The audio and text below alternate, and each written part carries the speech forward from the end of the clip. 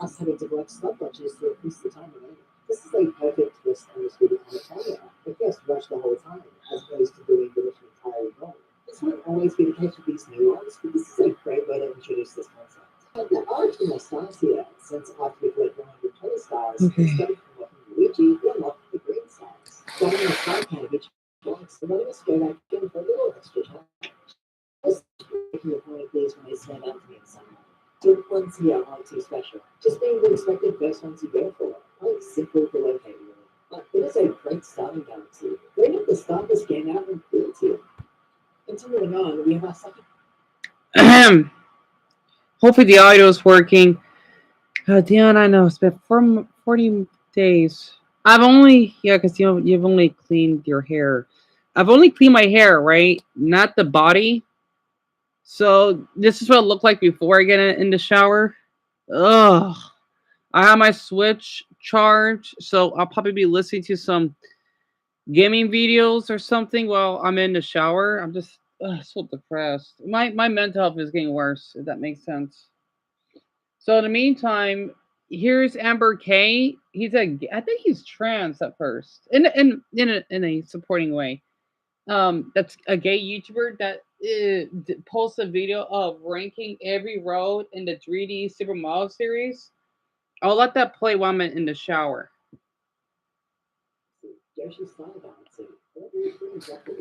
This has that very clear blue sky feeling. Right. Okay, so see, that's how I look. Which is very fitting considering being Yoshi here. The second time My hair is definitely a little itchy. It's gross.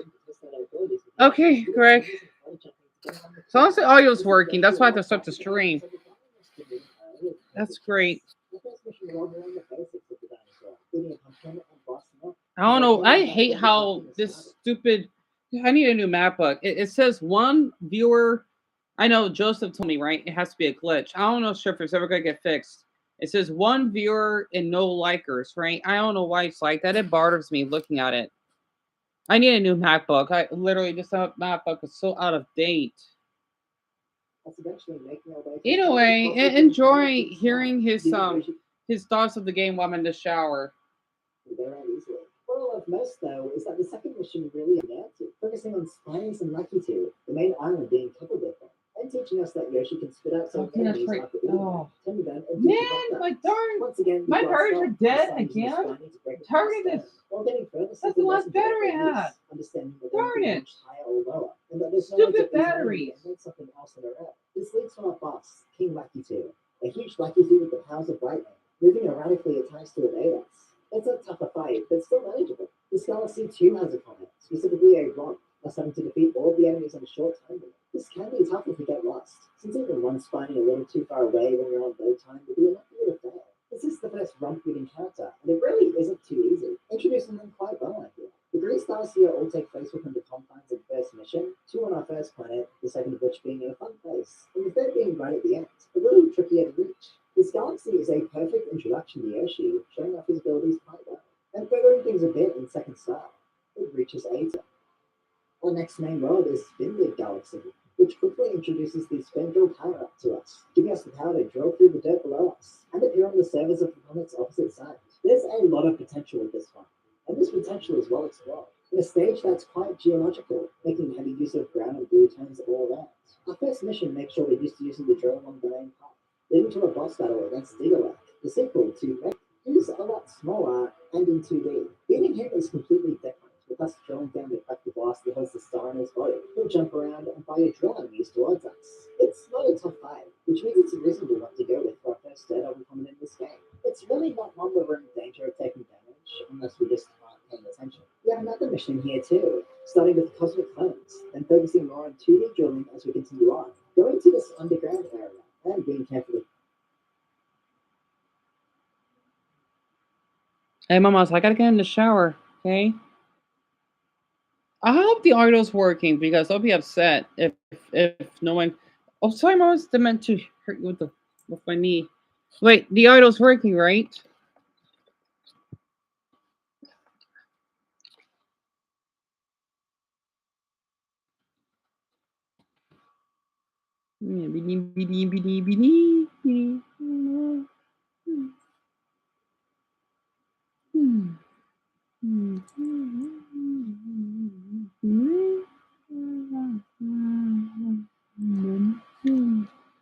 Good. It's working. I'm glad.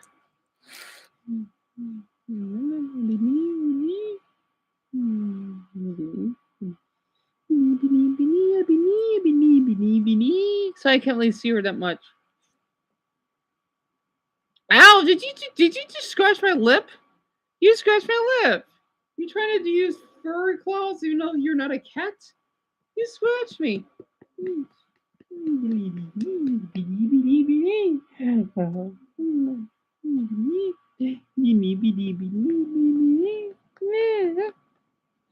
Sorry. Ugh. It's like it's like when you play with your dog and you nibble on them. It's like you get that oh that what is it called? Like you release love hormones. Like it's like if you have if you're making out with someone, but the platonic way, but you're playing with your dog. It's like that, right? The asexual version that makes sense. I don't know.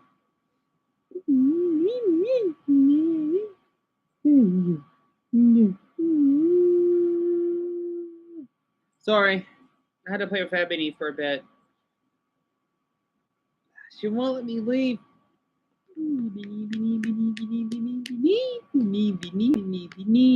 I put in more batteries. I'm gonna I'm gonna watch some videos in the background with the Switch.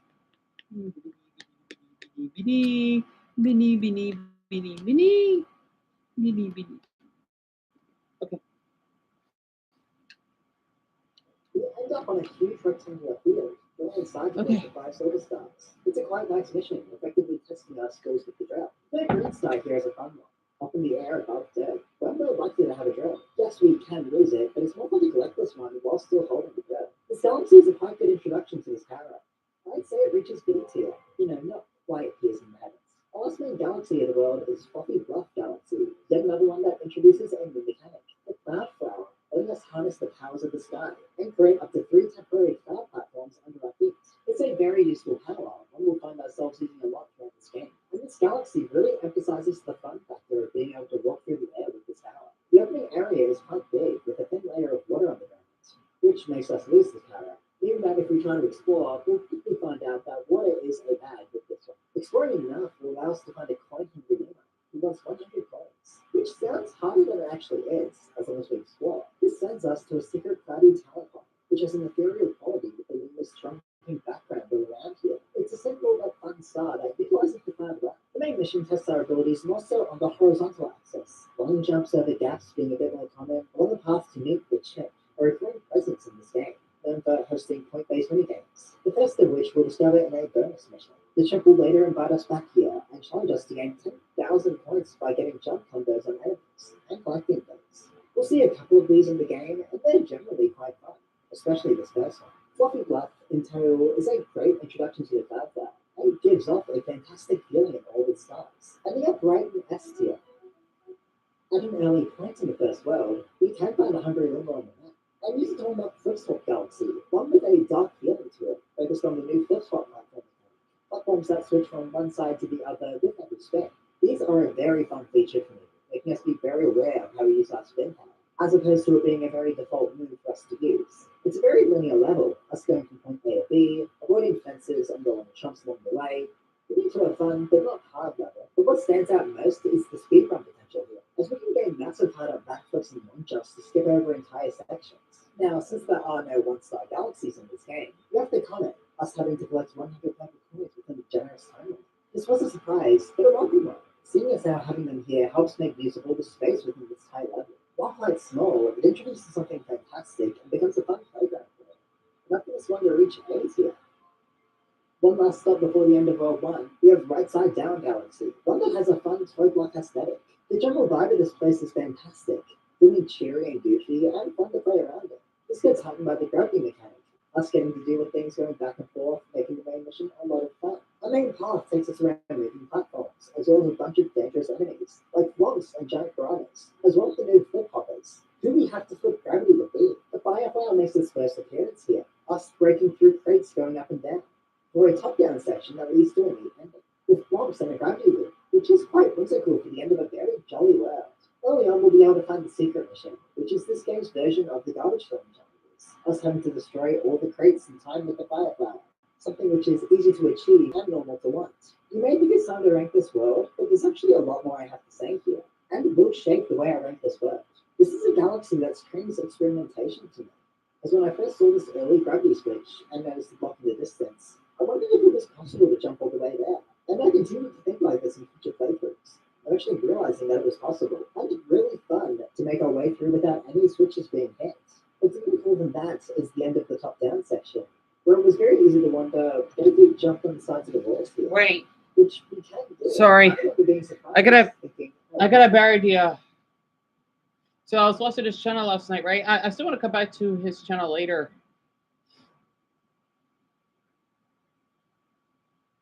Here, I know what I'll could watch when I'm in the shower.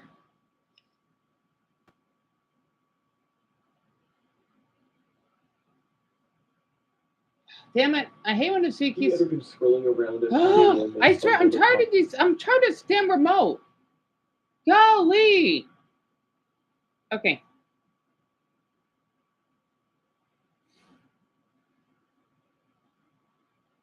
I think all of you, so much for being patient, because a lot of people, they would just leave if I don't do anything. I'm tired of it. Good for those people that, I don't know. I'm not listening to those other brain dead mammals. Either way. Oh, excuse me. But, you know, I want to play. His name is Poi. I've been watching some of his videos for a while. He does iceberg videos, right? I was watching something about TikTok, and then this one's about depression. I just turned 19 recently, and wait, he's 19? Huh. To bring some awareness to depression and also kind of learn some more about it, what causes it, and also to learn more about what it feels like, so that we, as people that aren't depressed, can be more thoughtful and like respectful and understanding. And also, it's just interesting to learn about like scientific stuff like this. So let's just get into it. Follow my Instagram, join my Discord, and most importantly, subscribe to the channel. My goal is 500k by the end of the year, and we might not make it, but if we do, I will throw a party for all of us, okay? Anyway, first entry, sadness. Sadness is often the first word people reach for when talking about depression, but the two are not the same thing. Sadness is an emotion. It's temporary, tied to events, and it usually has a clear cause. Your dog is gone, you lose a game, you fail a test. Sadness comes in like a wave, and eventually it passes. Depression, on the other hand, is more like being stuck in the ocean with no shore in sight. The tricky part is that when sadness lingers too long or comes too often, it can start to bleed into depressive symptoms. Biologically, sadness activates certain circuits in the brain, especially in the amygdala and prefrontal cortex, and usually helps us learn and adjust. But if those circuits get overworked without relief, it's like a feedback loop that keeps reinforcing itself. That's where sadness stops being useful and starts becoming corrosive. Loneliness. Loneliness is a heavy hitter in depression research. It's not just about being physically alone. You can feel lonely in a crowd or even in a relationship that you don't understand. Studies show chronic loneliness actually changes the brain and body. Higher cortisol levels, disrupted sleep, weaker immune function. There's even evidence that loneliness activates the same pain centers in the brain as physical injury. That's why it feels so sharp and unbearable sometimes. Your body interprets it like you've actually been wounded. In terms of depression, loneliness is both a symptom and a cause. You withdraw when you're depressed, which makes you lonelier, which makes the depression worse. That cycle is brutal, and it's why social support is such a protective factor against depression. Insomnia. Sleep problems and depression are basically best friends in the worst way. Insomnia doesn't just mean you can't sleep. It can mean trouble falling asleep, staying asleep, or waking up too early. When you rest, your sleep-wake cycle often gets wrecked. The brain's regulation of serotonin and melatonin, two chemicals tied to both the mood and sleep, get disrupted. Without quality sleep, your brain can't clear waste proteins properly, can't regulate emotions as well, and can't reset the stress response. Research shows people with chronic insomnia are much more likely to develop depression, and people with depression often struggle with insomnia as one of their earliest symptoms. It's a vicious cycle. The worse you sleep, the worse your mood, and the worse your mood, the harder it is to sleep. Social comparison theory. This one goes a little deeper into the psychology side. Leon Festinger's social comparison theory basically says we define ourselves by comparing our lives, bodies, and achievements to others. That wasn't always bad. Humans evolved in small groups, so comparing yourself to your tribe actually was a good thing. That's why it evolved. It helped you improve and survive. But in the modern age of Instagram and TikTok, it's like living in a hall of mirrors where everyone else's life looks shinier, hotter, and more successful. This is one that, I mean, I don't have like clinical depression or anything, but I definitely have felt this, and I feel like most people are lying if they say that they haven't. Constant upward comparison, or comparing yourself to people better off than you, quote unquote, has been linked to higher rates of depression and anxiety. The brain literally lights up with feelings of shame and inadequacy when we scroll through feeds of people who seem to have what we don't. It's not just a thought pattern, it rewires self-esteem and can create chronic dissatisfaction with your own life. Breakup. Romantic breakups might be one of the most relatable triggers for depression. When you're in a relationship, your brain wires itself to your partner. Oxytocin and dopamine fire every time you connect, and your attachment system builds them into your sense of safety. Losing that bond is like ripping out a piece of your identity. Studies using brain scans show that people going through a breakup experience withdrawal symptoms similar to drug addiction. See, guys, I always got to include drugs somewhere in all my scripts. But anyway, that's why it physically hurts. The same regions that light up for physical pain, like the anterior cingulate cortex, also light up for heartbreak. Now, I did not research this for the script, so I'm not like things with a grain of salt, but I remember I heard somewhere, it's really fucking interesting, that apparently they say that for a breakup, one of the best things you can do is like take aspirin, because like it actually like feeds on the same part of your brain as pain, which is really interesting. I mean, I forget where I heard that, so it could have been like a Joe Rogan podcast, and I could just be talking shit. So don't actually do that. But I heard it somewhere. Breakups can lead into situational depression, where the sadness and loss spiral into something longer lasting. For some people, it's the first time they realize how fragile their mental state can be when their safe person disappears. Burnout. Burnout isn't technically the same thing as depression, but the overlap is huge. It usually shows up in people who are pushing themselves too hard for too long. Jobs, school, caregiving, even creative work. The core signs are emotional exhaustion, cynicism, and feeling like nothing you do matters. The science side is this. Burnout often ties back to prolonged activation of the HPA axis, which is the body's main stress pathway. When it never gets to shut off, cortisol builds up, sleep gets worse, motivation tanks, and your brain's reward system basically goes on strike. A lot of researchers argue that long-term burnout can morph into clinical depression, especially because both involve reduced dopamine and serotonin activity. So the line between the two isn't really clean. Sometimes burnout is depression in disguise. Low self-esteem. Low self-esteem is one of those chicken or the egg things with depression. Does feeling worthless cause depression, or does depression convince you you're worthless? Honestly, it's both. Psychologists point to negative cognitive schemas, mental templates that filter the world so you only notice your flaws and failures. Those patterns often form pretty early, like critical parents, bullying, trauma, and depression latches onto them like fuel. Brain-wise, studies show people with low self-esteem have reduced activity in reward circuits, meaning they don't get the same positive reinforcement from small wins as someone with healthier self-esteem. Over time, that flatness reinforces the cycle. You stop trying, you achieve less, you hate yourself more. It's like quicksand. It's really sad. Seasonal affective disorder. This is the classic winter blues but turned clinical.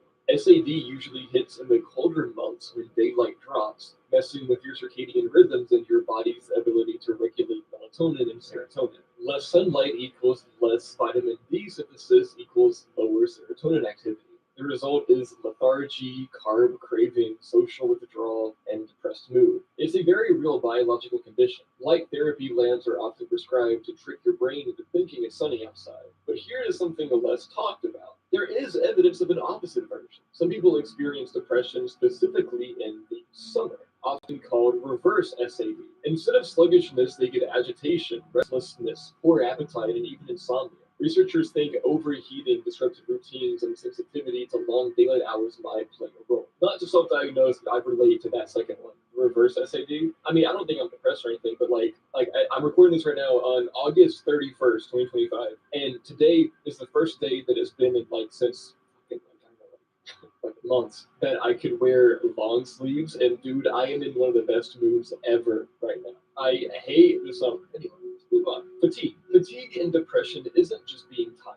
It's this heavy whole body exhaustion that sleep doesn't fix. Depressed people describe it as dragging a weight through every task. Neurologically, fatigue ties back to how depression messes with neurotransmitters like dopamine and norepinephrine. which are crucial for energy and alertness. Add in the fact that sleep is usually messed up, insomnia or oversleeping, plus high levels of inflammatory markers like cytokines in depressed patients, and your body literally feels sick. This is why fatigue is considered one of the somatic symptoms of depression. It hits the body just as much as the mind. Psychological stress. Stress is the silent partner of depression. Short bursts of stress can actually be motivating. Your body releases adrenaline, you focus, you act. But chronic stress is a different beast. It constantly floods the system with cortisol, which in turn shrinks part of the hippocampus, responsible for memory and mood regulation, and overactivates the amygdala, or the fear/emotion center. Over time, this imbalance makes your brain more vulnerable to depressive episodes. There's even a whole theory called the stress diathesis model that says depression often develops when life stress collides with genetic or biological vulnerability. So, while stress doesn't cause depression itself, it's one of the most common triggers. And that was layer one of the iceberg, guys. I kind of went that one very quick. I don't think that this had many deep topics. So let's get into one of the deep layers, or a deeper layer. Layer 2. Still going to be a little bit simple, but that's why it's an iceberg. We're going to get even more in depth as we go. Self-sabotage. Self-sabotage is when you quietly undercut your own success. Procrastinating, missing deadlines, ruining relationships, whatever. On the surface, it looks irrational, but psychologically, it's usually about control. If you fail because you trip yourself up, it feels less terrifying than failing when you actually tried your best. Depression feeds this mindset because it convinces you that you're destined to fail anyway.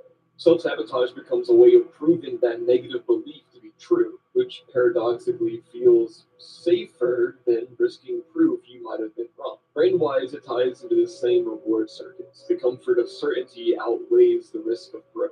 Internet addiction. The internet is both a coping tool and a trap. On one hand, you can find community, distraction, and validation. On the other, the endless scrolling and dopamine hits mimic addictive substances. Social media especially hijacks the brain's reward system with likes, novelty, and constant comparison. Research shows that heavy internet use is linked to higher depression and anxiety, though it's tricky to separate cause and effect. Are people depressed because they're online too much, or are they online too much because they're depressed? Likely both. It's probably another cycle. But it doesn't mean that if you're on the internet all day, that it means that it's bad for you that you're depressed. I mean, for me, my entire job is the internet, and I'm not that depressed. I'm not depressed. Imposter syndrome. Imposter syndrome is when you feel like you don't deserve your achievements, and sooner or later, everyone or someone is going to find out that you're a fraud. It shows up a lot in high achievers, but depression makes it worse because it hijacks your self-perception. Even when you do something well, the brain discounts it. Like, I got lucky, or it wasn't that hard, or anyone could have done it. The amygdala, threat detection, stays overactive, while the prefrontal cortex, the rational evaluation, struggles to calm it down. Over time, you live in constant fear of exposure, which fuels anxiety and depressive self-doubt. Hypersexuality. For some people, depression doesn't just blunt desire, it can swing the opposite way. In psychology, this is sometimes called hypersexual behavior, meaning using intimacy, fantasies, or compulsive habits as a way to cope with emptiness or pain. It's not about genuine pleasure, but more about distraction or self-soothing. It can overlap with bipolar disorder during manic phases, but it also appears in unipolar depression when people chase dopamine to escape numbness. The important nuance is that it's less about sexuality itself and more about compulsivity, another form of avoidance coping that leaves you feeling worse afterward. Learned helplessness. When everyone's talking about the episode you haven't seen yet, you can just ask Google for a plan to avoid spoilers. So these are the culprits, eh? Case closed. Ultima Replenisher, everybody's favorite everyday electrolytes for balanced daily hydration. Hold on to every memory this time of year and make it another December to remember, because the greatest measure of the season is how it makes you feel. The December to Remember sales event in offers on select models. Ombre leather merges sensual black leather with violet leaf and jasmine sambac. conjuring the wild desert beauty of the American West.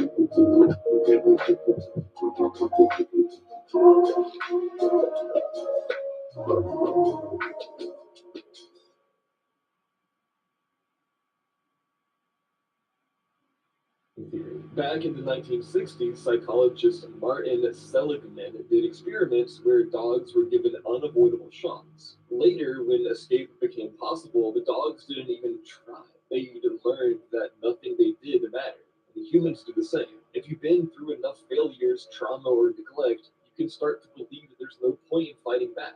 Depression locks onto that belief and hardwires as you stop trying to improve your life even when escape routes exist. Neurologically, this shows up as underactivity in the stress center, or the motivation reward part, and overactivity in stress circuits. It's basically the blueprint for hopelessness. Rumination. Rumination is the mental hamster wheel, replaying the same negative thoughts or memories over and over without ever reaching a solution. People with depression often get stuck in this loop, which strengthens the neural pathways tied to sadness and shame. Imaging studies show that rumination heavily involves the default mode network, the brain's resting state that handles self-reflection. In depression, the DMN, or default mode network, goes into overdrive, making your thoughts fold back on themselves endlessly. The worst part is rumination feels like problem solving, but it never produces action, only more exhaustion. Substance abuse. A really common but dangerous way of self-medicating depression is substance abuse. Alcohol, nicotine, weed,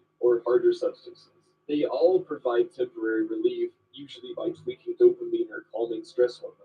The problem is they rebound hard. Alcohol deepens depressive symptoms by lowering serotonin. Stimulants crash into exhaustion. Even weed, while it might feel like it softens the edges, can worsen motivation and amplify rumination. This is often called a dual diagnosis when someone has both depression and substance use disorder, and treating one without the other rarely works. It's another feedback loop. You drink because you're depressed, and you're depressed because you drink. Anhedonia. Anhedonia is one of the most defining symptoms of major depressive disorder. It's the inability to feel pleasure. Things you used to love, music, foods, games, intimacy, all feel flat. This isn't just psychological, it's chemical. The brain's reward system, dopamine pathways in the nucleus accumbens and prefrontal cortex, basically goes offline. Without dopamine signaling properly, nothing clicks. What makes anhedonia terrifying is how invisible it is. From the outside, you might look fine, but inside, life has lost all its color. It's often one of the hardest symptoms to treat because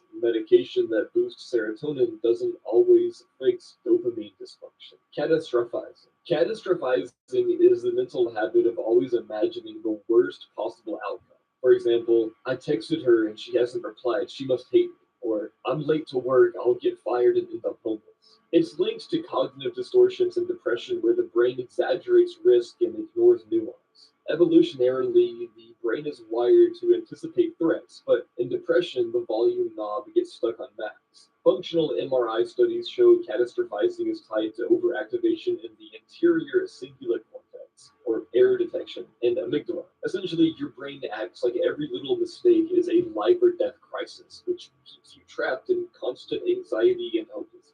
And that is the end of layer 2, so let's get into layer 3. SH is one of the darkest ways depression can manifest. And it usually isn't really about wanting to be gone. More often, it's about wanting to feel something different. For some, it's a way to convert emotional pain into something physical and tangible, something that they can control. Brain research suggests that in certain people, SH temporarily lowers stress hormones and triggers endorphins, creating a short-lived sense of relief, kind of like substance abuse. The tragedy is that the relief doesn't last, and shame usually follows, making it even worse. Mental health professionals emphasize that it's a signal of unbearable distress, not weakness.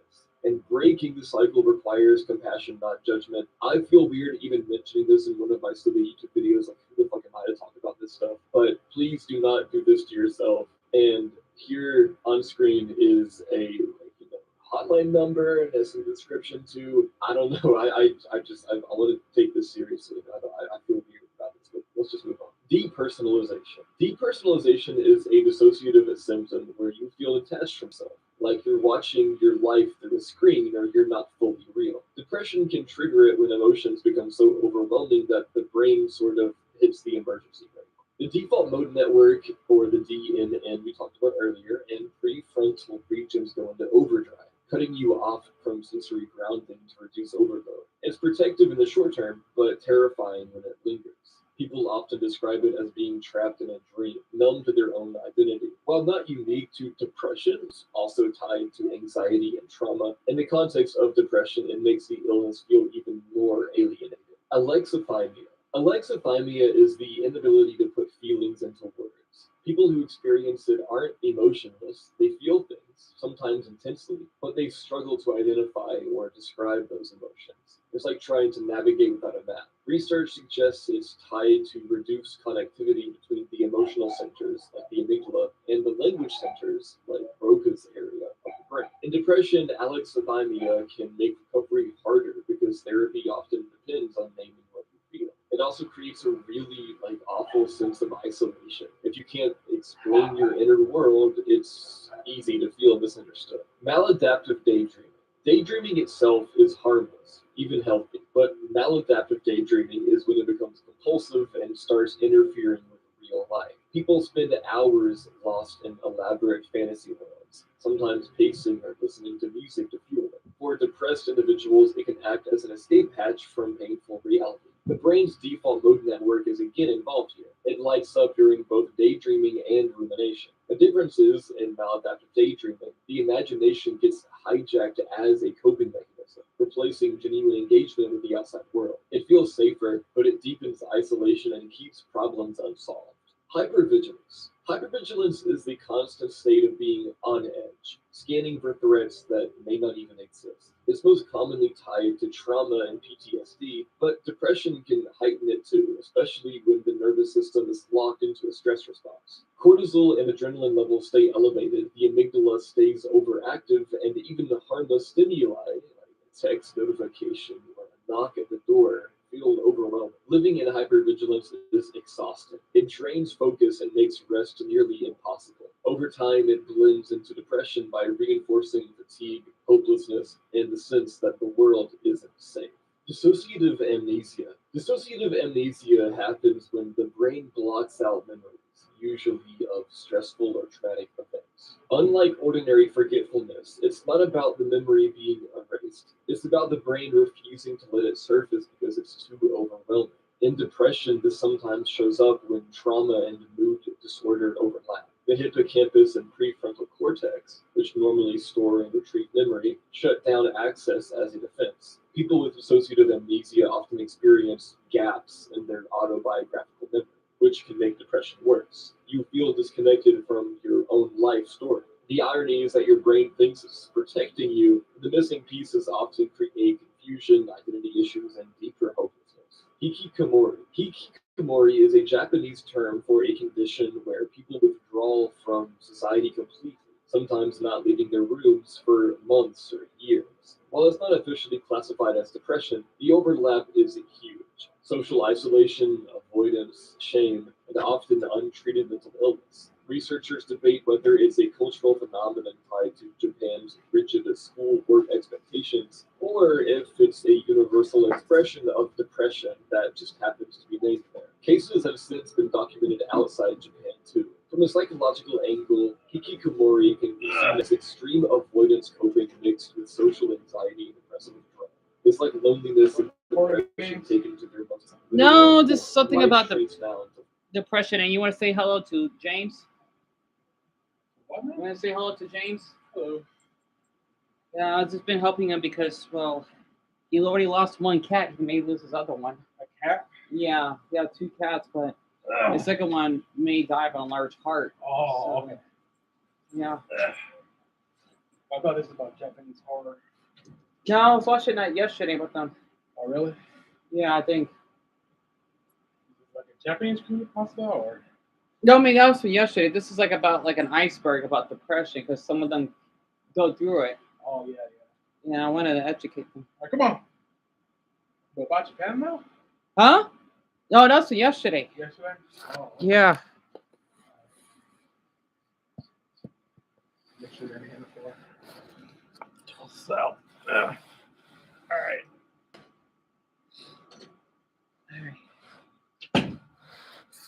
Phew. All right, Deon, you got out. So it took me what, 22 minutes?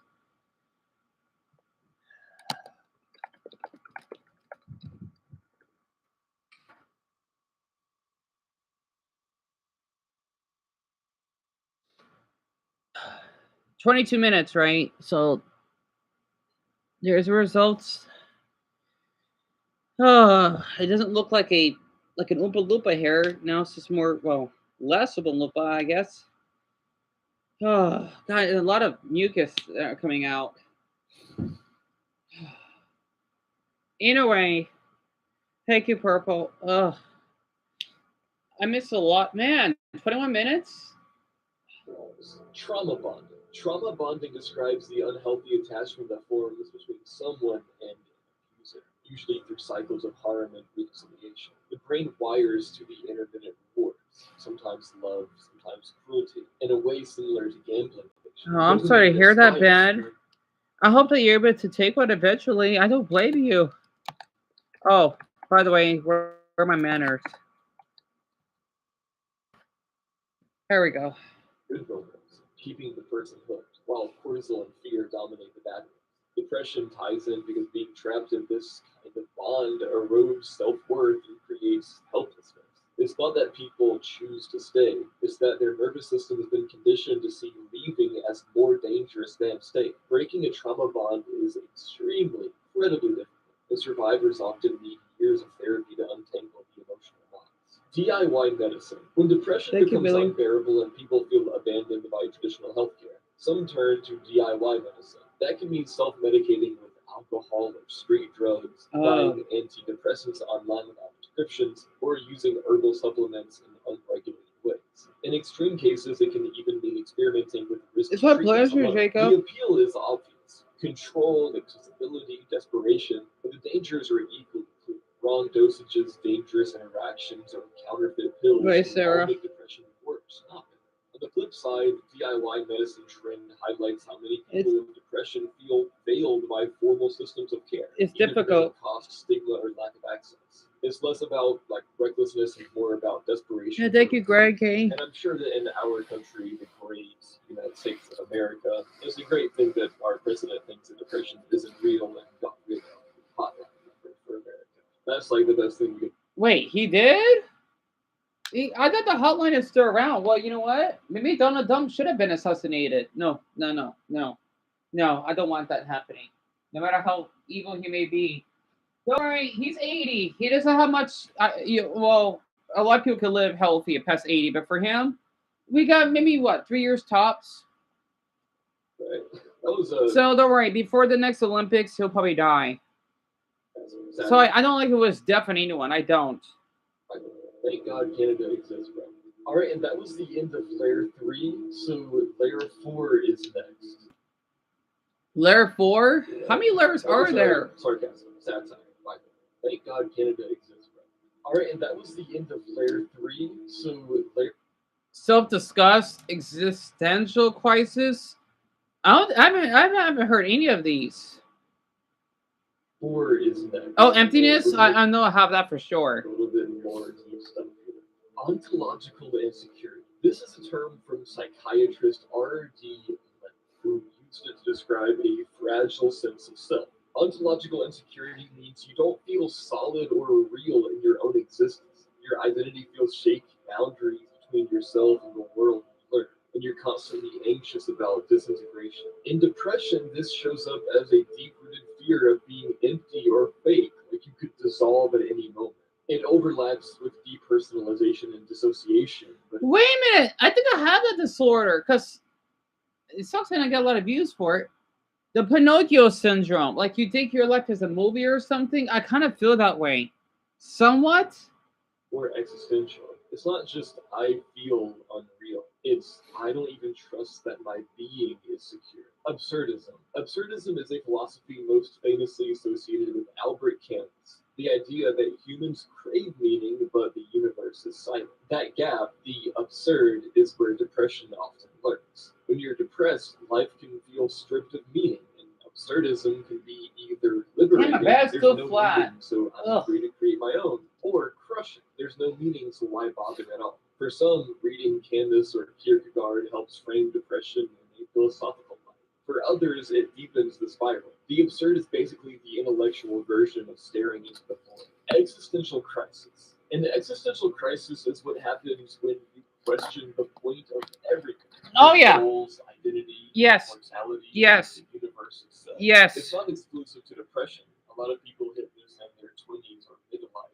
But when paired with depressive symptoms, it can become paralyzed. The prefrontal cortex is the brain's hub for big picture thinking, and when it locks on to what's the meaning of life. But when paired with You do, Michael? Really? paralyzed. The prefrontal cortex is the brain's hub for big picture thinking, and when it locks on to what's the meaning of life without relief, it creates a kind of cognitive trap. For depressed people, the crisis often boils down to a sense of futility. Like, again, if nothing matters, then I don't matter either. Self-disgust. This goes beyond self-hatred. all the time. Self-disgust is almost visceral, like being repulsed by yourself in the same way you react to something rotten or contaminated. Researchers call this the self-disgust scale in clinical studies, and has been linked to severe depression, eating disorders, and trauma. Brain scans suggest that insula, a region that processes disgust, gets activated not just by external stimuli, but by self-reflection in people who report this. Depression uses this against you, making your own body, mind, or behaviors feel intolerable. It's one of the most corrosive forms of self-directed emotion. Cognitive distortions. Damn it. Okay, so it's only 6 seconds. Really? Can I understand? And oh, Paul, you said earlier that you have imposter syndrome, or to say you feel healthy, relatable. Wait, who was the monster again? I'm sorry. Oh, Donald Dump. Right. Yeah, depression is like having like a dementia. Errors depression thrives on. Patterns of thought that are skewed and harmful. For example, all or nothing thinking. Example, if I'm not perfect, I'm worthless. Overgeneralization. Example, if I failed once, I'll always fail. And mind reading. Example, if it didn't text back, they must be Aaron. That is okay, especially for autistic. There's a study for that, right? I have that. It's something the rejection syndrome. I have that, right? When you get really, really, really hurt, like oh my goodness, they read like what Wesley did. I have that. That's why I hate when people say, "Well, you know what? You should have people. You should message people first." I'm not gonna treat them like a king or queen. They gotta do that back, and then I can message them. I'm not the one that's messaging people. If not, then why should I care? The father of cognitive therapy, identified these as the building blocks of depression. They're like funhouse mirrors in your brain. Everything is warped, but it's different because to you it feels accurate. Treating depression often involves learning to recognize and challenge these distortions that they don't run the show. Enemy. Sociologist Emil Durkheim coined enemy to describe a state of normlessness, when society's rules and values break down, leaving individuals feeling lost. Depression can create a personal enemy where nothing feels structured or meaningful. On a broader scale, living in chaotic or unstable societies, economic collapse, cultural dislocation can fuel depressive states by stripping away the sense of belonging. You do, Lord. I understand. You do. You too, Tanner. You have that one, Danny. Existential nihilism. This is the Oh, I've heard of nihilism. That was really popular to talk about. Emiya, you suffer a lot of these. Same here. Yeah, Double. What question do you have? weakest branch of nihilism, the belief that life has no inherent meaning or value. You may have bipolar. Well, if your mood does swift really quick, kind of like mine, Dumbbell, then you probably do. But if you're feeling moody one time, but not all the time, then you don't have it. Like it's constant, right? Kind of like how I feel maybe really drunk from the live stream and then for some reason I get tired. That's what being bipolar is. Amelia, you told me you have bipolar. A lot of people encounter nihilism intellectually, but in depression, it feels lived, a suffocating conviction that everything is pointless. Some philosophers, Nietzsche for instance, argue nihilism could be overcome by creating personal meaning. But when you're depressed, that leap feels impossible. Instead, nihilism often becomes a justification for despair. Like, if nothing You might have matters, bipolar, then Francis? why fight the depression? So we got 58 votes, right? I was hoping we get a little bit more. I just hope. See, one thing very quick. The reason why I'm not like in a great mood, I get like a little bit upset. Like when we get newcomers, right? They're here for one time, but they don't come back. You notice how a few of the people that we have aren't here. Like I know they got other stuff going on. I can't keep up, right? I get a little bit depressed or stressed up because some of these other YouTubers they just get a constant following. But I'm thinking, why can I keep people? That's why I don't want people. I don't want people to subscribe unless they're really interested, because I would find that offensive, right? I notice a few of the planners that we have just weeded out, and I'm thinking, why have they returned? Right? I feel them are not here. That's why I just don't really talk as much. Also, I want to talk to a boy that could do, sorry, my fetish, right? And talk to him privately. I don't know. I noticed that not one person followed me on Instagram yet about it. Again, I know that's wrong, but maybe because I want to check myself and maybe just move on from Wesley. I think that's a healthy outlet. Yes, I can't keep thinking about him so much. I can't. I got to think about someone else. That's why I can't see myself being in a relationship nor having friendships, because I'll get too attached. That's why I need a lot of people. People think that's, well, hey, I don't want to depend on one person.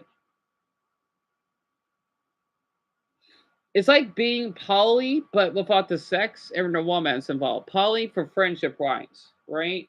I like to call myself polyplatonic. I need more than one person. No sex. Yuck. Right? That should be like a flag for that. That sounds, well, no, I mean, no. They shouldn't. That sounds wrong. But you know what I mean, right? I can't just have one. I need a group of people, but one at a time. It's like if you are a parent, right? You love all your children equally. Of course. Maybe because I'm an uncle, it's like that, right? I don't want to rely just one. No. Plus, when they're lonely, right? It actually makes sense. Polyplatonic. Yeah, I made it up. Polyplatonic 419.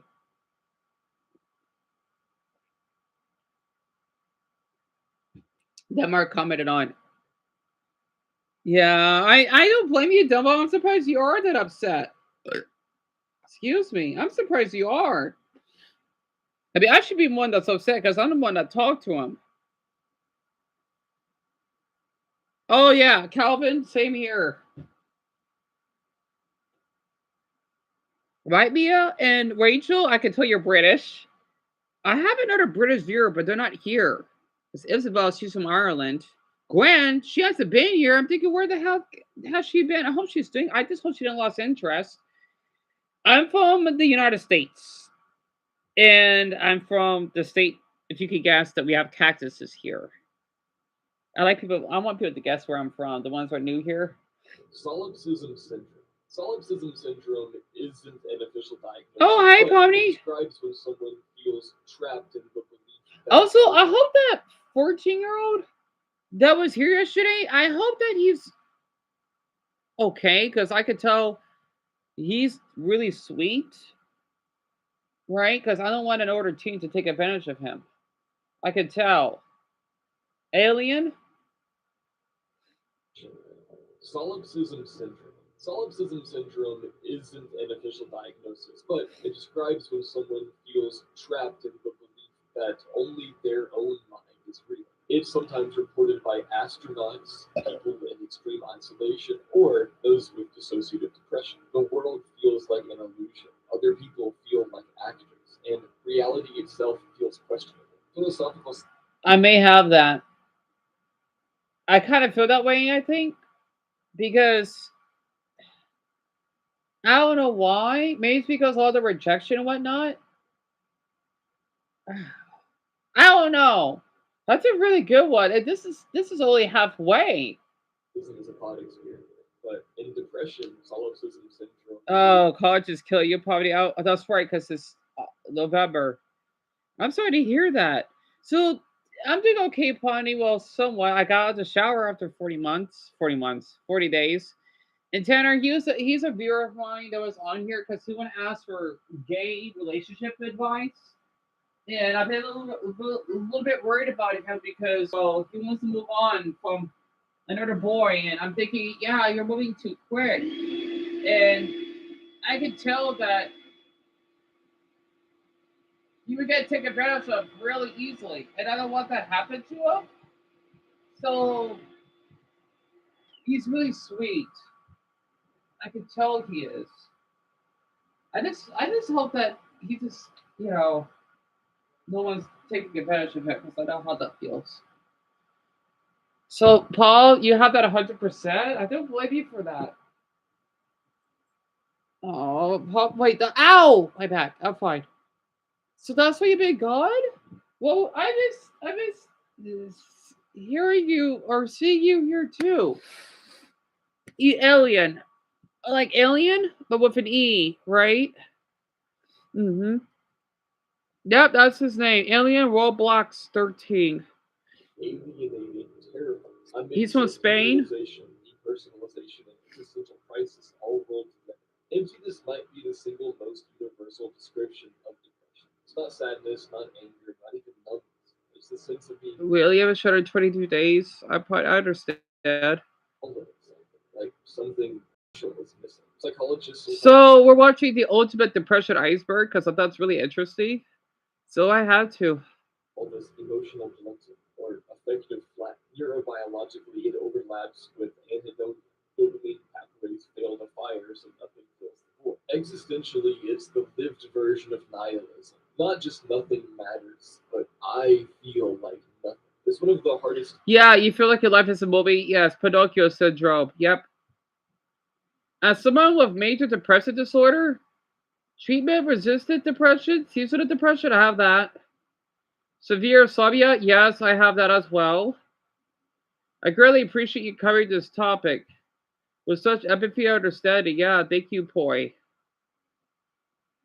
Weeby, how do you get all of that? It happens.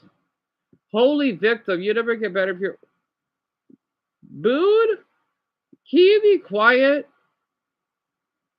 Even if there's a chemical imbalance or to have internal. You telling us that we could just flip the switch? What if the switch doesn't work? Hello? Clinical depression is not something you can gaslight yourself out of. Yeah, I know. Booter sounds like a boulder. Seriously, a boulder and a dick. Thanks for sharing. And I don't want to see dick in my mouth. So thank you. I do allow others or myself to get labeled like a word in dictionary. Yeah. I had a minor depression episode due to social anxiety disorder. Yeah. Oh, an iceberg on treatments? My wife has often said that she has reverse SAD because she usually gets very sad and down during the holiday season. I've been having major depression disorder for 4 years, so bipolar, OCD, and substance use disorder, and I have that agoraphobia. It sucks that it doesn't get a lot of views because he put a lot of work in this and he has a lot of subs. I was diagnosed with depression 2 years ago, and I have to say that before I went to a psychiatrist, it was terrible. I feel like I'm not important to anyone. It's totally worthless. I lost interest in things that were interesting for me before. Also felt totally lonely, even if I had people around me. Used to cry every day, but they went to show it to my mom, so I was leaving home for a walk. Yeah. Yeah.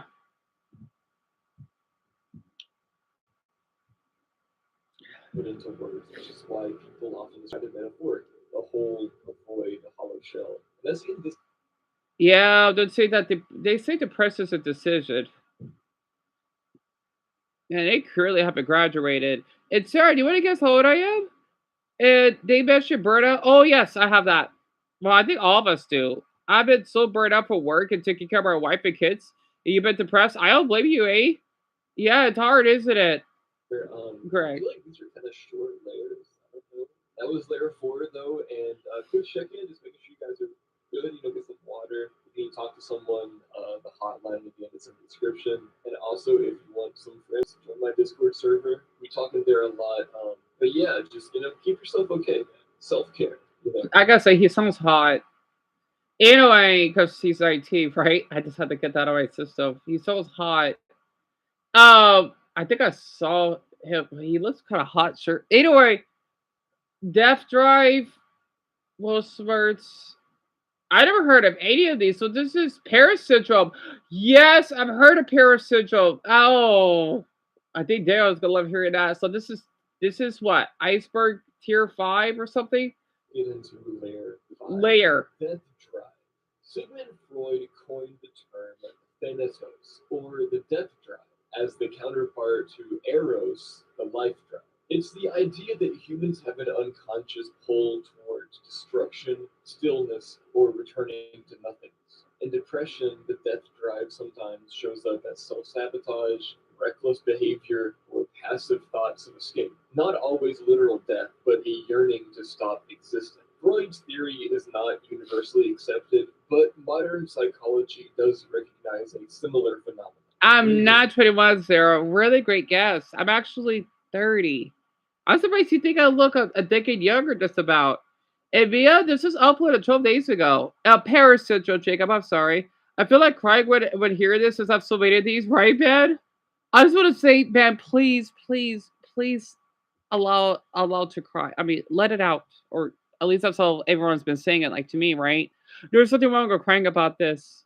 Turns inward, the instinct for survival weakens, and people may unconsciously seek ways to end their own suffering. Weltschmerz. This is a German word that literally means world pain. It describes a sadness or weariness caused by recognizing that reality can never live up to your ideas. It describes a sadness or weariness caused by recognizing that reality can never live up to your ideals. Romantic poets in the 1800s used it to capture their melancholy, but it's also a very real depressive mindset, the constant ache of being disappointed in existence itself. Unlike clinical terms, Weltschmerz is more cultural and aesthetic. It's the mood of feeling out of place in the world, burdened by its flaws. People with depression often describe exactly this, a sadness not from one event, but from the whole state of things. Cotard's syndrome. I heard of it. One of the rarest and most disturbing psychiatric conditions. Cotard syndrome is sometimes called walking corpse syndrome. People with it genuinely believe they are dead, don't exist, or are missing internal organs.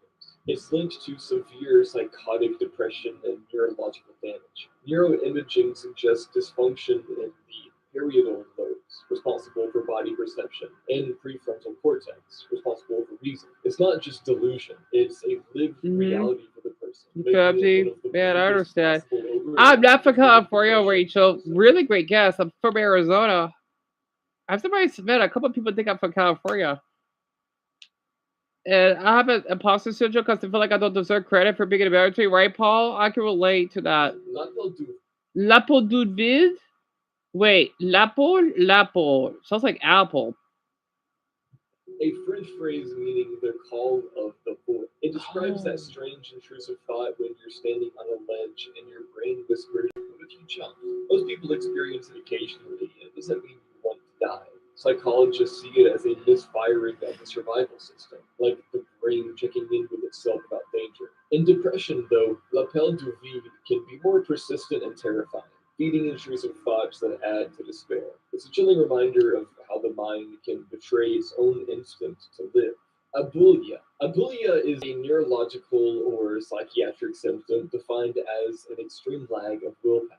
It's beyond ordinary procrastination. People with abulia struggle to initiate even the simplest actions, like picking up a glass of water. It's seen in depression, but also in conditions involving damage to the frontal lobes or basal ganglia. Neurobiologically, it's tied to dopamine dysfunction.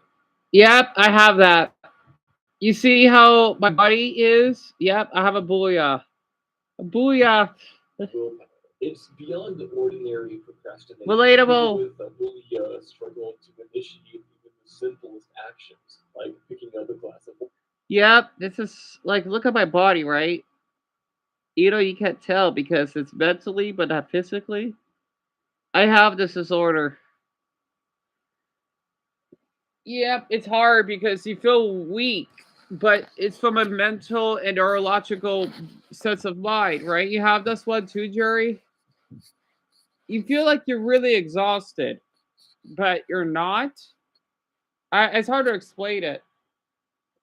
It's seen in depression, but also in conditions involving damage to the frontal lobes or basal ganglia. Neurobiologically, it's tied to dopamine dysfunction. The brain's go signal fails to fire. In depression, the bulimia manifests as the paralysis of motivation. You want to do things, but the bridge between thought and action is broken. Psychic, a term coined by suicidologist Edwin Schneidman. Psychache refers to unbearable psychological pain. Unlike sadness or grief, psychache is a mix of shame, guilt, loneliness, and despair, an all-encompassing torment. Schneidman argued that the desire to end one's life is often driven not by a desire for death itself, but by a desperate need to escape psychache. It's a concept that reframed depression in terms of pain rather than illness, highlighting that mental suffering can be just as lethal and genuine as physical disease. Atychiphobia. Atychiphobia is the intense fear of failure. In depression, Yep. this fear can dominate decision making. People avoid risks, opportunities, or even small challenges, convinced they'll fail anyway. This fear isn't just anxiety.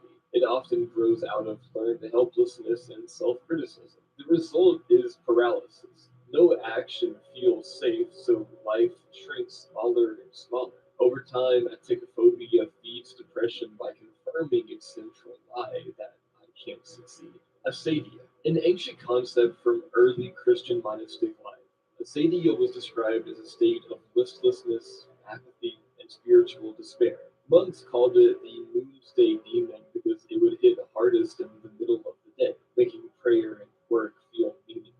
Today, it reads almost exactly like depression, fatigue, emptiness, lack of motivation. Acedia shows how far back human beings have been wrestling with depressive states, even before psychiatry gave them clinical names. Abulimania, related to abulia, but specifically about decision making. Abulimania is the pathological inability to make choices, even trivial. So basically, the cytophobia, I have that. Depression often makes small decisions feel monumental. Should I shower now or later? Feels impossible. Abulimania magnifies this into a paralyzing disorder where the fear of making the wrong choice prevents any choice. It's another example of how depression hijacks executive function in the brain, leaving people trapped in indecision. Aphagoraphobia, a phobia of being forgotten, ignored. Yep, I think I might have this. I think I have this. Or abandoned. While Adored, you said? function in the brain, leaving people trapped in indecision. Aphagoraphobia, Yep. a phobia of being forgotten, ignored, or abandoned. Yep, how Wesley, yep.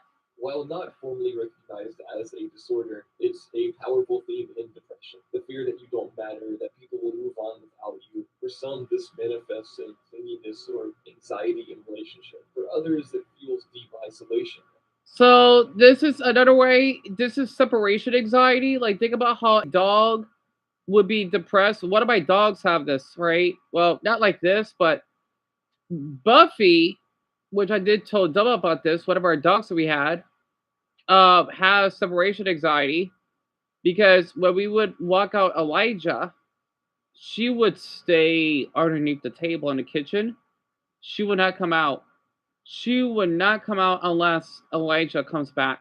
Yeah, like, yep, she has separation anxiety. I could tell. They assume abandonment is inevitable.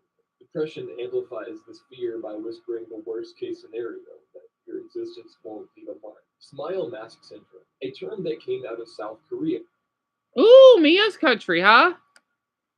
Yeah, your dog has separation anxiety, Brian? Yeah, one of our dogs, Autumn, does too, actually. So I have this, huh? Wait.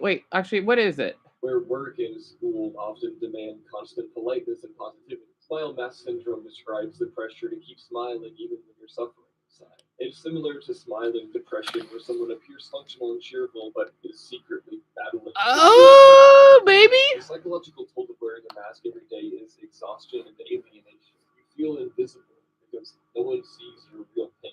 Well, that's really more common for us at a spectrum because we mask all the time. So this is pretty accurate. I don't know if I have that though. I mean, I don't smile all the time. I don't know. I don't think I do though. That was layer 5, guys. That was layer 5. Wow. That's where they got the term from, yeah. Basically masking, yes, like what Poddy would say. So you have that too, Jerry? And you have a fear of being forgotten, Garnet? I totally understand. You too, Richard? Oh, for the dysautophobia, and you suffer from loneliness, Sarah? Sci-fi. I'm sorry for the wet head there for my hair. Yeah, tell me about it, Jacob. I mean, we are gaining, we are improving. Enjoy this video. Be sure to, EMS on the time mark, right? Get some water, get a snack if you need it, stay safe, and let's go into layer 6. Tedium vitae. Latin for weariness of life. Tedium vitae is an old term used in philosophy and literature to describe the exhaustion and boredom with existence itself. Unlike sadness or grief tied to a specific event, it's more like a blanket fatigue with living. In medieval times, Oh, fuck. I forgot to have my butter or grocery list. Whoops. Damn it. That was my fault. Hold on. Uh,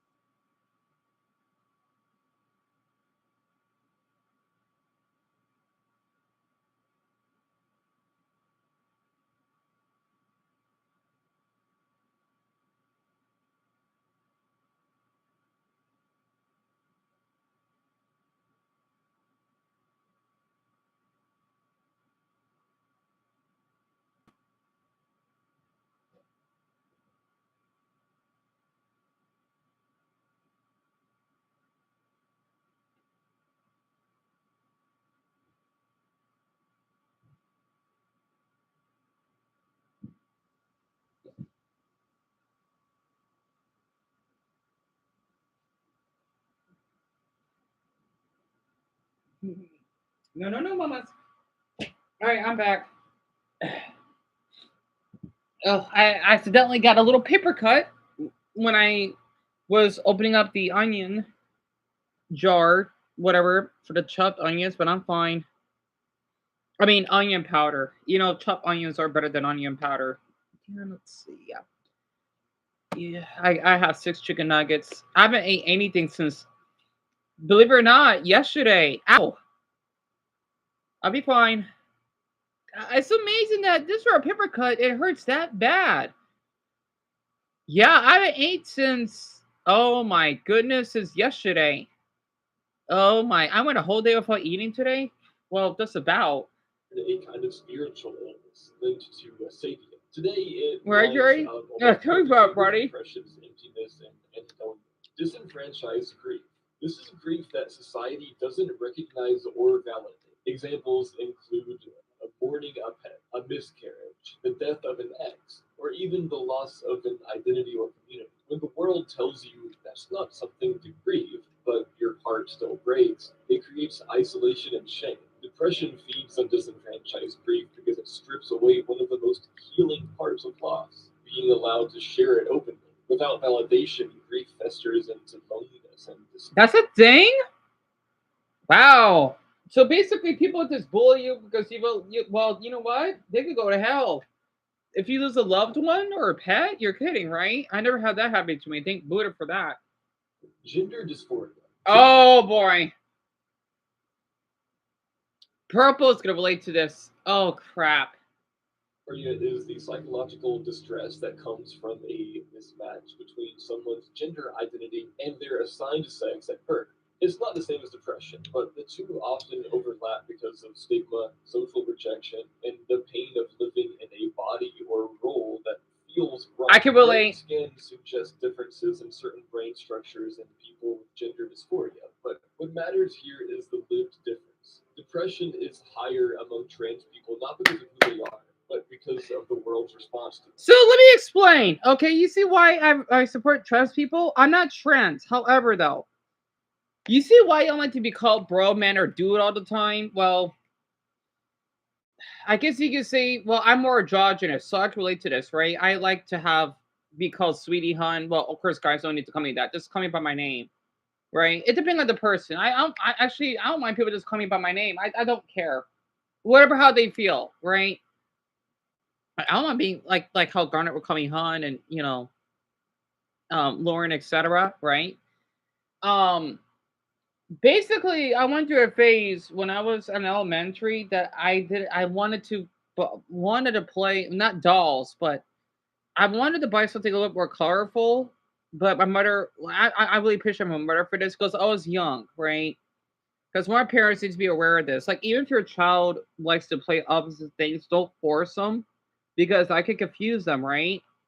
I mean, I let them, but still keep it aware because they'll end up being confused, right? Like, if you push them to do the opposite than they should, because of their gender or sex, that could damage them. That's why I knew this whole time I wasn't trans. I guess you could say I might be kind of considered feminine, but slightly. I'm not masculine. No. But a lot of people can't tell that I'm not masculine. It's weird. Some people even think I'm straight.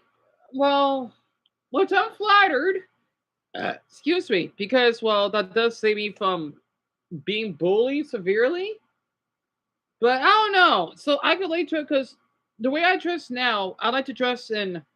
It's like for people that are non-binary, and that should only be for adults or maybe teens, right? Not for kids, because what I don't like about cartoons today, it is pushing towards, I want to say propaganda, but oh yeah, if you're a 5-year-old, you're trans, or you got to worry about non-binary. That they're way too young for that. No, like I'm on like high school, then yes, okay, but at that age, no. That's why people don't like trans people. I get it. But they got to separate them, right? It's the same way that, oh yeah, for kids, it would be disgusting if they would see like a parent or a straight couple, whatever, making out. They're too young for that. Until they're older, You know, that's why, you know, they got those rated ratings. I can't describe it, right? And Violet, yes, this is the trans one. I'm not surprised this is this low. Kind of, Amelia, yes. You kind of put the St. Joseph right. There's actually a subreddit that I did want to do my business, Riling the Tail. Fanboys, right? Oh god, there's some really attractive ones. You know, a lot of them are trans. They need to have it separate because they need to have one for trans people. You know, they're welcome there. Because if there's boys like me that's not bi.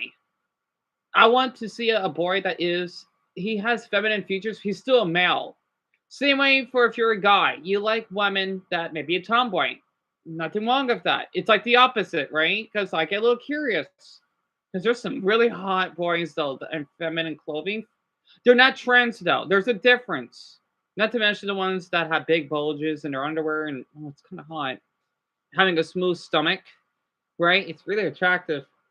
I get nervous kinda because because a lot of fanboys are big down there, but they're not trans. You see why I'm so open with trans though? Maybe that's why I'm glad I find fanboys attractive.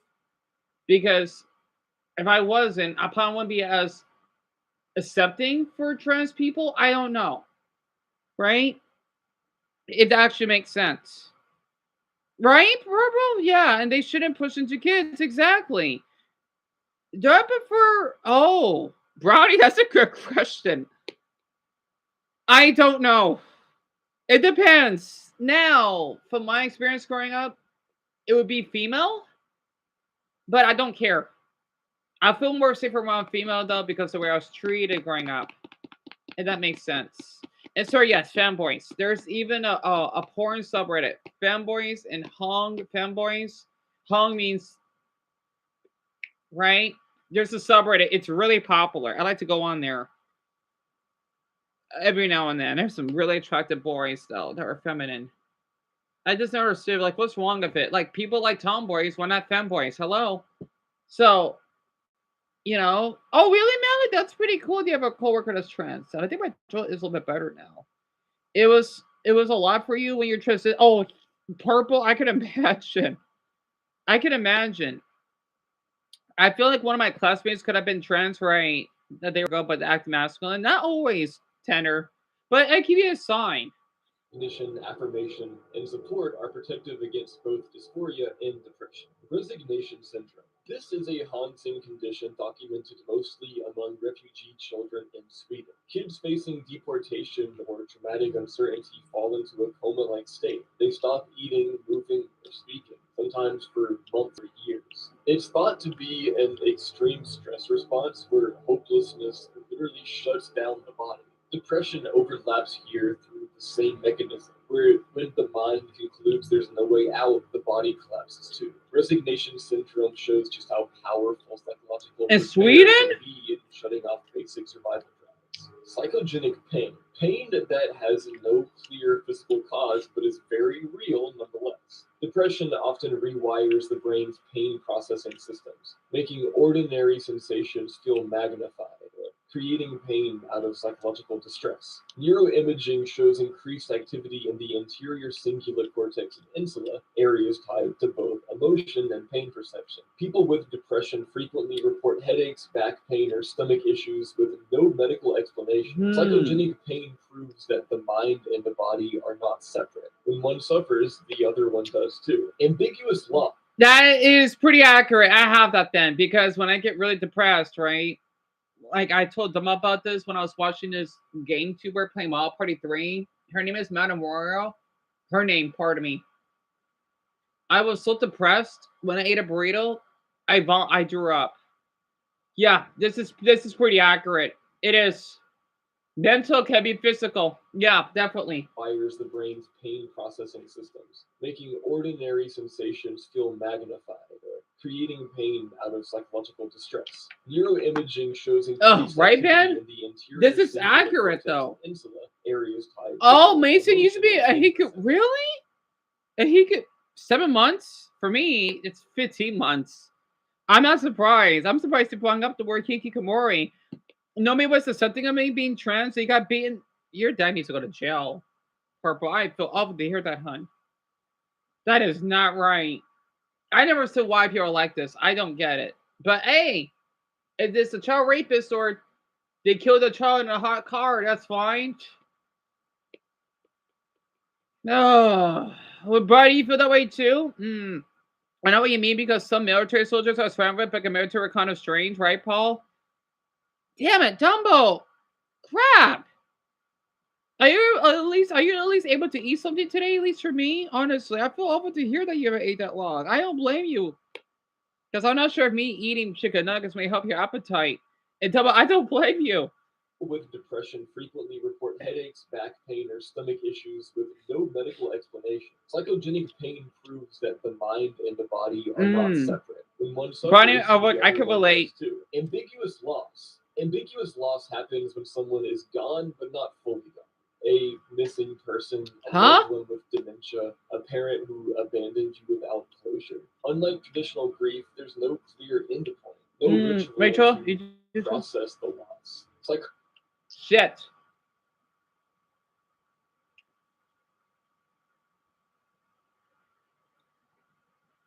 Right, Brian? It does sound familiar. So I add. These ads are fucking long. Pardon my language. You know, while wait for these stupid ads. I'll feel. Yeah, damn, yeah. I'll put this up.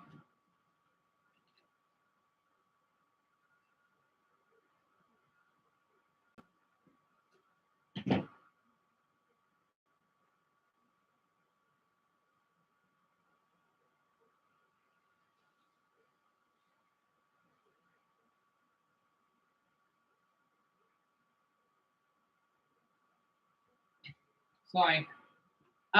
You know what's so funny? I like to, if it's like an emergency, I like to drink bathtub water. You know what I mean? Like sink water, right? But from the bathtub. I mean, hey, water's water, especially where I live. Water is really clean. I just don't like bottled water. Yuck. Unless I have to.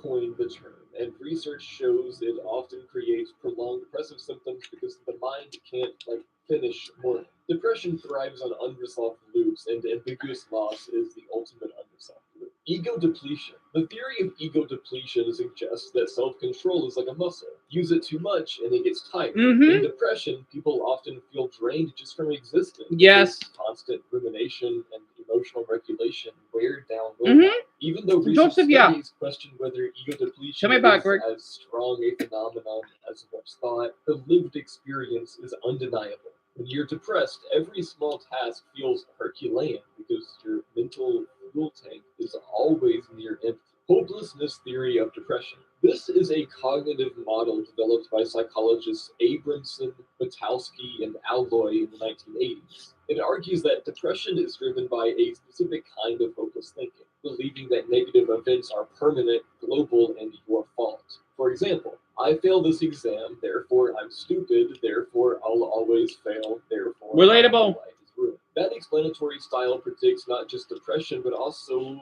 self-life-ending thinking. The hopelessness theory is basically a scientific way. That's really common, though. Almost everyone goes through that. How the brain's pessimism can become lethal when it calcifies. Prolonged grief disorder. This is when the grief doesn't ease with time but becomes stuck, lasting more than a year and impairing daily life. It's now recognized in the DSM-5 as a formal diagnosis. People with PGD often feel intense yearning, disbelief, or guilt that doesn't fade. Depression and prolonged grief overlap, but grief is often specifically tied to the loss, while depression spreads across everything. Still, PGD... You know why I have that, right? Hint, hint. What I've lost? Not my husky. Yeah, I have this.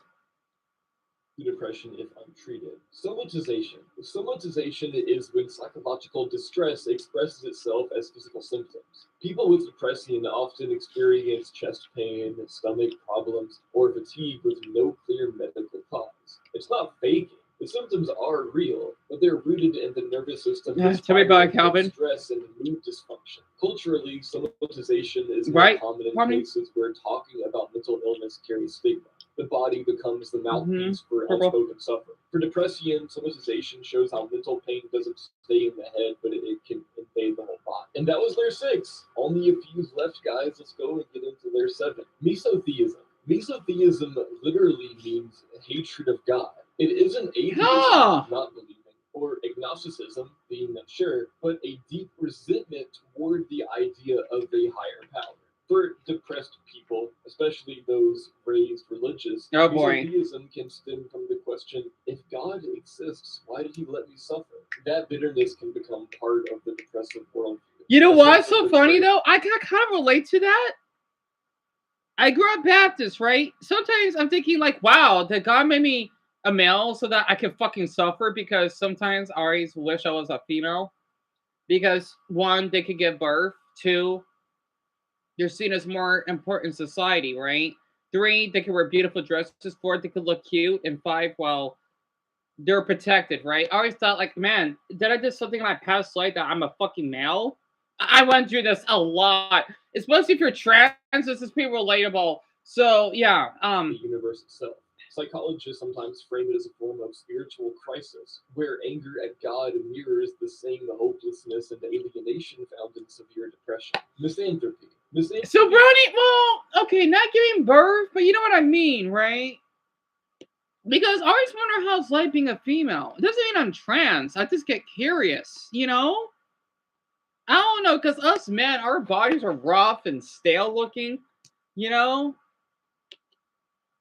Like, I don't know. It's hard to explain it.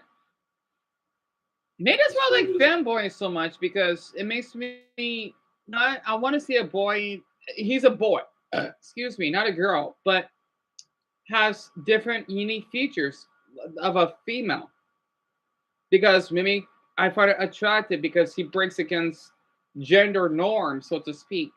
Of spiritual crisis, where anger at God mirrors the same hopelessness and alienation found in severe depression. Misanthropy. Misanthropy is a distrust or hatred of humanity as a whole. Depressed people sometimes slip into misanthropy when disappointment, betrayal, or isolation calcifies into a worldview. Instead of just, I'm worthless, it becomes everyone is worthless, which can ironically feel protective.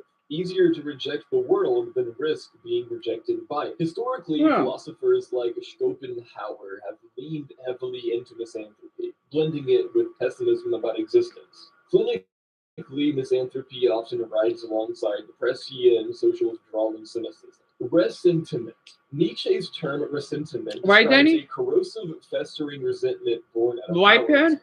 Instead of confronting it or overcoming obstacles, the powerless redirect their bitterness inward and outward in toxic ways. Depression has a lot in common with this, that gnawing sense of injustice combined with helplessness. Unlike ordinary anger, resentment lingers and mutates. You replay slights, failures, or humiliations over and over until they become a part of your identity. Psychologically, it's close to rumination, but specifically flavored by bitterness and envy.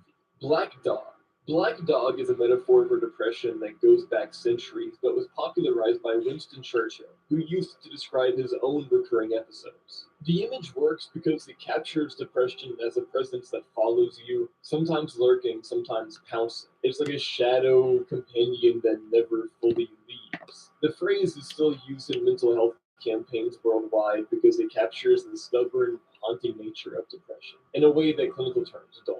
Antinatalism is the philosophical stance that bringing new life into the world is morally wrong because existence inevitably involves suffering. Thinkers like David Benatar argue that life's pain outweighs its joys, so the kindest act is not to create more life. Interesting. Double, I don't blame you. I'm just in so much pain. My ear is still affected, by the way, and my shoulder has been hurting. I lost one cat. I'm about to lose the other. My boss hate you. I don't blame you, Dumbo. Dumbo? If I could ever get popular, if you allow me to, I want to donate. Like, let's just say money to you, or a gift, or even an architect's t-shirt.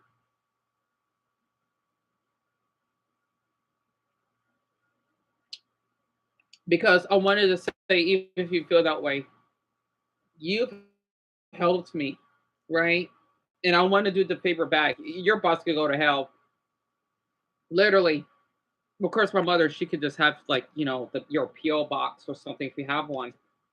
Like whenever, if I could ever get to that point, I want to make that happen because if you weren't here, Dumbo, who knows what I've done? Who knows what I've done? I probably more likely self harm if you weren't here. Especially that one time you were the only one that was on my live stream because no one was here. I would have probably done something. I can't even think of it. A black dog, Joseph, yeah, which I'm still a bit confused on. So I know him. That was delicious. Damn it, that was delicious. It just adding flavor helps. It goes a long way. Flavor toppings exist for a reason. I knew Dumbo for about 2 years now. He was 18, right? What's ironic, he was still in high school. Well, a high school senior. Huh. Because I remember Dumbo, he went to a suicidal time, right? And he was gone in China for a few months, and then he came back later. Almost 2 years, yes. Mm-hmm. Are you serious? I hate YouTube for this. It's probably my stupid channel. You can't say the word black. I guess YouTube is racist. Oh, excuse me. Having depression is the worst. Oh, definitely. Tell me about it, Paul. Oh.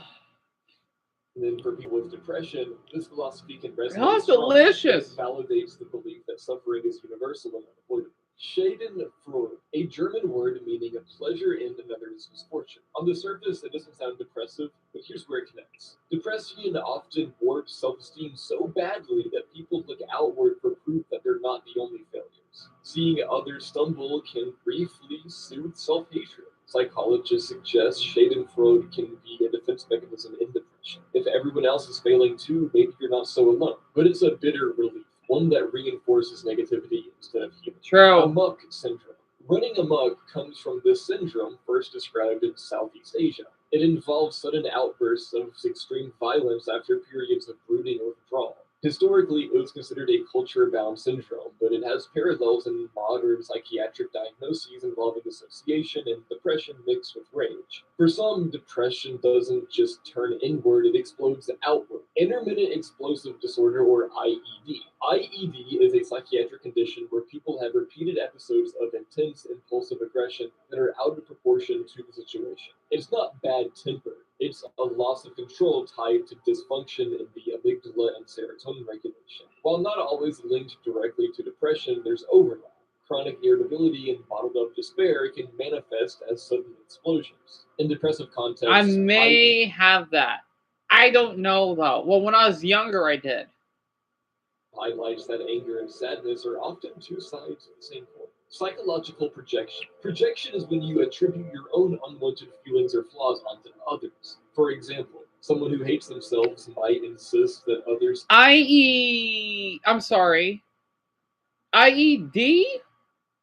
Intermediate explosive disorder. It's like if you have anger, but it's like more traumatic. Like think about someone that has an anger issue, right? Kind of like that.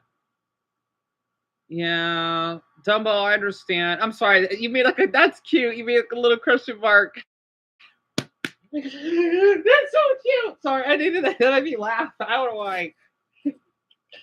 That should be a face. Who knows? That made like a typo, but I love it. Cute. Sorry, I'm visually autistic. I love emoticons like that. Sorry, Dumbo. That made me laugh. I needed that. Not your suicide, of course, but the little cute symbol. So or face. Yeah, the cassia color. I don't know why, Greg. I don't know. So you have severe self-hatred, for instance. You hate looking at your eye. So you really, Daniel, you have that? And Guardy, you have that too? Interesting. They hate them too. In depression, projection is simple. Low self-esteem and self-hatred get externalized. So the world feels hostile even when it isn't. Freud originally described projection as a defense mechanism, but in practice it makes depression worse. If you assume everyone thinks you're worthless, you'll avoid people, which reinforces hopelessness and isolation. That was layer 7, guys. That means we only have 2 left. So How did I think we're done? 2 left? pretty crazy. Jeez.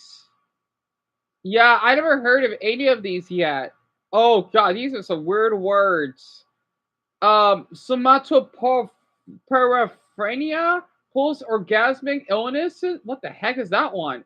Eukufuasa? What the heck are these? Now, and again, please make sure you're safe. Hope you're enjoying the video, and let's I continue. am. Diogenes syndrome. Named after the ancient Greek philosopher Diogenes, though ironically he lived intentionally minimalist. Diogenes syndrome describes a severe form of self-neglect. People stop cleaning. Oh! I have this. I have this. It's like hoarding disorder. Yes, I have this. Oh man, mine is almost near the bottom. Are you kidding me? Oh, I have this. I'm not proud of it. No, well, you shouldn't be. But I'm not. I'm proud to speak up about this. I have this. Piles of garbage, isolating completely, and refusing help even when living in unsafe conditions. It's often linked to late life depression, dementia, or trauma.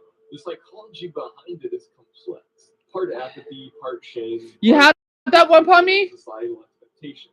Algolagnia. Man, I know mine is so low. Because you see how my room is, right? Also, it's so weird because I like to collect hair. That's not normal, but who cares? Maybe it's because, I don't know, I'm proud of my hair and I don't know. I wasn't like this. Maybe it's because I love so much. I want to basically distract myself. So, yep, I have that disorder. Diogenesis? Clinical term for deriving pleasure from pain. In the context, I may have this too. Part apathy, part shame, part refusal of societal expectations. Algolagnia, a clinical term for deriving pleasure from pain.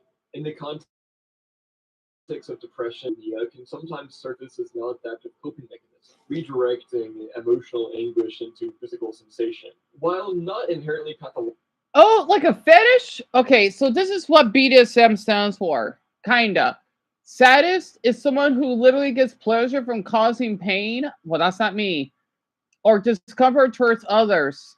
It can be either physical, emotional, or psychological. Misogynist, a person who gets pleasure when they experience pain. I'm kind of like that. You'd be surprised. I kind of have a fetish when I get bullied or something. It kind of arouses me. Like when boys would get really physical, kind of turns me on. So I don't want to. It's a long story why I have that. It could be physical, emotional, or psychological, and then sadomasochism. This is a combination of both. You like to basically derive pleasure from both causing and experiencing pain. In consensual contexts, it overlaps with BDSM and isn't a disorder. In depression, it can veer into self-directed harm. The brain's pain and reward systems overlap in the insula and anterior cingulate cortex, which explains why pain can briefly quiet despair. But the risk is when this slips from controlled coping into compulsive self-damaging behavior, and it's never okay to cause harm to yourself. Misophilia. Misophilia is an attraction to filth, dirt, or uncleanliness.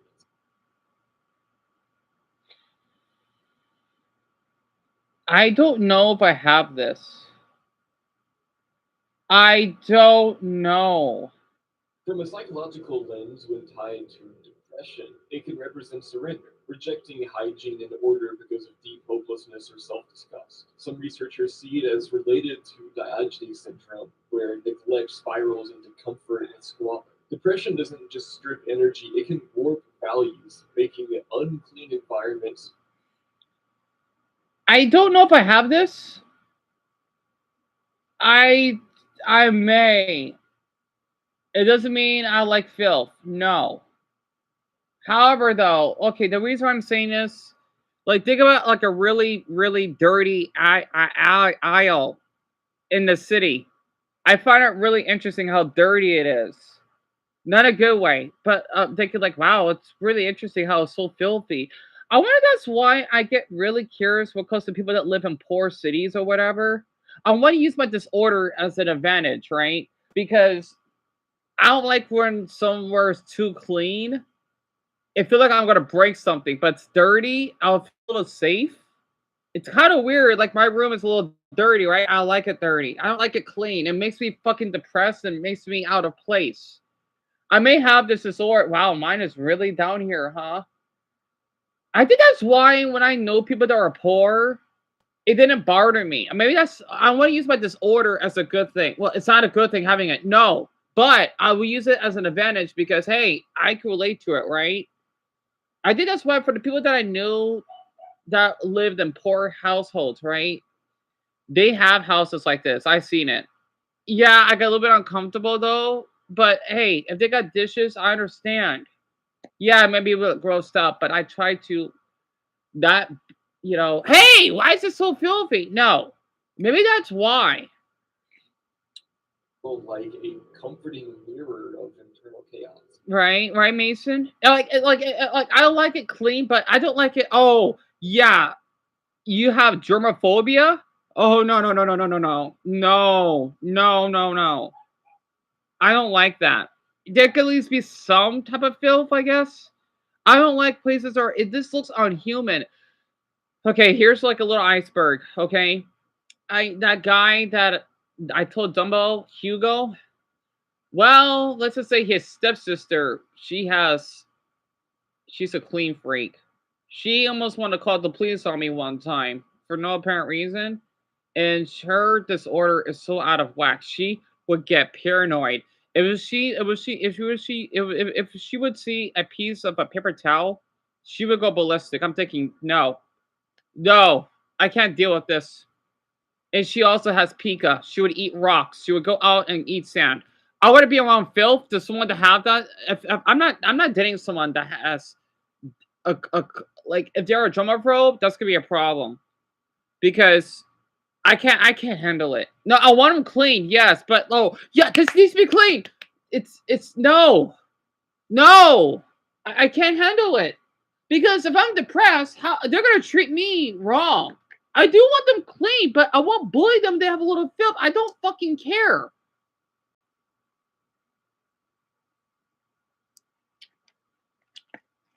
I think that's why when I see look at North Korea, right? Look at Pyongyang. Yeah, it may be like a little clean or whatever, but it's so propaganda. I don't like that.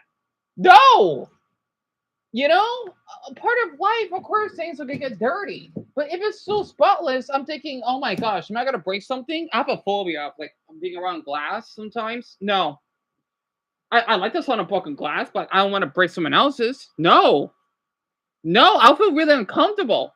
I feel like I gotta stay still. I hate that. I think it's because my Asperger's. I can stay still, but it depends though. I kind of move around. I have to. So, yeah. You don't like glass either, Rachel? I think I'm like the same way too. I don't like even drinking out of glass unless I have to. I don't know why. Maybe because I hurt myself a couple times. Well, I don't know. It depends on the glass though. I forgot what it means, Dumbo. I forgot what silver linings is. And you don't have this one, Paul? Wait, this one that I'm talking about, right? Oh, there you go. Thank you. Yes, civil linings means it's a balance, right? So that's what he meant about. Like it's a good outcome, right? Your mother was kind of a neat freak, Greg. I understand. I don't like places that are too clean. They give me suspicious vibes. Yeah, same here, Tanner. Kodokushi, a Japanese term meaning lonely death. Mason may know about this. Lonely death? To people, often elderly but increasingly middle-aged men, who die alone and go undiscovered for long periods of time. It's a cultural tragedy tied to social isolation, shrinking family structures, and untreated depression. Kodokushi has become a recognized social phenomenon in Japan since the 1980s, and it represents the ultimate end of depressive isolation, not just being forgotten while alive, but vanishing silently in death. Picarism, that's depressing. A rare and disturbing paraphilia involving actually, maybe I shouldn't actually cover this one. Don't look it up. My fault. It's bad. It's something that. Anyway. No, I want to look it up. Paraphilia involved What is it called? I'm sorry, Point. ultimate end of depressive isolation, not just being forgotten while alive, but vanishing silently in death. Picarism, a rare and disturbing paraphilia involvement. Actually, maybe I shouldn't actually. Wait, licking eyeballs? I know this. That's it? That's it? Licking eyeballs? Wait, how does it do with depression? Picarism? Because it's like some weird guy licking a woman's eye, right? That's a fetish. Oh, it's not. It's a sexual. Oh my. It's penetrating the skin of another person with sharp objects. So, stabbing someone?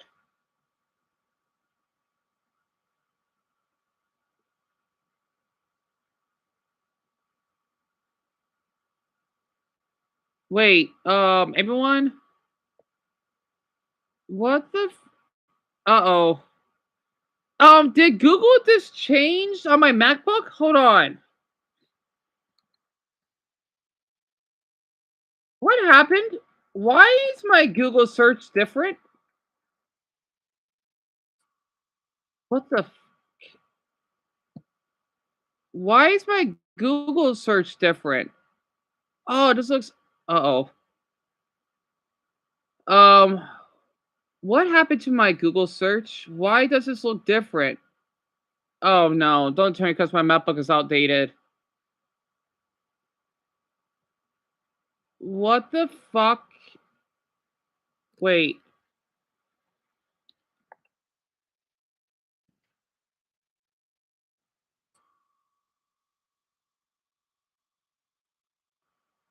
What happened to my MacBook? Why is my MacBook look... Does something happen to my MacBook? Why does my Google search look different? I don't... What happened? Why? Oh my god. I need to get a new MacBook. This is getting out of hand. Let me show this. Here, I'll try to share the screen. Okay? What happened to my MacBook? I don't have the AI thing? Yeah, let me share the screen. No, Ben, no. My MacBook did it. No. It's like it downgraded. But this isn't normal. I need a new MacBook. Because, I mean, as much as I like AI, I miss that AI Googling thing. Here, so this is what my MacBook looks now. So, look.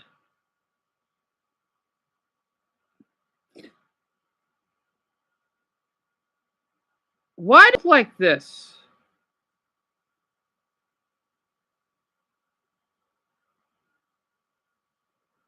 Oh my Buddha. What? Yeah, I know, but I had the AI thing. It looks like it's like an outdated version or so. I don't like this. It just looks so ugly. Wait, what the hell is going on with Google? I saw the AI. What the happened? Wait, damn, let's see. If I look up the weather right now where I live. Why does it look like this? Something's wrong. Where is my What happened to my MacBook? Oh, great. Now I can't look up the weather for 10 days. What is going on? Oh, this is prickly crud.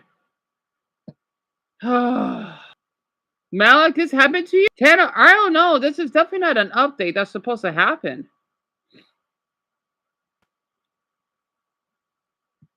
Oh, this is just great. Let me try something off, well, without sharing the screen. If I go to the google.com itself,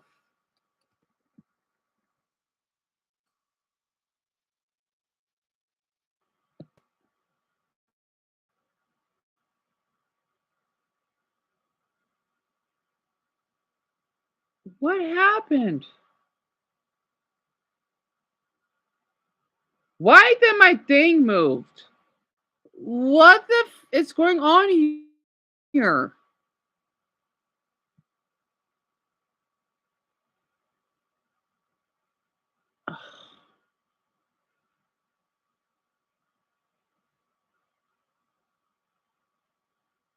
Why is this on a 4 left? I can't even. Oh I'm tired of my MacBook. Oh, why does it look like this?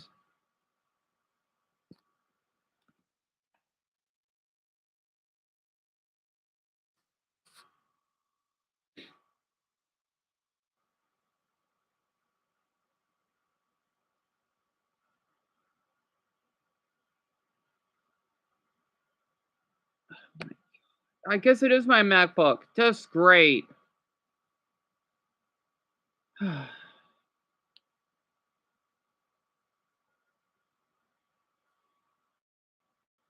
don't like this. I can't see my stupid. Great. How in the hell am I going to sign in then? How am I going to get to my. Oh my God.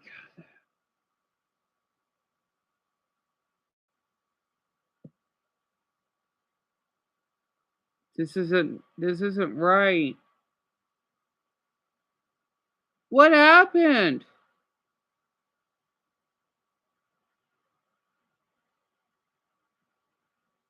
Oh, I'm upset.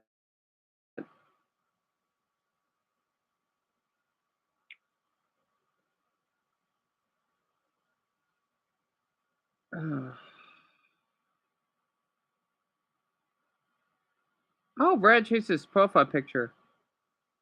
Wait, Mason, it happened to you? Okay, so this is not me, right?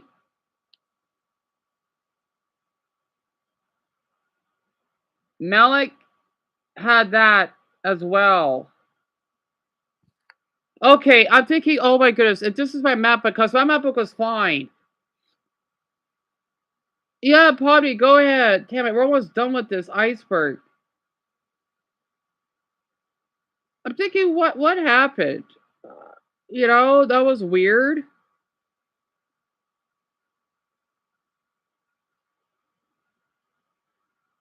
So since I'm not the only one that has this issue, I guess I don't have to freak out as much. Because the thing is, like when you check your Google account, right, it's on the left side, but for some reason it's cropped out. I don't know why. Yeah, I want to finish this video up, okay? And then I'll look this up. Francis, that'd be one weird update. Don't look it up. My fault. It's bad. It's so good. Umasute, a Japanese folklore. I don't know if I pronounced that shit right. I don't speak. I'm sorry. I don't know if I pronounced that right. I might be racist. But Umasute, You're not racist. A Japanese folklore / legend about the practice of abandoning elderly relatives on mountains to die, usually during times of famine. While historians debate how often it actually occurred, the story persists as a symbol of despair, duty, and loss. So, yeah, Eroguro, short for erotic grotesque nonsense. This is a Japanese art literary movement that fuses horror, certain. It happened to you, Poppy? Okay, so that's only one. Well, everyone, thank me for that. So, well, I got the koi. I wouldn't know about this. I'll look it up after this. It's not just about shock. Yeah, I heard about the gore, wherever it is. About the interplay of beauty and decay, intimacy and violence. So I guess for depression, Eroguro resonates as a cultural reflection of how despair twists aesthetics into something uncanny. Autophagia. Autophagia literally means self-eating, compulsively biting, chewing, or consuming parts of one's own body. I don't know if it has to do with depression because I do this. I bite like my little finger skin off sometimes. Is that weird? Am I like gonna get like fucking canceled? No, that's not weird. It's probably just like a nervous disorder. Like chewing nails or skin, and as most severe, it becomes dangerous and destructive. It's linked to extreme stress, obsessive compulsive spectrum disorders, and sometimes depression, when self-directed aggression takes physical form. So yeah, this layer is pretty quick too, because a lot of these I couldn't cover. Like obviously, like look at this layer, bro. I can't. Oh, necrophilia? Yeah. Yeah. And also looking at the last. I don't think I'm going to try to cover it, guys. You can research it on your own. Wait, Alice, what disorder? I'm sorry. Hold on. Porto, it's Sebiog. Keep your skin off. So I guess for depression, Eroguro resonates as a cultural reflection of how despair twists desire and aesthetics into something uncanny. Autophagia. Autophagia, Autophagia. Hope that helps. Sarah, you do not want to know. It's bad. I want to consider it as depression, though. Oh, I'll tell you. It's basically when you like to have sex with a dead body. That's what it means. If that makes sense. That's what it means.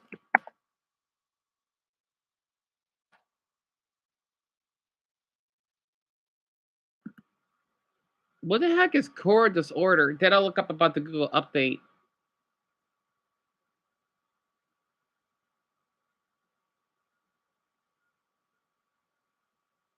It's not working.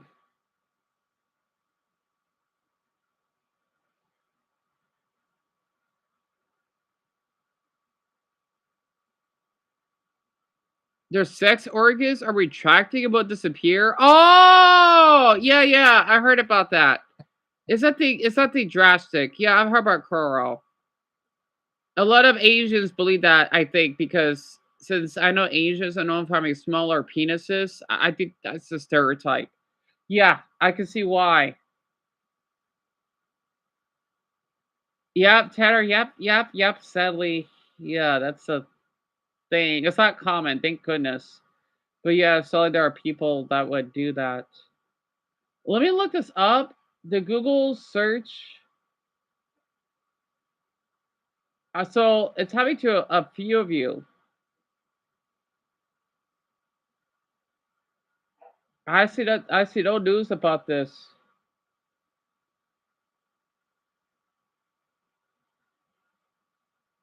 I see no news about it. Hold on.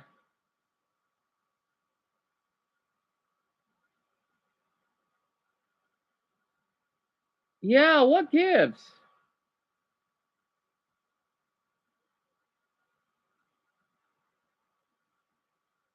I'm thinking, why the hell did this happen?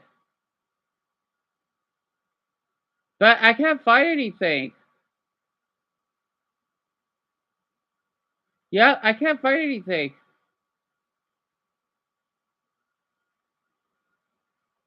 Hopefully they'll fix this. I can look it up on Reddit because my MacBook may glitch up again.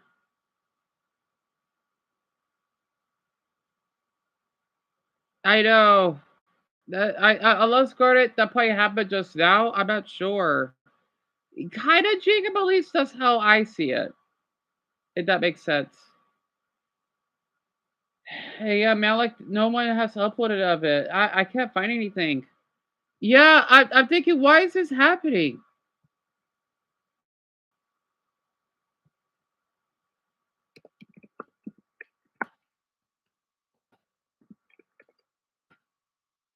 Why is it like this?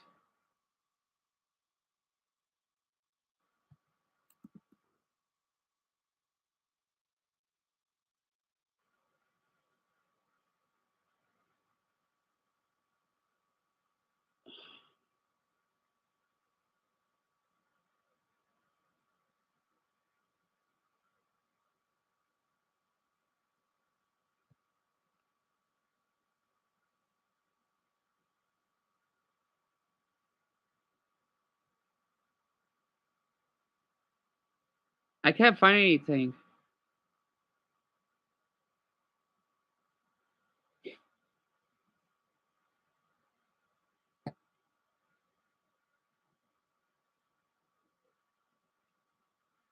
Yeah, I don't know why it's like this. I hope this is just momentarily. So this didn't happen to me, right? This not just me, but a handful of you. Because this Google image thing looks so gross. I don't like it. Plus, it's so hard to navigate.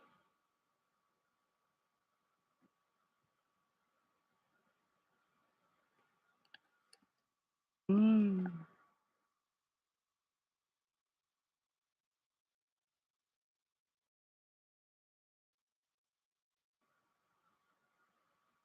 It's like, like the I showed, right? It's all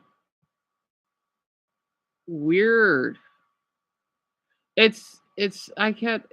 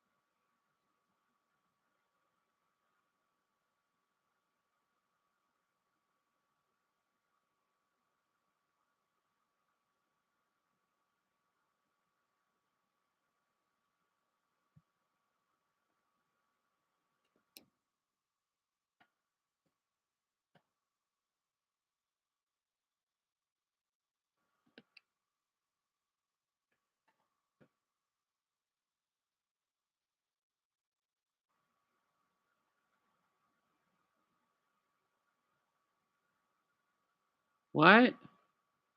Google's AI upgrade revolutionizes search experience.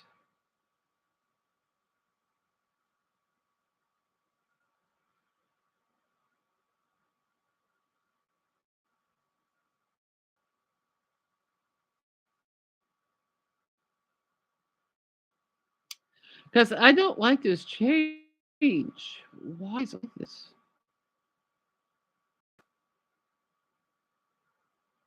I can't find anything. Plus, it's gonna be harder to even look up stuff. I don't know what the heck is going on.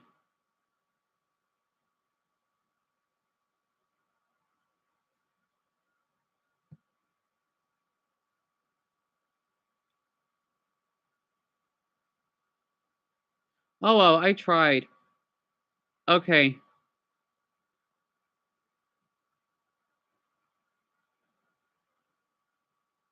That usually, Ellis, not like this.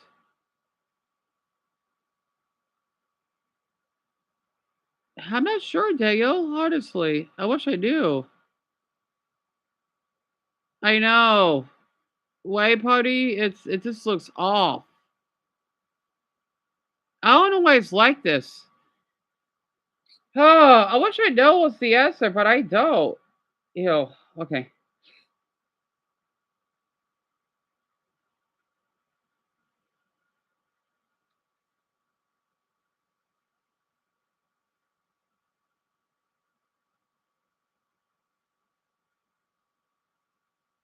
So I'm guessing this is happening to everyone, right?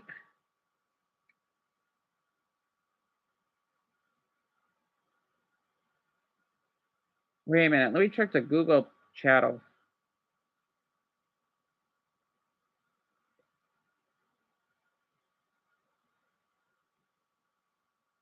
Uh-uh. Nope. This is weird. I can't find anything. Huh?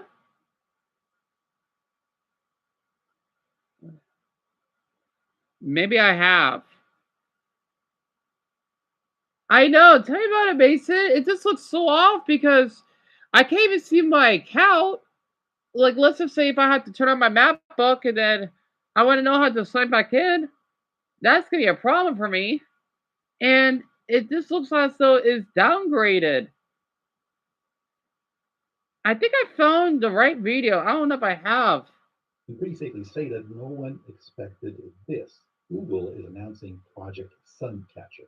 Now, in the Bay Area, you hear the term moonshot quite a bit. Hold on. Don't ever take it literally until now, because this moonshot Project Suncatcher was literally putting AI data centers in space. Here's the Google announcement. They're saying exploring a space-based scalable Wait, AI. I'm not sure this has to do with the search, though.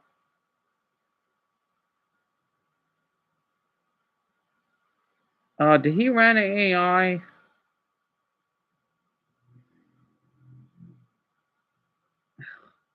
Whatever. I want answers. I don't care.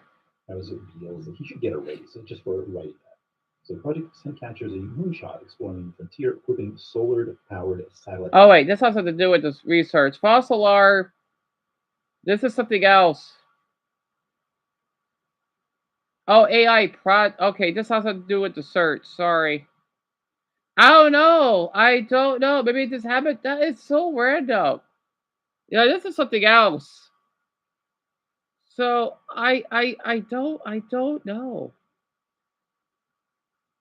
Oh, Tanner, it's Google's new AI project, but this has something to do with the search. So this is a totally different video. Don't worry. I know, me too, Daniel. Honestly, so bad happened to you as well. Yeah, yeah, they have a YouTube channel. Yeah, of course. Just like YouTube themselves. But yeah, I can't find anything.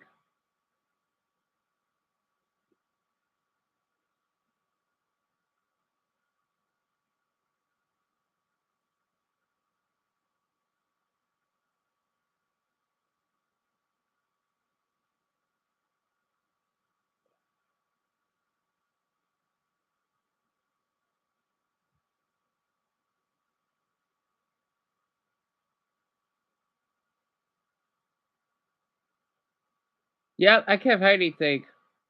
We'll probably hear about it eventually. That's odd. I mean, they never would do something like this. The only thing that they updated last time is just the weather, but that's about it. That was a while ago. You know, like the little sun looks different. But I can't find anything.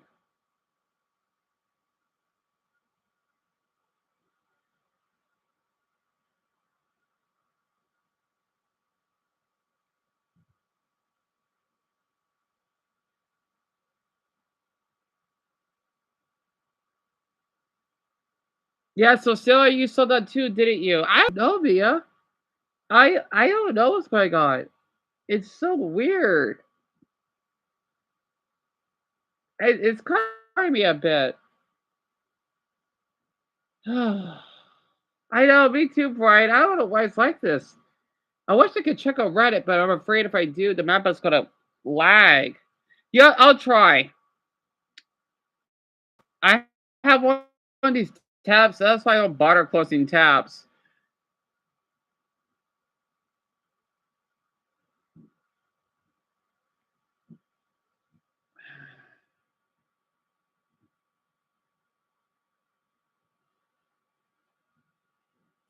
All right, let me look this up very quick. Oh man, I'm getting tired. I need more sleep. I'm not giving myself enough sleep for some reason.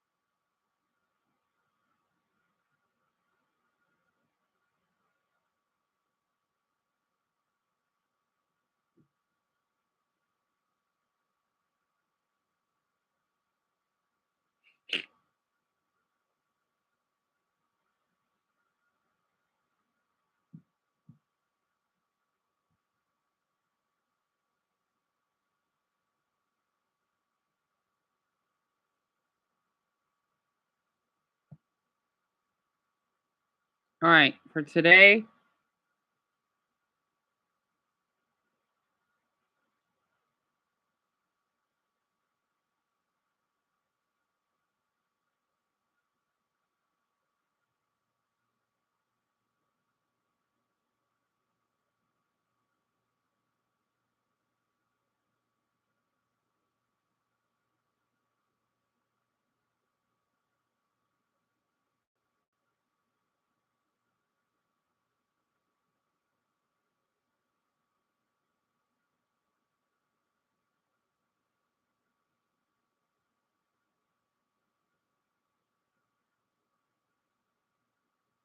I can't find anything.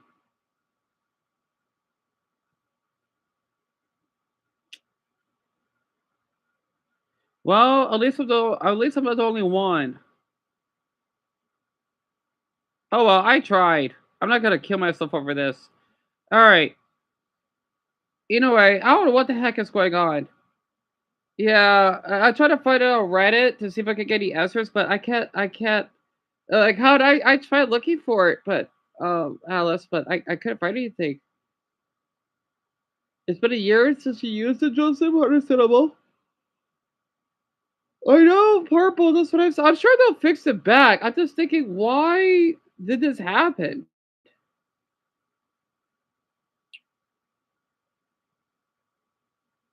Yeah, Violet. I can't find nothing. All right, so if I want to copy and paste one of them, like I was looking up the What About Flag stuff, right? So like it has the picture that like little um chemistry lab symbol, and then with the dots, and then with your profile on it. That is how it's supposed to look. Also, you post out the speaker and then the little picture image, right? All right, this damn thing is going slow. Let me close this. All right, now if I copy and paste it, I know I got over 30 tabs. I don't care.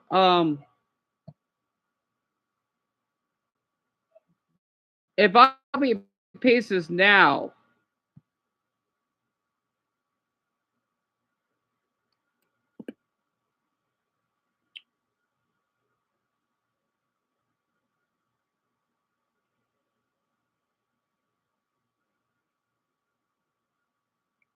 what the heck? Yeah, I don't get it. I don't get it at all. It doesn't even tell me what's the low temperature. Oh my goodness. This is not how it's supposed to look. Like, what gives? It's supposed to give me all the details, but it didn't. What gives? It would say weather, Thursday, the time, and then it would say clear of clouds, but it doesn't have any of that. What the heck?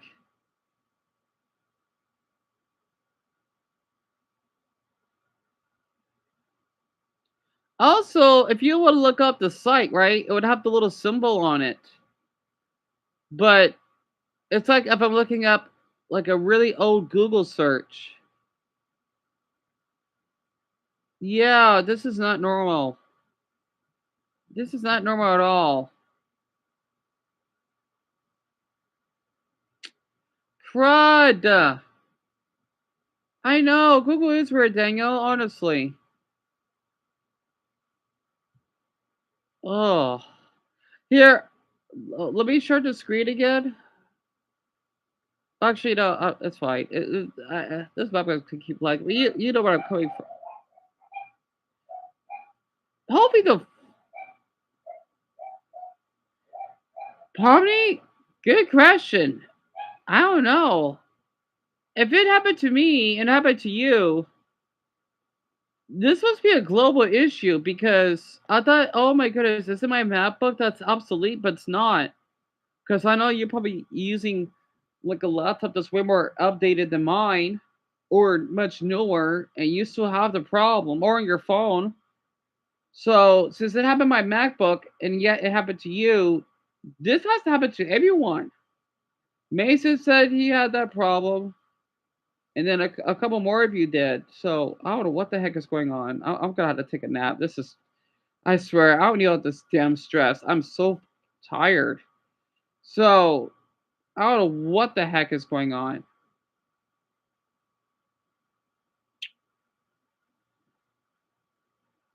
Oh well. I'm not gonna worry about it. Not right now.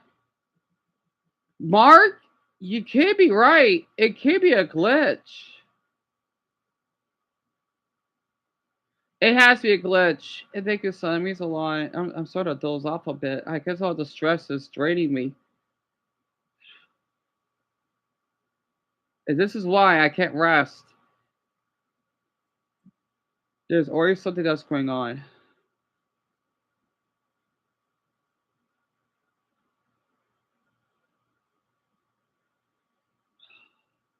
Hopefully they'll get this taken care of. Well, at least all of you saw it. So if you went through it, oh, that looks delicious. You won't have to. Funny that I'm getting an ad about food, and I'm watching a video about food. Thank you, Dom. It means a lot. I mean, it's only well, it's 550, but you know what I mean. 450, right? So what? We got 3.5 hours. Man, I love my green beans. Green beans from Del Monte are delicious. So Oh, be sure to add these to your grocery trip and save oh, it looks this for an good. appetizer that you can do. Wait, green beans with bacon? Oh, I never thought about that. That looks good. The ad just gets cut off. That's funny. The ad was so long it got cut off. That was funny. Ah. First, I have been highly critical of the multi-billion-dollar app TikTok. I personally think that it is poison for the brain. It rots your attention span, and it gives people this weird incentive to be different and unique online get views, which causes all kinds of weird fucking trends and communities to pop up out of nowhere. So when it comes down to it, TikTok, not a big I fan. love these Instagram, images he adds. It makes you laugh, especially that black boy that has big eyes. Oh my gosh, how do I? It makes you laugh. any day of the week, even though they're basically the same fucking thing at this point. But like I've also said in the past, I don't think TikTok is all bad. I do think TikTok can do some inklings of good. Like the editing community, for example, they make some pretty cool shit. Motivational videos can be decent. And the memes of late have kind of 1% been some. And this was this was last year. Well, technically 10 months ago.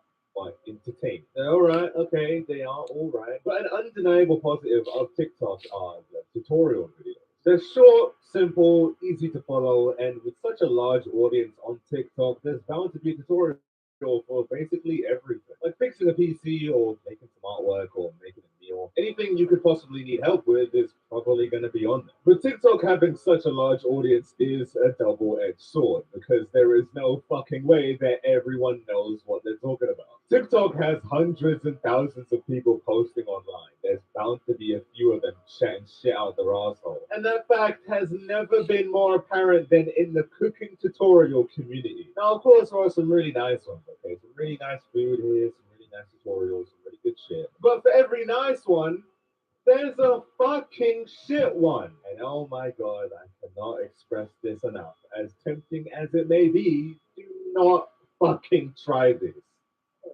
Did you know you can make mash out of Pringles? I'm gonna make Ew! Boil your sausage. Oh, Buddha forbid, no! Drain the water out. Ew! Yes, she would be British. Oh my Buddha. Can't believe the mash tastes just like Ew! My reaction. It's raw! It's fucking raw, you dickhead! I can still hear the pig oinking to me, for fuck's sake, you idiot, don't eat that. For those of you who don't know, bangers and mash is a British term for sausages. Wait, really? Really? Oh, yes, I got 2 British viewers and an Irish person on here. Rachel, sorry, love. Honestly, man, British people, we just had to just ignore the stupid Google search. I could check it in before most of you had to go to bed. They had to fix it because I'm not the only one that has that problem. But yeah, it's yeah, right, Violet. It's a really funny coincidence, isn't it? And the name of the video, Cam, is "The Recipe Club is Disgusting." I know this is what British people eat. I mean, not that, but you know what I mean. Like, what that woman did. Here we do not have a good representation of it because that is not fucking it. That is not it. Ew. Those are oven sausages, you idiot. You put them in the oven. You don't boil them, you brainless. And I'm not even going to talk about the Pringles because no. Fuck no. Everything about this meal is just wrong. Dear Lord, I am praying that no human being. It looks like darn applesauce. Yuck! I love applesauce. She had a bloody ruin it. Honestly. Oh, right, Lisa. Planet ever has to eat this. Oh,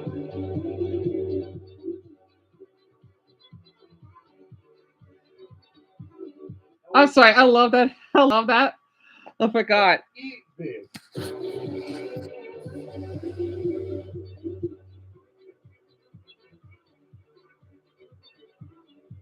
I'm sorry. I love that a lot. I am not Tonio from JoJo. I am no master chef. Very far from it. I am not the king of the kitchen. But I'm also not an idiot. I feel like you can say the same thing with most people. But if you give someone a recipe and the right amount of ingredients, they can make something edible. I trust that most people would be able to achieve this. Would it be the greatest thing you've ever tasted in your entire life? Probably not. But at least it wouldn't hospitalize you. It doesn't take a genius to boil some spaghetti or make. Yeah, that's his intro, Daniel. Yep, he has that throughout most of his videos. Who genuinely don't know, which is fine. Also, he's British. I could tell. When I was also retarded at one point. I burnt my hand like 3 times when I was younger trying to take pasta out the oven. So I can understand people not knowing what they're doing when they're in the kitchen. Fuck man, I barely know what I'm doing now. Which is why I can also understand people using tutorials. Listen, there's nothing wrong with trying to get a helping hand, trying to improve, trying to learn different kind of things when you're in the kitchen. Just be careful which recipes you're trying to follow. Because there are some ones that I would not recommend. I have been very critical of this in the past. Some of these lot have no idea what they're doing. And some of them are actively trying to get you killed. Do not fucking eat this. Cookies are not supposed to be green. Once again, no master chef here. But I don't think I need to be one to tell you that there are some recipes that you should probably avoid. Using my eyes, I can tell that that is something I wouldn't feed anyone. You don't need much experience in the kitchen. Rice pizza? Oh, Buddha forbid. I agree, Jerry. I absolutely agree. Yuck. Rice pizza? Yuck. Right, Tanner? Oh, Buddha. You would not fucking eat. You would not eat this even if I paid you. The rapid recipes are all over the place. Some of them are jokes, even though they're... Oh, Alice commented and went through. As someone who cooks, that's just full of gross weirdo. They are, Alice. They are. Funny about oh, God. No. No. No. No. Okay, I'll stop sharing the screen now. But I thought the help for the ones that might be a little hungry. Oh, God. I don't want to describe it. I'm sorry. Oh, you had to see that. Oh, boy. Oh, sorry. She put ice cream in. She put sherbet ice cream in a. She put sherbet ice cream. What?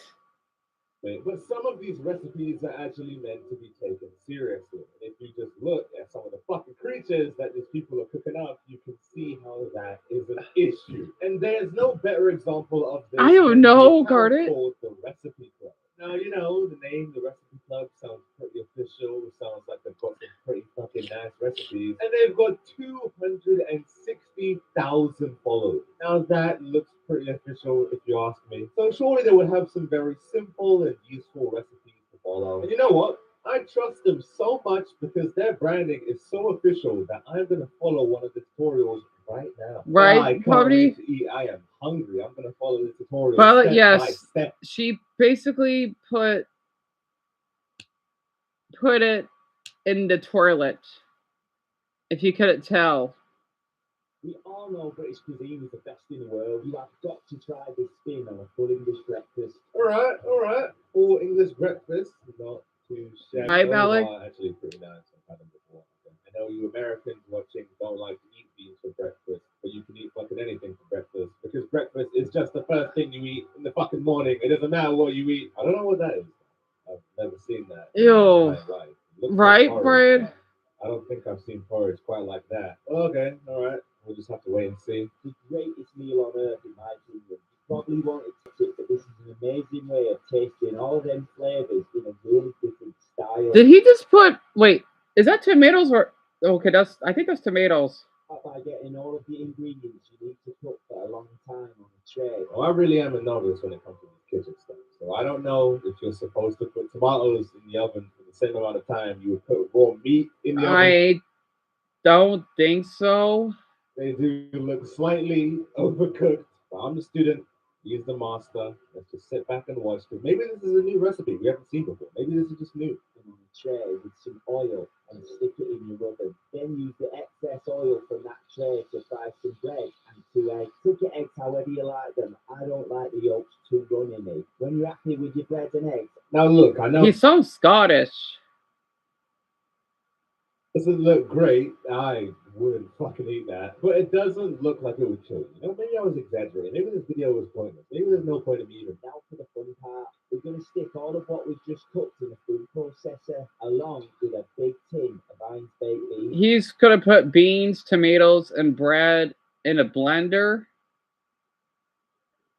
Oh boy. Oh, fucking hell. Get it all cut up nice and smooth in your blender until it looks like hummus. I take the piss a lot. Like, I fuck around a lot, yeah. But that actually looks like vomit. Raw baked beans, overcooked tomatoes, and burnt sausages and bacon.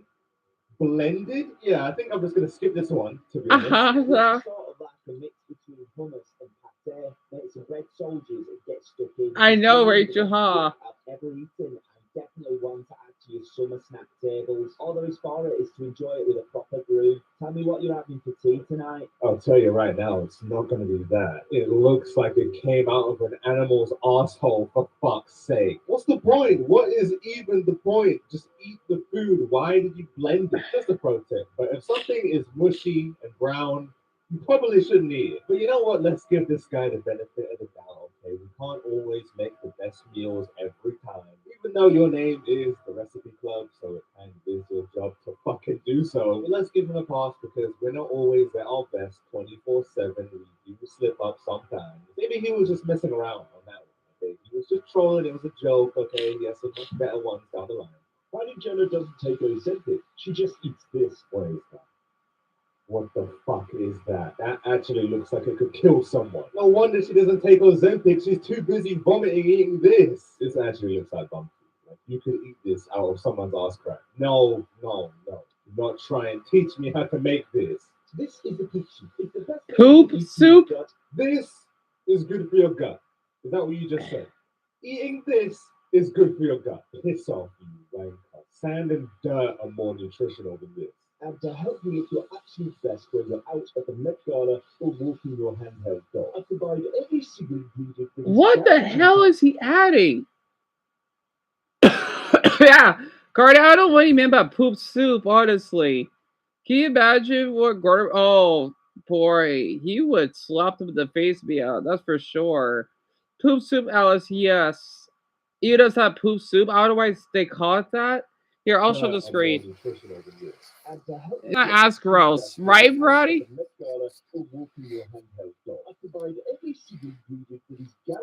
Here, I'll move. Oh my days. He's taking the piss, man. This guy just threw a whole apple in there. Never cook again. Don't ever touch another spatula, another fork. You know what? Never go in another fucking kitchen again. What are you even trying to make? What the fuck are you making it? Because if it's that shit from the fucking chuck it, then you're doing a good job. Yikes is right. In this, it's practically broadband. I'm providing some ingredients that you might at first think sound slightly odd together, but once you've tasted this dish, you'll Ew. apology. And you'll owe me a fucking hospital bill, man. Can someone please tell me, using words from the English dictionary, what this is? How is this a recipe? It's rubbish. It's rubbish. If that helps. How? Every video on this account is just making brown slop and calling it a recipe. And he's acting like he just discovered cheese on toast. No, you didn't. You discovered how to make artificial human feces. Well done. With a luxurious combination of oats, seeds, lentils, apple, figs, baked beans, and yakult. Right, versus... What the hell is that? What is he doing? Now, I will admit there are some cases where we can't judge books by their covers when it comes to food, because some foods look not so great but taste pretty good. Yeah. That is not the case here. Brown, mushy, lumpy, and runny. Oh, man. I'll add another stupid ad again. So, since we are on this topics, a classmate back at elementary, maybe the grossest thing, Polly, what did he made for you? Arby's? Wait, is Arby's that bad, Mark? I thought Arby's was good, no? Oh, we got a food ad. Well, that helps. Have our word on it? Ew. I don't, yuck. I don't like cheese. I don't know why. I can eat goldfish crackers and I can eat pepperoni pizza, but I just don't like cheese. Well, Parmesan is fine, but that's about it. Oh, that is disgusting. Chocolate sauce with orange juice? I am so sorry I had to try that, Pobby. You had Arby's, Roddy? I think Arby's is in certain states, right? Unless I'm wrong. Arby's suck, Alice? Okay, we all fucking know. Charlie sent me a vintage Ferrari F50 as a thank you for giving her this recipe. I can guarantee you right now she didn't. She just didn't. You probably misunderstood the thank you for a fuck you for giving her this recipe and for allowing anyone else on this planet to recreate this fucking dirt. She told me that she's lost 6 stone as a result of eating it every day. I don't know what stone means in pounds or kilograms. But Timmy is starting to complain about all of the gupping. Top this delicious bowl of soup with some chicken sushi and you're in business. Ew. Chicken sushi. Is that what you call that? Chicken sushi. Some fucking slop and some raw chicken on top is what you call chicken sushi. You airheaded twat, you shitting wanker. It's not supposed to be raw. That's raw chicken. With That's nothing true. on it. That's literally just raw chicken. I'm gonna have to call someone because eating this has to be some form of self-harm. There is no way a fully grown man doesn't know that he shouldn't eat raw meat. Oh my gosh. Is it every state, Brody, but you're not interested, right? One time as a kid, I put marshmallows on pizza. You're great. Yeah, marshmallows with pizza pie wouldn't go well, Balak. But I'll blame you for wanting to try it. Yeah, tell me about it, Jerry. Chicken sushi looks more like this. Looks more like sushi than chicken. It's not overly unique, you know, but it still looks pretty good. But sorry, mate, that is not it. I don't know what this is, but it is not it. It looks like he's gonna eat liver. Yuck. It's for effort, I guess, but you can't just throw an apple and a bunch of rice and some baked beans and mush it up and expect to get sushi. Usually I'd put a disclaimer here and say, yeah, hey guys, don't try this at home, but I don't think anyone is trying this anyway. This looks like someone spread their ass cheeks and shat in a fucking bowl. Starving to death would be a less cruel fate than What else was car? this pile of muck. That was was car just now. Okay, Huh. this is fucking disgusting. And I know what you're trying to do here, Recipe Club, okay? You're trying to show the world new recipes that no one's seen before. But there's a fucking reason why this hasn't been seen before. Right, It's Dumbbell? nasty, you dickhead. Listen, okay, we've all tried unique recipes at some point. Garnet, you would be surprised. Oh yeah. Now you even more into that, to be honest. It does look like liver, doesn't it, Cav? Why not? Like back in year 9, I used to make this thing called chicken nugget bagel, where you get a bagel, cut it in half, and toast it, butter it, put chicken nuggets inside. Listen, all right? It was fucking good back in the day. And I'm sure we've all tried unique recipes in the past, right? But this, you can fuck off, mate. How dare you put this on the internet? And furthermore, just stop making these. Just stop. If me with zero cooking experience is getting upset at watching this, then Gordon would probably fucking kill himself after seeing this. And I wouldn't even blame him. In fact, I'd fucking join him. What the fuck is this shit? Roast beef sandwich with an American twist. See why you think of it. To start out with a classic white bun, Jojo says that brown bread is for haters. Alright. Not doing too bad so far. I don't know how you could possibly fuck this one up, but if anyone could, it I would be agree, good. son. I absolutely agree with you. I love that joke that you did.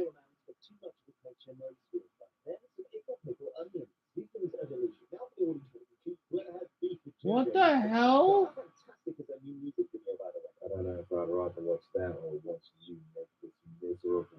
Honestly, it's still a lose-lose. I don't want to gouge my eyes out either way. Pickled onions and ketchup. Leave the kitchen now. Dancing was so powerful. A drop of ketchup goes on before the Ew, is that butter? Oh wait, oh god. Oh boy.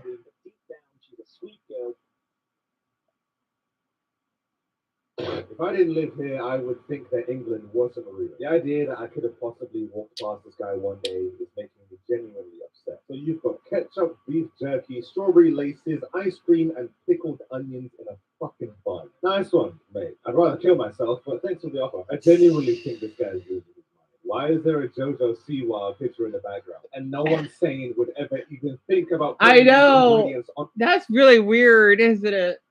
a plate, let alone in the same bun. Just order takeout, man. You cannot cook the shit. I don't know why you thought it was a good idea to start a recipe channel. You have to try this 5-minute beef Wellington that only costs £5 to make. A rope is cheaper and will basically do the same thing. What the fuck are you trying to do to the people who watch your videos? Look at the insides of this thing. It's fucking raw. Sarah, Yeah, I'm so sorry I have to see all this.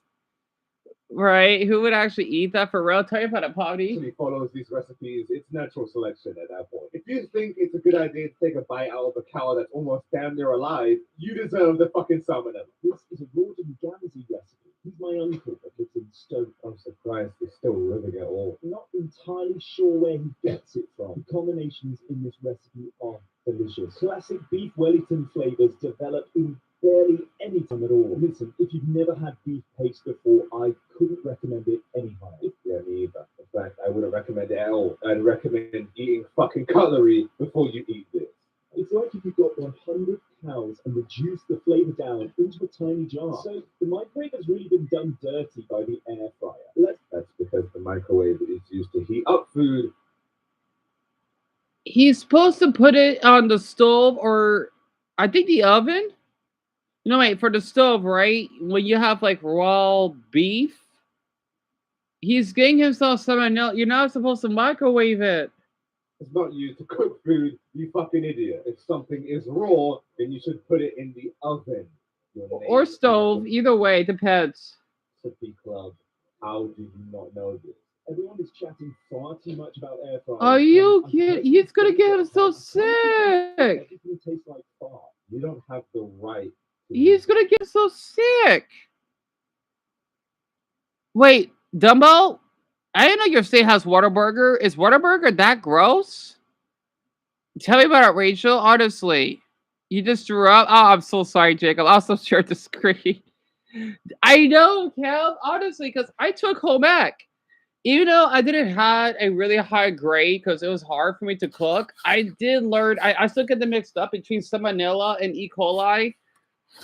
He's gonna get Salmonella is more of meat. E. coli is more of dairy. Yeah, I think dairy and whatever else, like cheese or whatever. He's gonna get himself the worst Salmonella because you're not supposed to eat like that. You're not. That's why sometimes when you see in the packages when it says microwave, don't recommend, even though like when we were struggling, I had no choice but to microwave the fish. I think I got sick, but it just won't taste good. But since that is actually rotten beef, right? That is way more risky because he could get himself really sick. Hey, Eric! Whataburger sucks stuff on it, dude. That's not that bad. I do.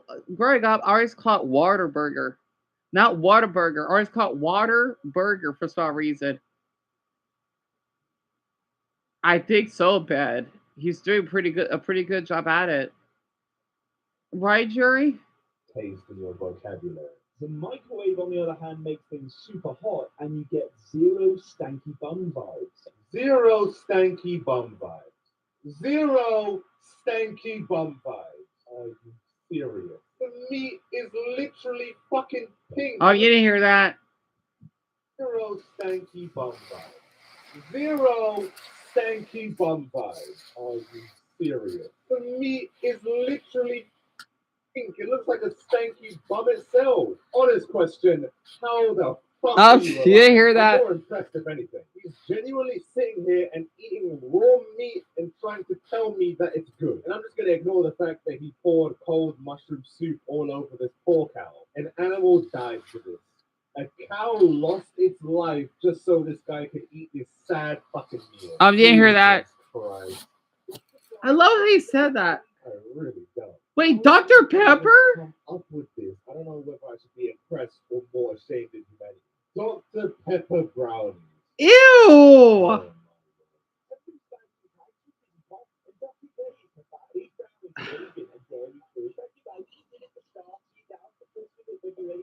What? Why does it look like rocks? Oh my goodness, Dr. Pepper with brownies. Ew. Maybe, you know, you shouldn't eat this at all. I mean, the brownie sauce doesn't look terrible, but do it without the Dr. Pepper, you know. And just use milk like everyone else on the Oh, fucking planet. gross.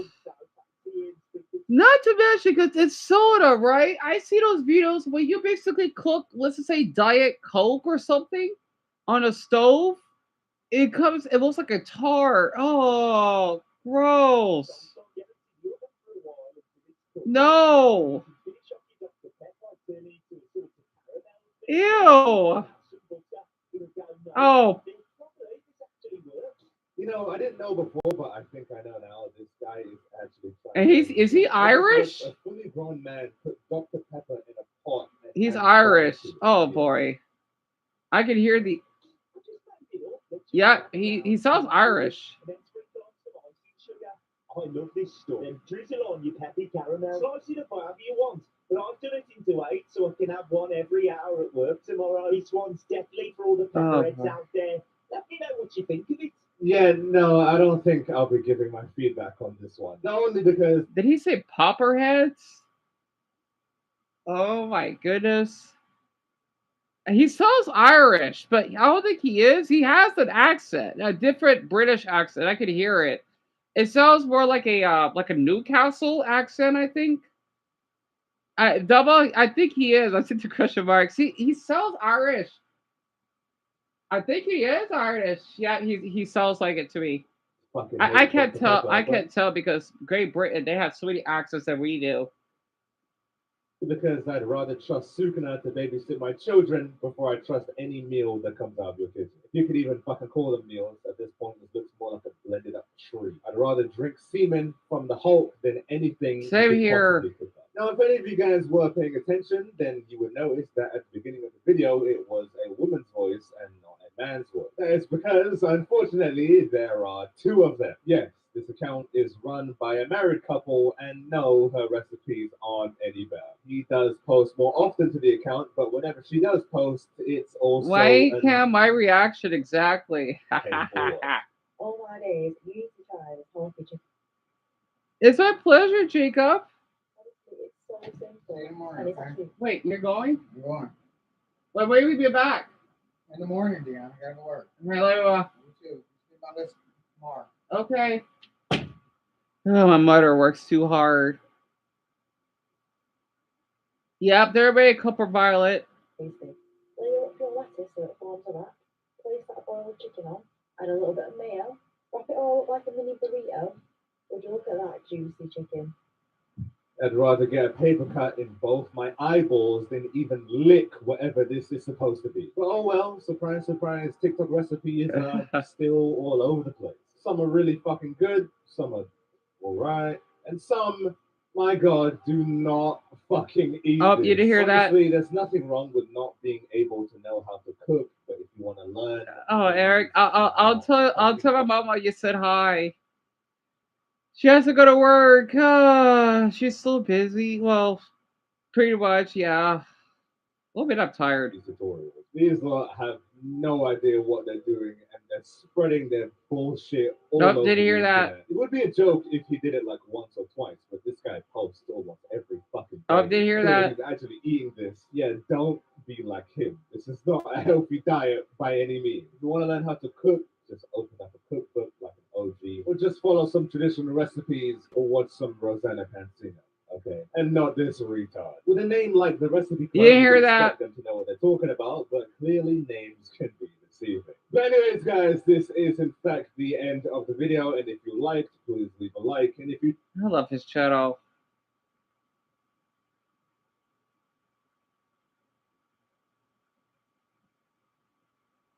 Oh. Oh, Eric, what happened? I'm sorry to hear that. What happened?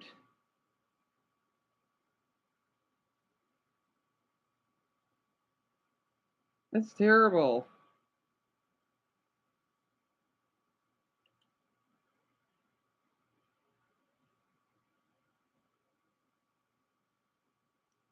And Alice, it's my pleasure. Oh boy.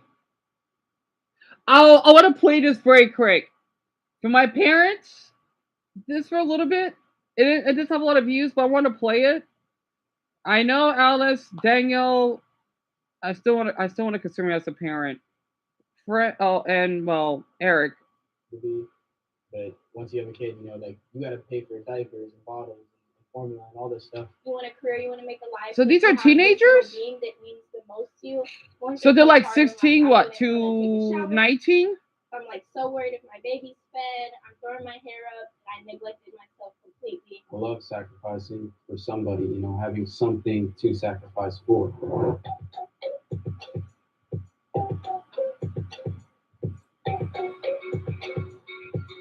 So Mark, this video is what no one tells you about, because my mother, she was a teen parent. Here, I'll share a little bit of it. Oh, Eric, I'm sorry. Everyone, can we give like a sparkling heart, an open hand emoji for Eric? I'm sorry to hear that. I hope you're doing a little better. So he got out of the hospital. That's terrible. I'm so sorry to hear that. And Brock or Jacob, yes, about teen parenthood. I want to give my child the experiences I never got.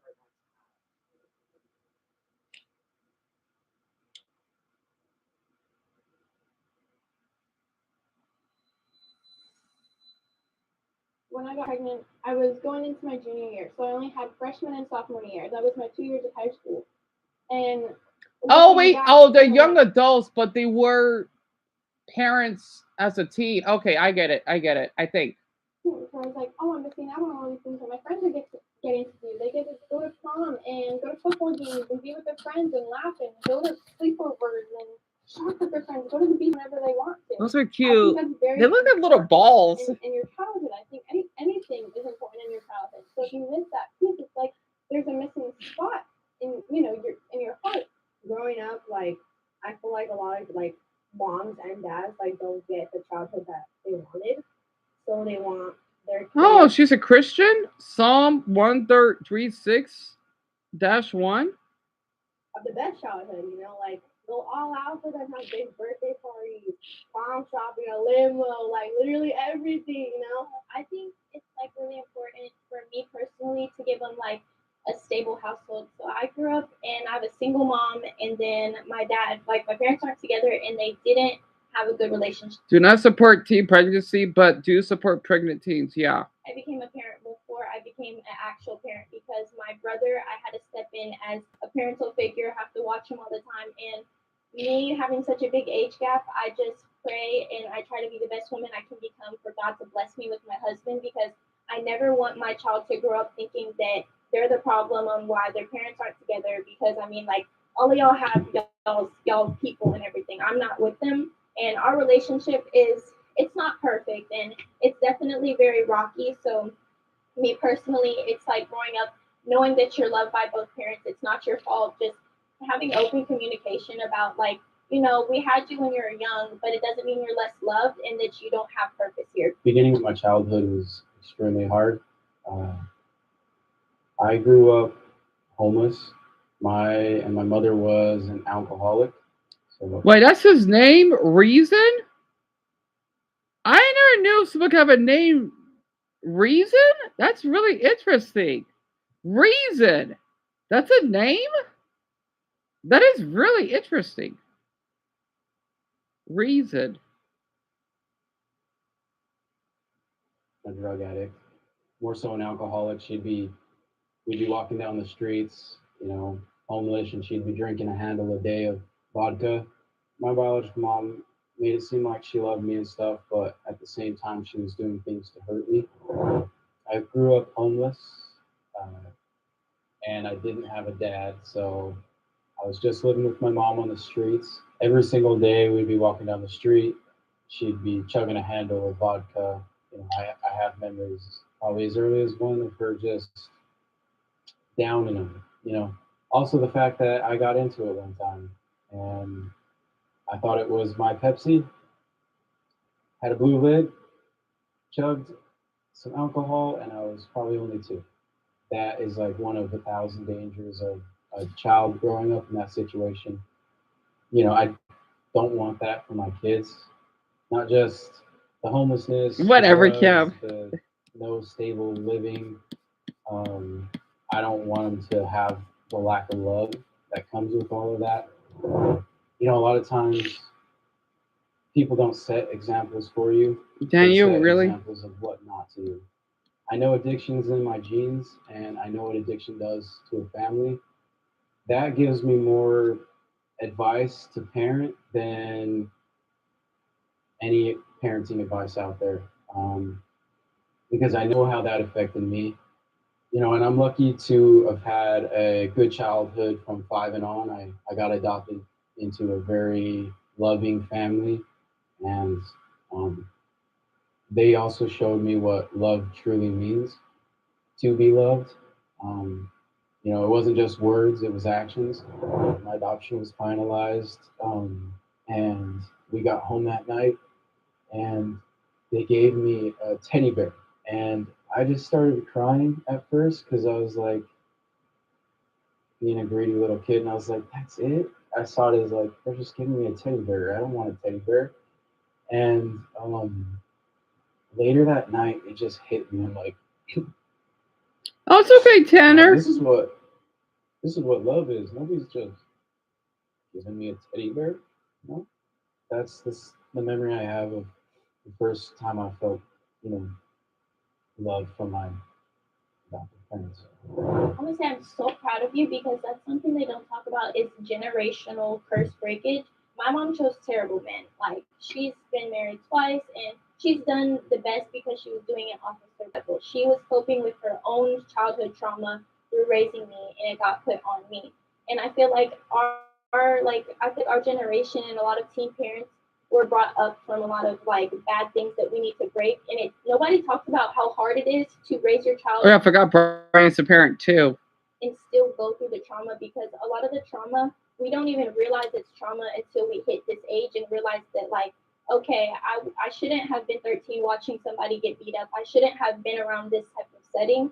And making sure your child is raised in a loving home that isn't that is super duper hard. Like, it creates a lot of anxiety because you think that, oh, if I do this and if I move this way, they're gonna feel that way. When in reality, we parent so much different than That's okay, Joseph. not our parents. My mom tried a lot to make it work with my brother's father, and Wait, I forgot they did a video about autism too. Before I forget, I want to play this as well. I think I watched this my own, but I can play it again. Oh, yeah, we're supposed to talk about Bangladesh. I just remember it. I need to write stuff down. But I'm so damn tired. Oh my Buddha. It's hard to do multiple things when you don't have so much energy.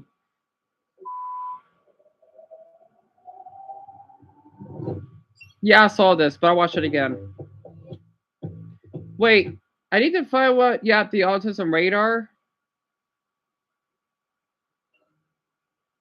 I don't know why this is so nerve-wracking.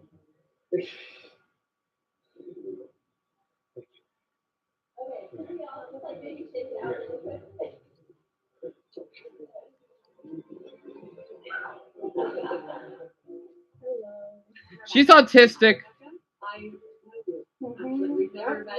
Oh, she's Jewish?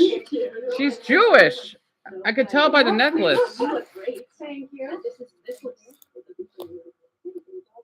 What was a challenge that you had to overcome, or is still an ongoing challenge that you're still going through? Yep, they do, Michael. Making them, keeping them, finding their bodies, all that stuff. That's pretty fair. Rebecca, I've seen you before. Yeah. You're an average player. You've done autism-related content, but just for the sake of continuity, I'm going to ask you a question.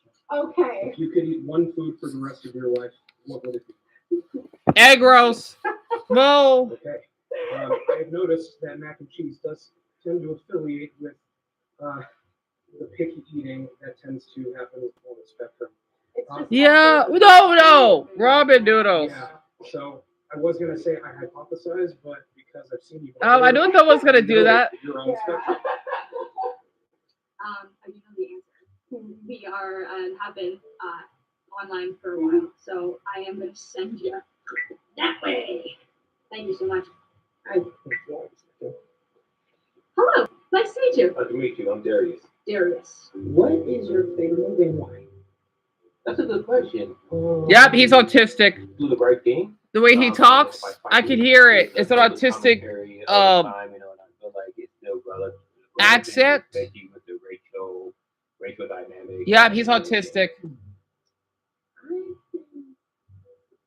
Yeah. Do you have a favorite color? Blue. Okay. And yellow. And yellow. Yeah. Why? I went to UCLA, so yeah. Not because you went to UCLA, but because your favorite color is associated with a thing. You, my friend, are on the spectrum. Yes, that's Hello, I'm listening. Nice to meet you. Nice to meet you. Levi? Levi. Levi? I don't think he is autistic though. Not your show. I like Your he's. contact is very strong. You're very strong. At Yeah, he's not autistic. Do you or have you played any musical instruments? I do play guitar, so I also play a little bit of piano, and I'm also a music teacher. Okay, finally, someone I'm not totally sure about. I hypothesize that you may be on the spectrum. 6 of you? Hey, Eric, yeah, you're autistic. Nice. You're putting this vanilla. Qué bueno. Yes. I think you're not. I'm going to be bad at this because I'm going to think everyone's autistic. I'm going to send you to the right as well. I'm going to send you to the right. Yeah, she's autistic. No, how are you? I'm Lilith. Lilith? Yes. Do you enjoy traveling? Where do you like to go? I like nature, because I'm in a city now, so I like to go out and do nature. Cool. I also like nature. What would you identify your style if you have one? Yeah, I don't know. It's just kind of a chaos of goth, emo, alternative, kawaii. Yeah, I don't know. Yeah, she's autistic. That's my own thing. Like new metal, saying that you have a Wait, Jerry, you can? Which I also like. I think not. It's ironic because there's so many people also that could be in the subculture scenes. As soon as I saw you, I was like, yeah, because neurotypical people don't practice school. They don't. Obviously, this is a game. I don't know. I can't tell. See, I'll speed this up a bit. The reason why I could tell is because usually someone in a spectrum, they would have like a high interest of a certain genre or topic. Like me, you can definitely tell I'm in a spectrum because I'm obsessed with, well, not only Deku, kind of, but I also like my geography, right? So that kind of gives it away. And I like to talk a lot about, not just my fetishes, but which Eric is too young, but you know, I like to talk about country flags and whatnot. I got an ad. But yeah, I saw that video a while ago and I thought it was really interesting. And tenor, I can't give you a number, but from what I looked up, there is 1% of us globally that are of all ages. What the? Is this Harry Potter? Huh? Sweet showpieces inspired by the legendary stories. Is that me? No, it's me. Oh, Harry Potter, Wizards of Baking, Sunday at 8. Bloody hell! Bloody hell! They're making a baking show of Harry Potter? Bloody hell, Rose lad. Anyway, okay, where was I? There is 1% of us, right? Yeah, since we're, I'm sorry, since I saw that ad right now, I'm gonna have to do this. Um, like on average, there's like 1%, right? Oh, excuse me. So there's 80 million of us, all total, right? If I recalled. So Lisa, that was basically about Harry Potter, right? But it's like a baking show. I want to watch it, but I don't have cable though. Ugh, Romany. 1%, Richard. All with some very special guests as well. Also, this is one of my favorite scenes. Can I share this very quick? Tournament. Now, for those of you who do not know, the Time Wizard Tournament brings together 3 schools. I'm not a hardcore fan, but I like watching it every now and then. Brian? Give or take. Like, let's just say 80 million to 90 million, give or take.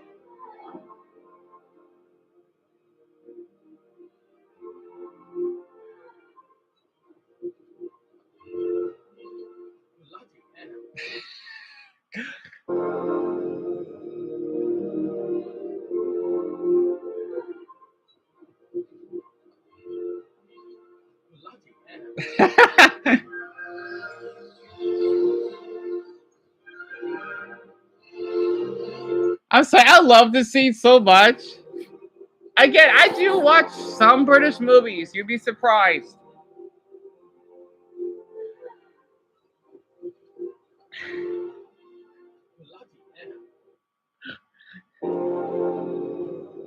Paul, 2005.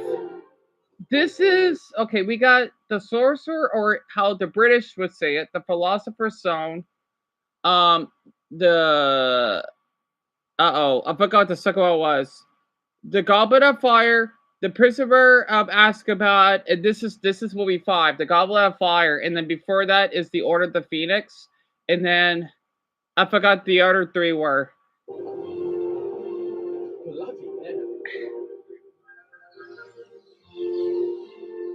Of course, Harry Potter is British.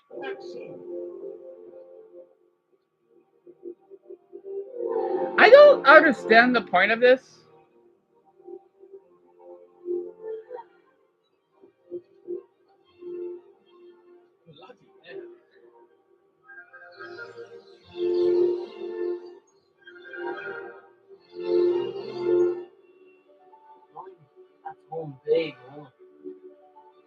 What's the point of this? I don't understand it though. So these lasses, right? They're supposed to be from like another school, I think. Again, I don't know much about Harry Potter. The professor. Just little bits of it, right? You love Harry Potter, Joe? Really? Now, in a few moments, you will pass through these doors and join your classmates. But before you can take I think she passed away, no? I'm not sure. The saying on the train. Harry Potter has come to Hogwarts. This is Crab and Goyle. And I'm Malfoy. Draco Malfoy. Think my name's funny, do you? No need to ask you yours. Red hair and a hand-me-down robe. You must be a wizard. You'll soon find out that some wizarding families are better than others. You don't want to go make you friends with the wrong sort. I can help you there. Really, Tanner? That's awesome. And Eric, this is Harry Potter, right? It's basically like a really popular book series about this boy that you see here, right? His name is Harry. He basically has he's supposed to be a wizard like with the other kids, but for him he's a little bit special because he has like a little lightning bolt on his forehead. I forgot why, and he actually can communicate with snakes. That's one of his abilities. And he was adopted by his abusive uncle and aunt because his parents had to leave him for a really important reason. And sadly, they did got killed by a snake person. I forgot his name. I can tell the wrong sort for myself, thanks.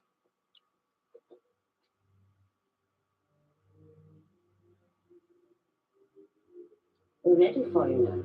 Follow me. A cat. Adorable. Adorable.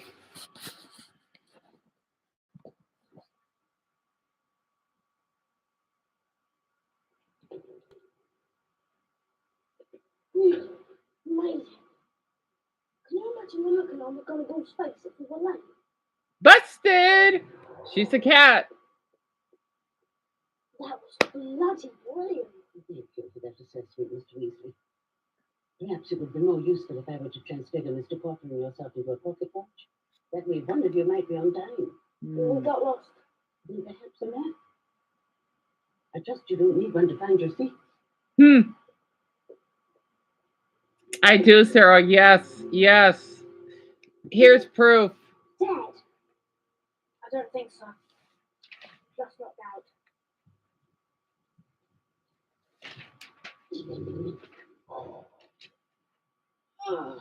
Four bogies.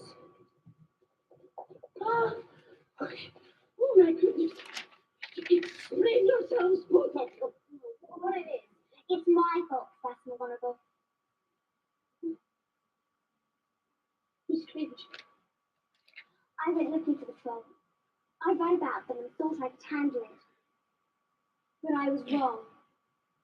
If Harry and Ron hadn't come and found me... Really, Mia? If I think it's Sarah? Yeah, I did all of it myself. It is traced, but I added the extra details myself. You only see the first one, Ben? So this one? Oh, your favorite's Nami? Oh, wait, that's what your... Is that what your profile picture is? I just noticed that. That's awesome. I love Nami, too. As for you two gentlemen, I just hope you realize how fortunate you are. Not many first-year students could take on a fully grown mountain troll and live to tell the tale.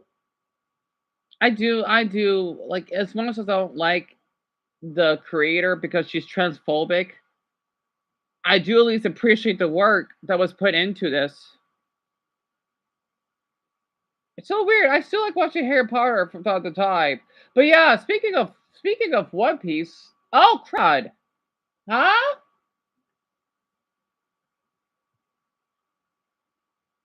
Oh boy.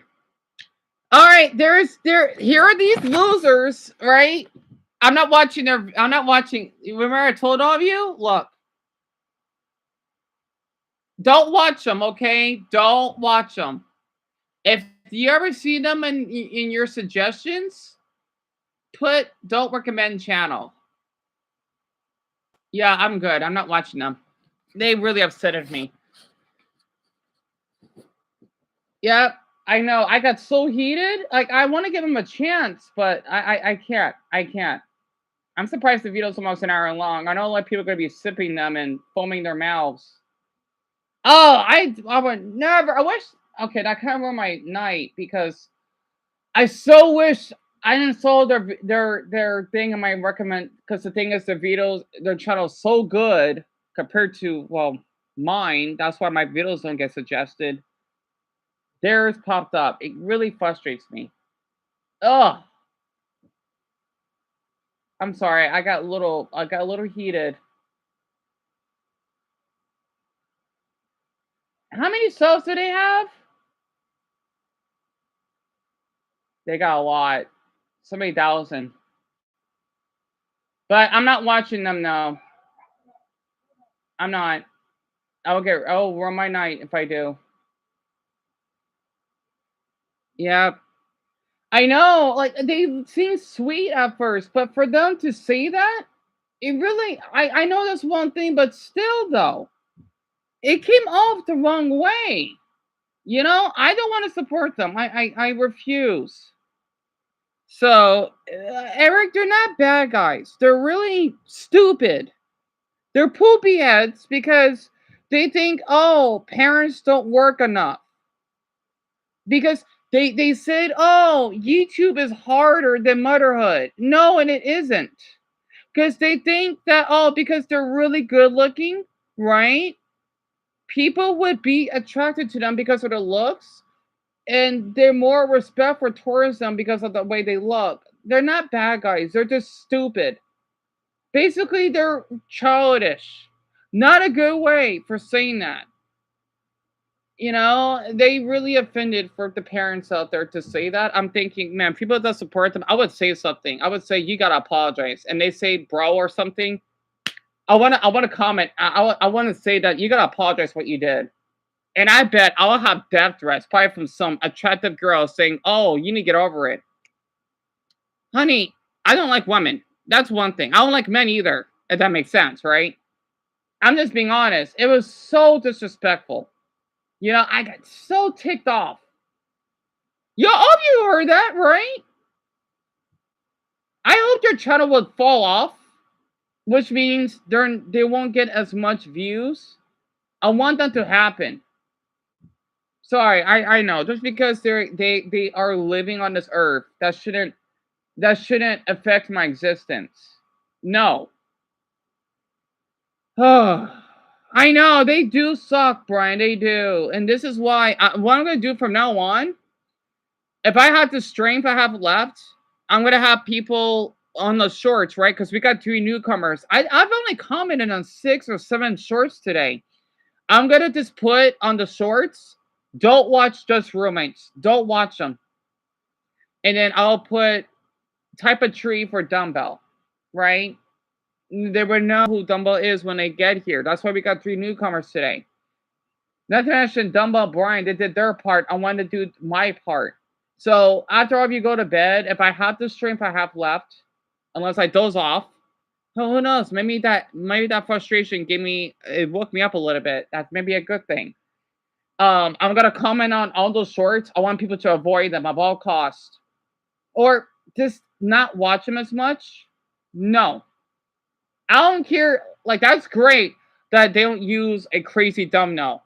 That's great. However, though, the message that they said really irritated me, and I can't let that go. I refused. I refuse to let that go. So these boys, they need to apologize for what they said.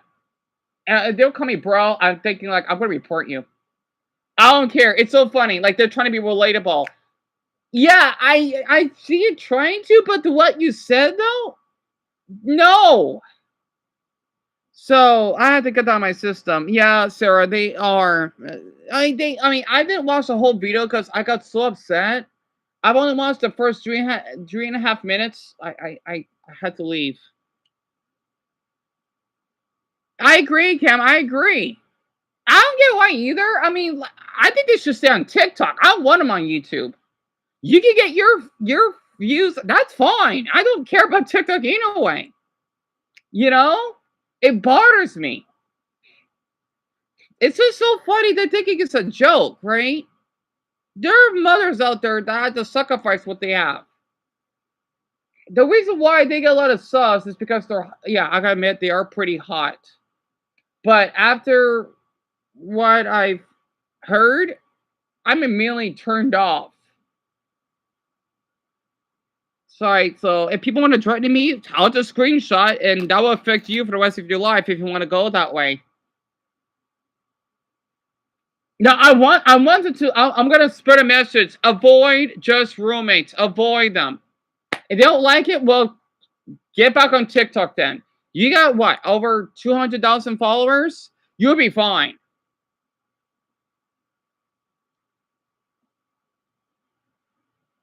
Oh, I got a video recommended to me. And even though it is a custom thumbnail, it doesn't make it less of a good video. Because this person seems promising. Who is she?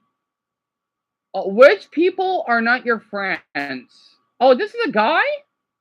He doesn't get a lot of views, but I want to watch it. Is he golf? About 2 months ago, I was introduced to a new influencer on TikTok. Despite only creating her account this past January, she has well over 4 million followers. She's an Asian woman. For my Asians, do not be offended, okay? Seeing people spend enough money to fund my college education. Wait, let me read this again. Seeing people spending enough money to fund my college education when I'm this close to having to drop out for financial reasons, so generally and truly makes you want to go ape crud. Fun fact. Wait, what? What's Averton? Is that a city? doesn't have sidewalks, so you pretty much need a vehicle to get there. They're also notorious for calling cops on people walking through Cool Chill Place. I know that's being sarcastic. Just because she's not evil. I love this comment. Just because she's not evil, it doesn't make her necessarily good. Like those boys, right? I don't know anything about her character, but it's the overconsumption that ticks me off. This is the difference between new money and old money. She is old money, which means she was raised in money. She knows the power of her money and how to come off, whereas new money does not.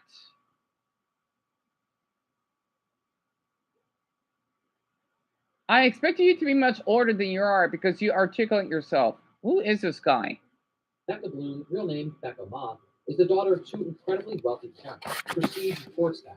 Oh, where are my goffs? Perfect. Perfect. All right. Well over 4 million followers. Becca Bloom, Where's real name Lucas? Becca Ma, is the daughter of two incredibly Or wealthy heavy metal, parents. whatever. Prestige sports staff. Becca Bloom comes from Silicon Valley's richest families and is the daughter of Simon Yimeng Ma and Heidi Cho. Oh, you may have heard of her. Hold on. You may have heard of her. Becca Ma is the daughter of two incredibly wealthy parents. Prestige sports staff. Becca Bloom comes from Silicon Valley's richest families and is the daughter of Simon Yimeng Ma and Heidi Cho, who are the co-founders of Camelot Information Systems, an IT services company with headquarters in China. Bloom's parents have a net worth that is alleged to be somewhere from $700 million to $1 billion. Wow. You may have heard of her, huh? You never heard of her? Oh, I'm surprised. Bloom, in her own words, grew up in a small town called Atherton, California, which is considered to be one of the richest towns in America, with homes averaging over $7 million and a Oh my Buddha! Are you kidding me? Annual income about $250,000 a year, while averaging around $600,000 a year. Property taxes are so high in Atherton that the town has zero businesses, as it doesn't need to rely on any commercial taxes.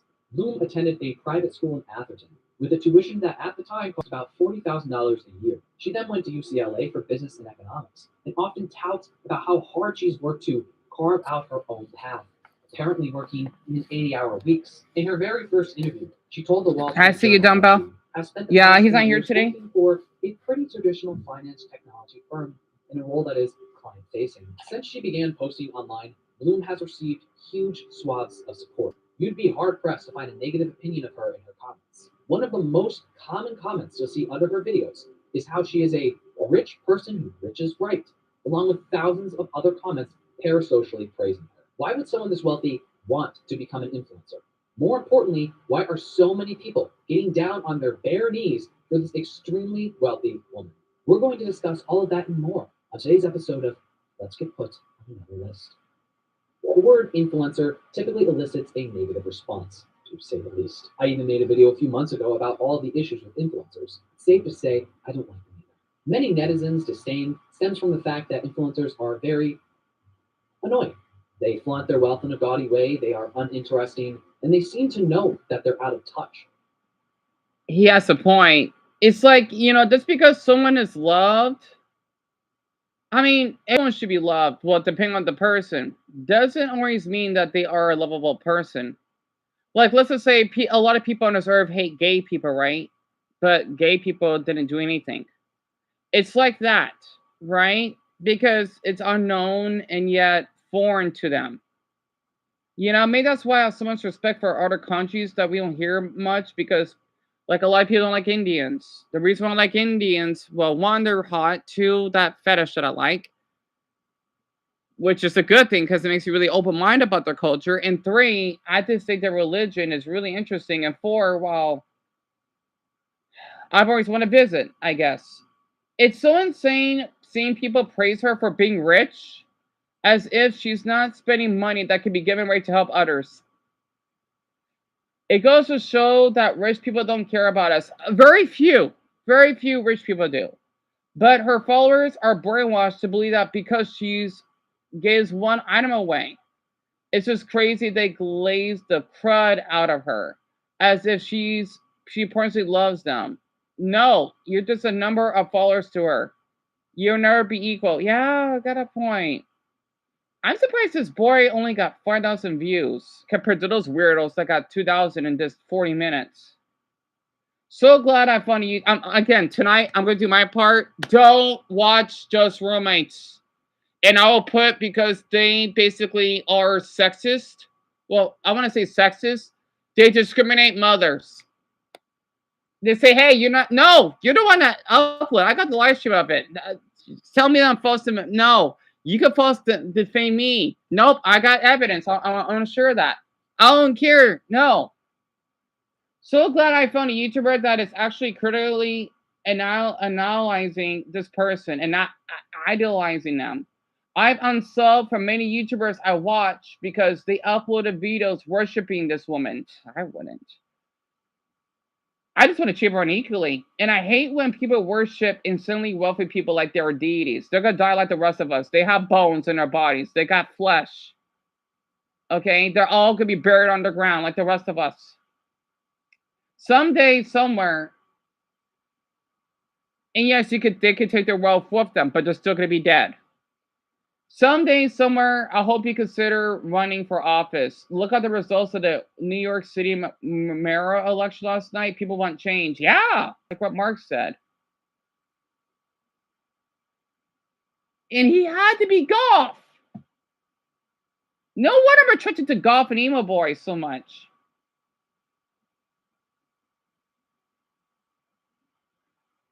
Why does he not get a lot of views? I don't get it. I love you, and he says, okay, settle down now. I agree. I would be a little bit weirded out. So let's see. I love how he's honest. He said, okay, settle down now. I love that comment. I'm like that too. Other YouTubers to say, hey, yeah, you love me, don't you? Like, stop. Someone look at my darn nerves, and they think, yeah, I need to chill. How about you could basically stop preying on your darn viewers? Freaks. God, I'm so glad I'm a spade. Anyway. Wait, he was 14 in 2017, so he's 22? I think he was my age. He's 22? Wow. He looks much older. Not a bad thing. Intelligently capitalizing off of the rage induced in their audiences when they post about how much money they make and spend. To many, Becca Bloom seems to be an anti-influencer, not in any sense of the real meaning. Wait, Eric, I'm sorry, wait, golf. Did I say? Oh, so Eric, it's GOTH. Golf basically means someone like this man that you see here, right? He likes to dress black. He's kind of, let's just say, he seems sad, but he's not. He's basically more into himself, but he still does care around people. He kind of, it's hard to explain it. It's when someone likes to dress in dark colors, but they're still open with other opinions or beliefs of things, and they like to listen to some like dark, like heavy metal music. Not always, kind of like Dumbbell, right? Kind of like your dad too. That he likes to listen to the Architects is kind of like that. You're kind of, I gotta study more about what it means to be a goth. It's like you're more into yourself, and then for emos, they're almost like the opposite of goths, but they're more colorful and they are more the emotional type of people. That's not a bad thing. So that's what emos are, kinda. Yeah, he's 22. Right, Dumbo? Honestly. Yeah, Michael, I ask myself that all the time.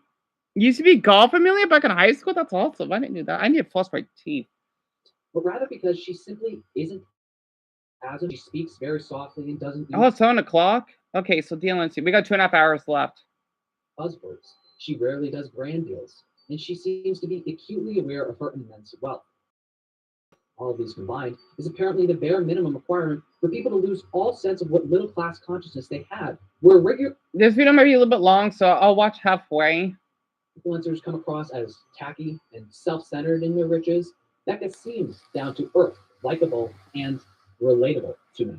Bloom was even listed in Time's 100 Creators of 2025, wherein they wrote, "What sets Bloom apart from the majority of #RichTalk, a corner of the platform devoted to unapologetic displays of wealth is her tone. Bloom brings a sense of curiosity about the world around her and a healthy dose of humor when it comes to the more surreal parts of the rich life. In between videos of her plating sushi or shopping at Hermes, the 27-year-old doles out thoughtful perspectives on the finance industry and how to get ahead at work, as well as dating and life advice. Bloom is often praised for giving audiences a real peek into the life of the mega wealthy. What sets her apart from other influencers to some people on the internet is how unabashed she is about her wealth. It's obviously just a part of day-to-day life with her. Whereas for influencers who are newly rich, they haven't yet learned how to be rich, to be classy. It's a tale as old as The Great Gatsby. While one of the richest men in the world is marrying their fiancée in a tacky fashion, Bloom's recent wedding, on the other hand, to a lead tech manager at Amazon, was elegant and minimalist, showcasing how rich people should carry themselves with class. A comment under Becca's introduction video read, "This is old money rich, classy rich, not the stuff you see shoving days ago." You may have noticed the young internet's obsession with this idea of old money. Becca is the perfect wealthy influencer to fit into this mold. Old money is what Becca has. Generational wealth that has been collected and hoarded for decades, for centuries. She's unlike other influencers who weren't born into wealth. She's soft-spoken, contained, and elegant, classy. Of course, the glamorization of generational wealth is disturbing, as the passage of wealth, money, property, assets through generations has played a major role in financial inequality. It keeps wealth in the hands of the ruling class for literal generations, while the rest of us, born into the working class and with no access to generational wealth, continue to struggle. All right. Erlinger wrote for GQ. Personally, I find it fascinating that young people, in the midst of unprecedented wealth inequality, told that they'll never own a home, the American dream, promising that may well be dead. Dumbo, go ahead and brush your teeth. Go ahead. I don't want you to go into any pain. And then after that, wait a half hour so you can snack on an apple or anything that you have. Ruined it all for them. On top of this, Excuse me. Find the use I of want the you to go word hungry. classy to describe Becca to be extremely concerning. Katie Waldman wrote for Slate in 2014. Used earnestly to compliment generous behavior, classy retains the flattest of a humble brag. It announces that the speaker knows the difference between having class and not having class. Hard to make that kind of distinction unless you've got some class yourself. When Bloom posts videos of herself spending $200,000 on luxury sweatshop clothing, it's elegant, it's classy. But when a poor person spends on something that's not a necessity, they're trashy. The term is just used to perpetuate a class hierarchy, where the rich are inherently developed, calm, intelligent, and kind, while the poor are everything else. Right. It's only another form of adhesion to the status quo. Dress a certain way and never act out of turn, or else we'll villainize you. Right. People like Kim Kardashian have been mocked for years because despite their immense wealth, they are still considered classless. A New York Times guest opinion writer wrote about Kim's April 2014 Vogue cover. After the cover dropped, people threatened to cancel their subscription, but it was a provocation worth making. Vogue's editor-in-chief, Anna Wintour, later said, "I was told that it was trashy, that it was beneath us. What was Vogue coming to?" she recalled. As much as those with more understated taste might turn up their noses at the crassness of the Bezos-Sanchez weddings display, tacky is very Are you clearly serious, Daniel? really hating on tacky I storytelling hope they got is arrested. itself Well, they probably didn't. I'm so sorry to hear that. Are you kidding me? It's my person, Cam. I hope that they get caught. That's ridiculous. And Sonia, what question do you have? Oh, Violet, tell me about it. No, don't get me wrong. There are amazing rich people. They are. But for the ones that like to brag on it, I just don't care for them. Like the same way that they're awful poor people. It's just more towards rich. Or the wealthy. The wedding cares very much about what those of us who weren't invited to. Lauren Gray put it very well in The Odyssey online. While the elevation to class is technically open to everyone willing to comply with its unspoken standards, classy still remains out of reach for impoverished peoples because of their inability to avoid the markings of poverty. Right. An argument can be made that class is shown through virtuous attributes which cannot be bought by wealth. But the vocab is still rooted in the idea that goodness and virtue are inherently linked with a higher social standard. Bloom of the Wall Street Journal. Yeah, I want to say something very quick. I'm actually flattered that most of my viewers now on my TikTok or TikTok are female. I knew that. I'm honored. Because I know how women can be, right? And even though I'm not interested in like dating anyone, I did check, right? Even though my view count is a little bit low, I'm getting like around 16. I have like over 100 posts, but some of them are private. I I'm getting like maybe like 20 views a day. You know, no one like in the videos, but my videos are still getting viewed, I guess. For some odd reason, a lot of my viewers that are female, right? 66%, I think. And then I think 1 or 2% are maybe trans or something. Who knows? Because it says other. A lot of them are from the Philippines. And then let's see, Malaysia. Oh, I hope Camo's doing well.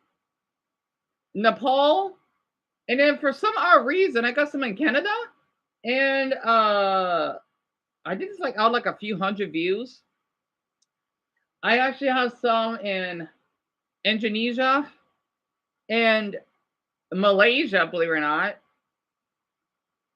I think I got some in the UK, but I have some in South Africa. I'm thinking, like, where are these girls coming from? And the funny part is for the US, a lot of them are from Atlanta, Houston, Shreveport, which is really surprising to me, and then in North Carolina somewhere. I thought I could just share that, which is really interesting.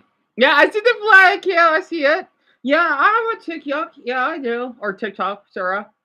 It's just the videos are poor quality because my phone doesn't work right. Well, it's fine. It's just the charger port is damaged, so I can't use it. Plus, it's an outdated phone, and I can't really download anything on it. I can. It's just not.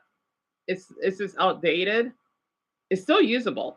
I just cannot use all the apps, which I don't really care because I just want to use YouTube than anything else, or Instagram. I can still use Instagram.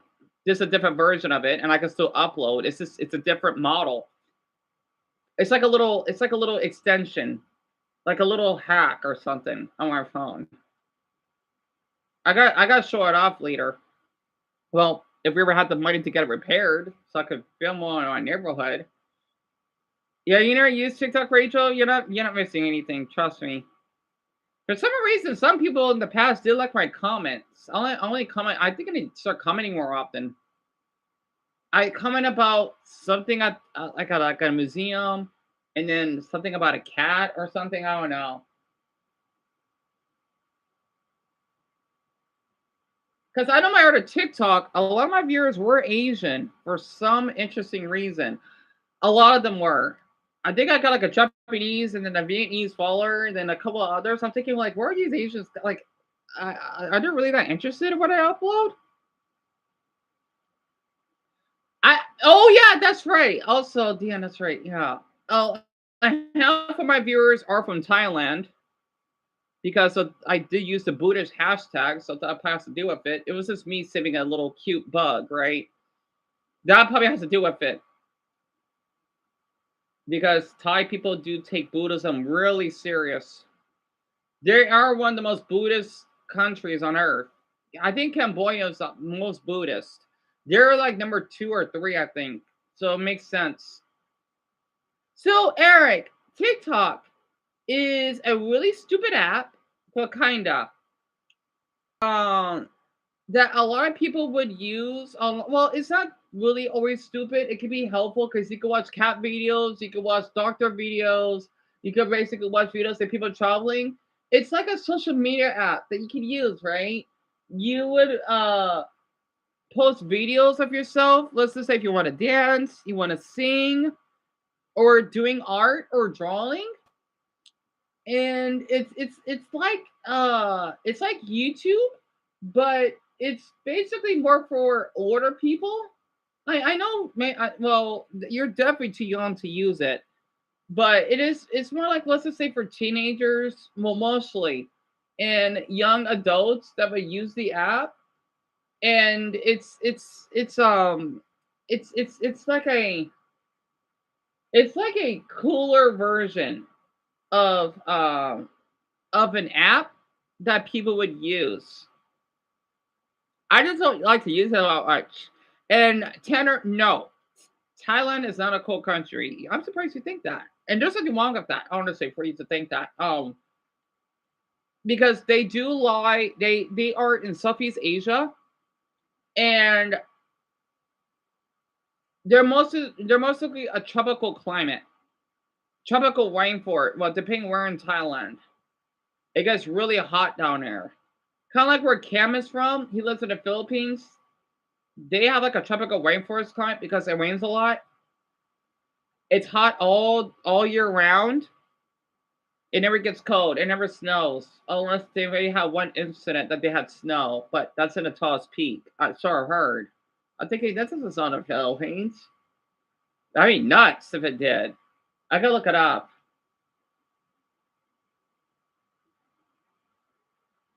I had to get the skunk out of my mouth.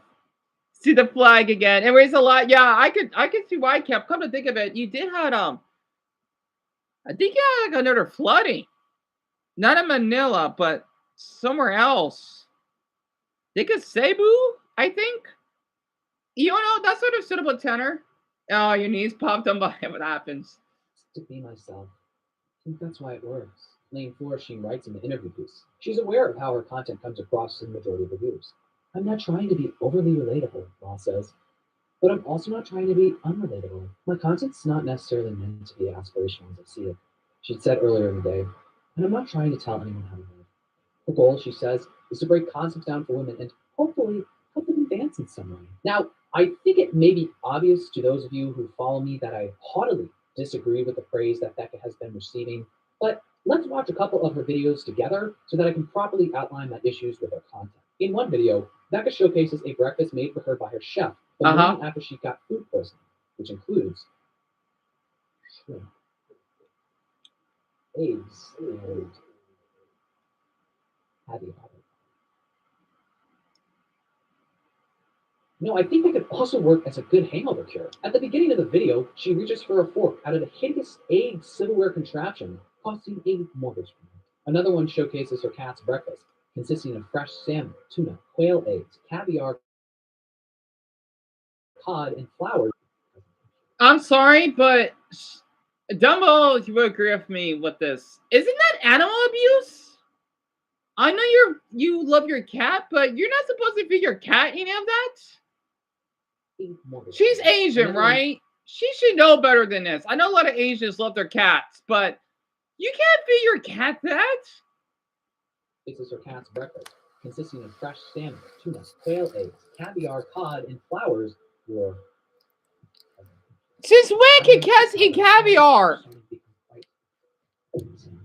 In another, she and her mother visit an Hermes store to design a custom Birkin bag. Using exclusive bags that cost tens to hundreds. Yeah, that's what I'm thinking too, Daniel. Not so simple life in a very simple way. She makes editing mistakes and talks Cam, I'm sorry to hear that. Very not so, Calvin, caviar is basically fish eggs, right? Which I didn't know that was a thing. Like, you know how when fish produce eggs? Yeah. Kind of like, you know how chicken has eggs, right? But it's like the fish version of it. Like, I'm thinking cats don't eat that. Why are you feeding your cat that? I don't care how rich you are. You're acting really poor by not taking care of your cat well. I'm sorry. There are poor people that could do way better job than you do. And you're Asian, you're Chinese, for crying out loud. You're not acting Chinese, to be honest. Simple life in a very simple way. She makes editing mistakes and talks very plainly to the right, Dumbo? Very not normal life. One person commented under a video of her showcasing the gluttonous homes her and her husband considered purchasing. I hope she. That's the house? I know it's a big house, but I want to live there. Where the heck? It's like the middle of nowhere. It's like a mansion, right? What? It's so far away from everything. I don't want to live in a mansion where I gotta drive, 40 minutes to a grocery store? Screw that. Screw that. I don't care how nice that mansion is. It's really big. But it's so isolated. No thanks. It's so funny, you know, like people thinking the rich life doesn't look that great. It looks isolating. Are you kidding me? I want to live like in the middle of the woods. I mean, I love nature, but not like out there. I don't care how nice the house is. I'm not driving 40 minutes. It's a grocery store. Forget it. Her showcasing the gluttonous homes her and her husband considered purchasing. I hope she never gets canceled because who else is going to let us into the rich lives like this? Despite people praising Becca for being Yeah, tell me about it, not Sarah. like the other influencers, she is still very much like the rest of them, showcasing her disgusting overconsumption multiple Right, times on her Brody? TikTok. A few weeks ago, she posted a 12-item Hermes haul, netting a total somewhere around $200,000. A user comments under this. The way she opens Hermes is the exact same as I open Shein. Clean! Go watch my recent video on overconsumption if you want to hear more of my thoughts on that. But overconsumption like this isn't aspirational, especially not at this financial scale. It's disgusting. You shouldn't aspire to have a ton of money just to buy a bunch of shit. One of her most infuriating videos was her talking about how she wanted a new laptop case that didn't come in the size of her laptop. Instead of, I don't know, not buying the case, she decided to purchase a completely new laptop. Oh, he has a cat. Here I was Wait, worried is about that? a silly little computer that cost just a few grand for my job. Oh, that's All a of that dog. for a case that is literally just a solid color in a scale print. Don't worry though, despite this, Becca is still virtuous. She posted a giveaway for the cases after this. How could we ever thank her for her generosity? By following, commenting, and liking the video, of course. So basically, she's getting taken advantage of. She kind of deserves it. I want to say this just because she's rich, right? It's not gonna last long. One, I've seen this all the time. You know, like, this is the dumbest thing that people can ever do. Doing giveaways won't help you. People would only care because you're giving them free stuff. Two, she is spending a lot of money at once. That's gonna fall real quick. Three, she's not gonna become relatable at this point. Four, she maybe end up being homeless. I won't laugh. Well, I may well a little, but I'm thinking, wow, this is what you did. People always do this. Doing giveaways is the dumbest thing that anyone can do because your viewers won't care. They only care because it's like, oh, I have a friend, right? But nope, I won't be your friend unless you give me a pack of gum. That's not a friend. That's just no one. You know, it's so stupid. Yeah, right, Mia? Hey, hon. Are you eating food, Eric? What are you eating? iPhone 16 because you always got to get that upgrade, even if it costs millions of people. Right, Paul? She was generous enough not only to buy a separate color for herself, but another iPhone for one of us plebeians. For one of her wedding gifts from her parents, she was gifted a Van Cleef necklace costing $125,000. In this video, as with all of her other jewelry unboxing videos, she 125 grand for a necklace. That's so stupid. For a necklace. Do you know what I could do with that money? I could buy myself a painting with half that price. 2 paintings. I would have a painting in my house. Yeah, I have a necklace, but I lost it because I'm going on a cruise. Not to mention, I can barely see the diamonds. Not to mention, the necklace looks kind of ugly. Necklace like it's nothing. As if this one piece of jewelry couldn't change someone's entire... It looks like it's made from a child. These rich people are so dumb. If I was rich, I wouldn't be spending that much money on a necklace, first of all. I would be spending, what, up to, I don't know, 4 grand? Not 125 grand. It looks like a child made it. It looks silly. 125 grand, Jerry, yes. Oh, you're eating an orange? Oh, that's nice, Eric. I miss eating oranges. Tell me about it, Joseph. They do look bland. They look boring. Bloom presents herself as someone who is new to social media, saying she doesn't know why anyone would watch her videos, and making editing mistakes frequently. This is all intentional. Bloom is very clearly putting on a persona for TikTok. Do you seriously think that someone who works in tech doesn't know how to use the in-app TikTok editor? She presents herself as humble and naive in order to come across as more palatable, and so many people have fallen for it. One person said underneath a TikTok video that was doing overtime sucking up to her, she is grateful, not bragging, because posting about your lavish and gluttonous lifestyle that is intentionally out of reach to most of the world is grateful. How exactly are Bloom's videos any different from Michaela Noguera's, such as Michaela's recent $200,000 designer haul? Is it literally just because she comes across as less annoying than Michaela? Beyond that, on a surface level, I just don't understand how people enjoy Becca's content. It's very boring. Yes. And her only talent is literally showing off how wealthy she is. Good morning.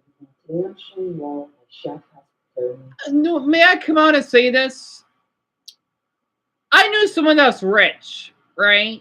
They would never act like this. I'm not kidding. I knew a couple rich people, I guess. They don't act like this. And you know what's so funny? I didn't care for their money. No. No, I didn't. I want to keep it a secret because I don't want to not until this channel gets more popular. It's a secret. Yes, I know a couple of rich people I did. Like really rich.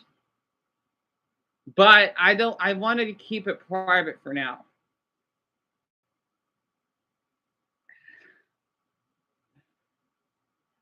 Darn it, dumbbell.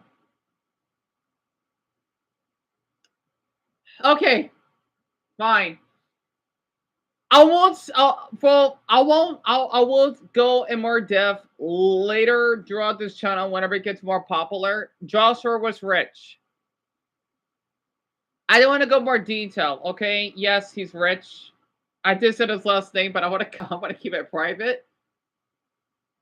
Yes, he was rich, but I didn't care about that. I cared about our friendship together. Plus, he was the only child. He didn't act like this. No, he didn't.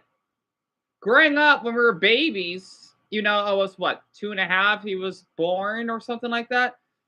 We grew up with Thomas the Tank Engine, Veggie Tales, and Clifford, right? And I still remember all those times that we would travel together because, well, yes, his mother did paid, well, not all the time, but like first class or whatever. Well, that's only when we went to Paris, right? Because Joshua didn't have anyone. He was lonely. You know, he's really social, which is kind of fun at the same time. And he would never act like this. No. Let's just say he and his mother were really rich. Really rich. I don't want to share much, okay? Like really wealthy. Extremely wealthy. I'm not kidding. They were really wealthy. I want to go more detail. I don't want to spoil it. I give out like a couple of Easter eggs to some of the videos I did. But yeah, yeah, I mean, I didn't want more detail though, son. No, it's okay, Dom. It's okay. But I did, Jerry. I did. Oh, well, okay. But the thing is, I didn't tell all of you everything because I want to share this. But I'm glad all of you. I'm glad that all of you have good memory because sometimes I feel like I have to repeat myself. Not in a bad way. I don't mind. You know, I'm just glad that all of you have good memory. But I'm glad, son, to hear that. But this is what I'm talking about, right? Joshua didn't act like this. No. I'm not kidding. I don't want to say how much money they made. Because I think that's private. But they were really wealthy. And our friendship was like this. I don't care about money. No. Plus, I have a big crush on him. I don't care about that. You kidding me? And yeah, Joshua's chubby. I was sometimes, well, you know, would poke his belly when he's asleep. I shouldn't have. Again, we were children, okay? I was curious.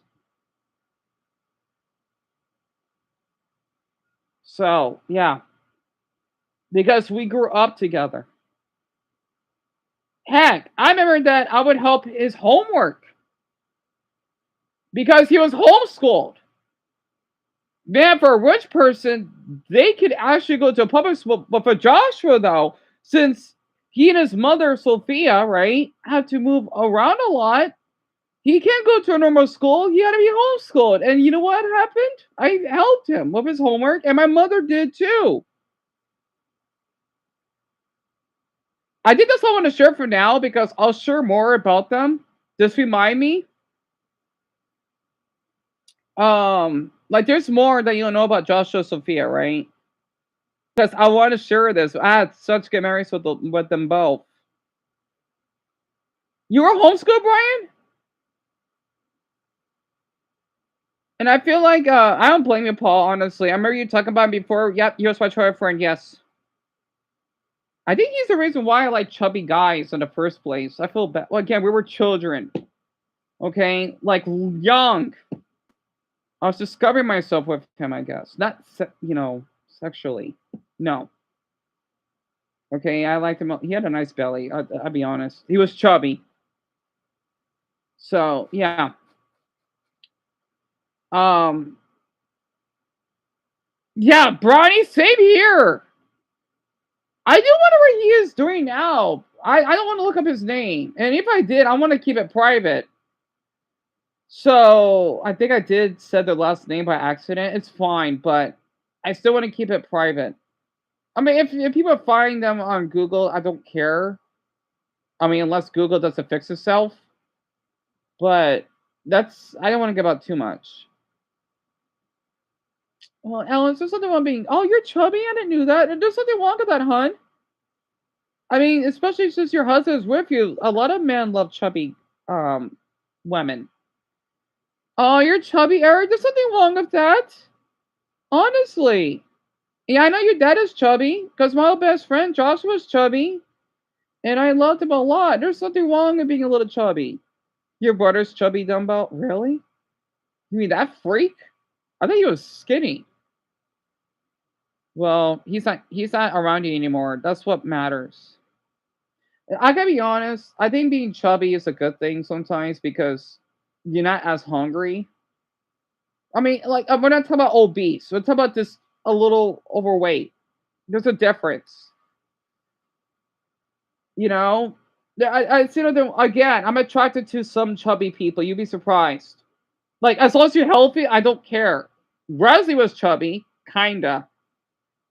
I still miss him though.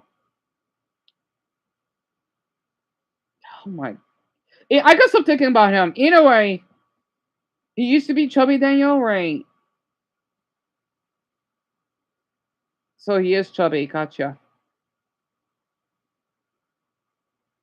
Well, at least he's not in your life anymore. That's what matters. I have my plate right here. That's my plate. Let's get the food ready. First off, my chef has prepared me these boiled dodo eggs. I think that he got them from the local conservation. I guess they're trying to unextinct the dodo bird. I have no idea, but I can't wait to try these. Next, we have a forsythia flower handpicked from South Africa. This is just for presentation. I'm so excited to eat all of this. My chef prepared all. He's basically this guy. He's making fun of her, right? Because this is how rich people spend, right? He's not rich. He's just making fun of her. You know, he has a nice cabin. He's making fun of her. Just for me. Basically roasting her. My dog and I are actually going to be eating the same thing this morning on matching Chanel plates. So I'm so excited. Isn't it so cute? Anyway, I'm really sorry if, the content is not good. I really don't want to do that again.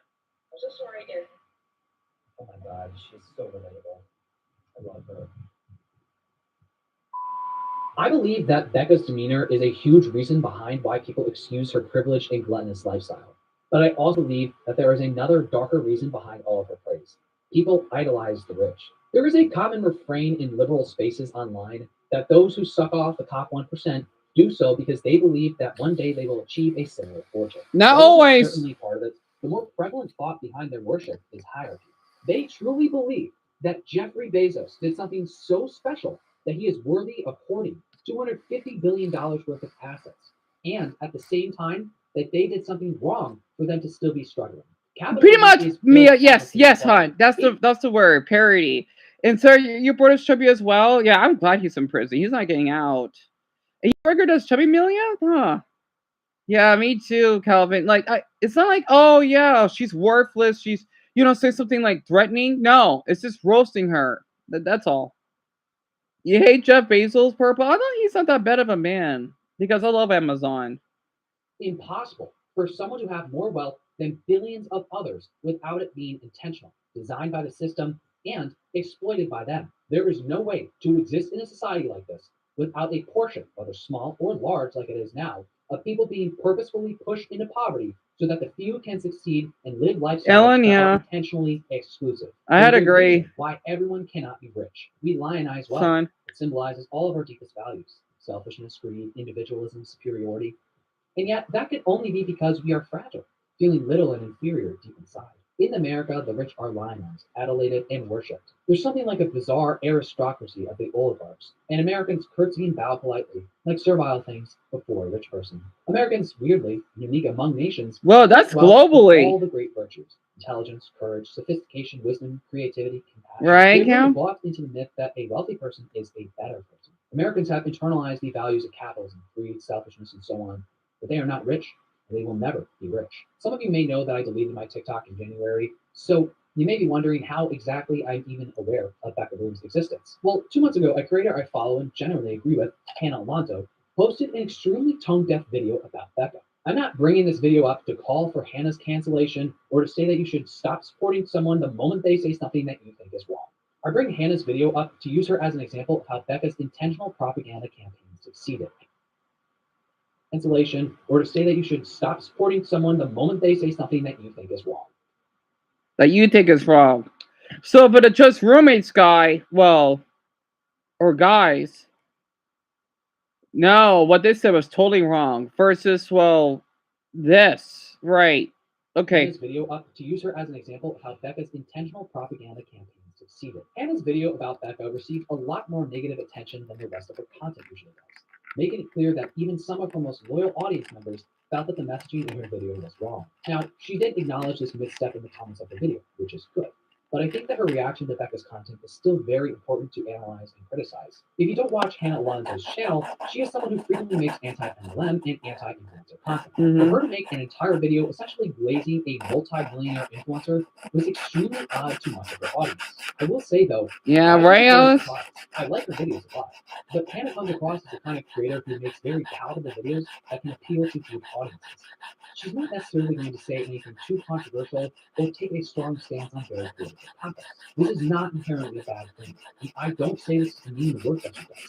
But the need to reach some kind of middle line commentary falls very flat when it comes to discussing topics like the classified and capitalist exploitation. You don't have to say something nice about everyone, and you don't need to water down your commentary to praise someone like Becca. Clearly, a lot of our Yep. audience. All right. You know what, Luke? I love that name. Thank you. Yep. Tonight, after you go to bed, I'm gonna do that. Okay. I'm gonna say, please avoid just roommates and about motherhood, and then I'll dare someone to say something really rude. I'm not saying, oh no, they're evil. No, they're just stupid. There's a difference. It's just like this is like a way for them to be punished. You know, so I'm gonna work on that tonight for sure. I just hope I have the energy for it. Right, Richard? Because oh yeah, you know what, they're fine. No, what they said was wrong. No, I'm not trying to say, oh yeah, they raped a dog. No. It's just the way that they said that message was really offensive. It's like, oh yeah, trans people, you know what? They're just groomers, or you know, they're serial shooters. Oh man, if I basically said that and be proud of it, you know, straight up the gay community is gonna attack me for it, and they have every right. Well, not like physically attack, you know what I mean? Just because it's freedom of speech, right? Even I feel guilty of the stuff I said, of course. It doesn't mean that you could just abuse it all the way through. It's the same way that, well, if you moan in someone's ear, right? I'm sorry, I'm just doing this. You know, that would be really inappropriate. Or like what Loeb said when he said that he would have sex with someone's dog. No, I don't care how great of a person you are. You don't go that far. No.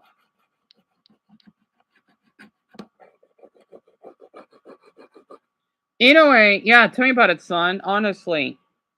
Ugh, I know. It's like Jacob, it just really ticked me off. I can't help it.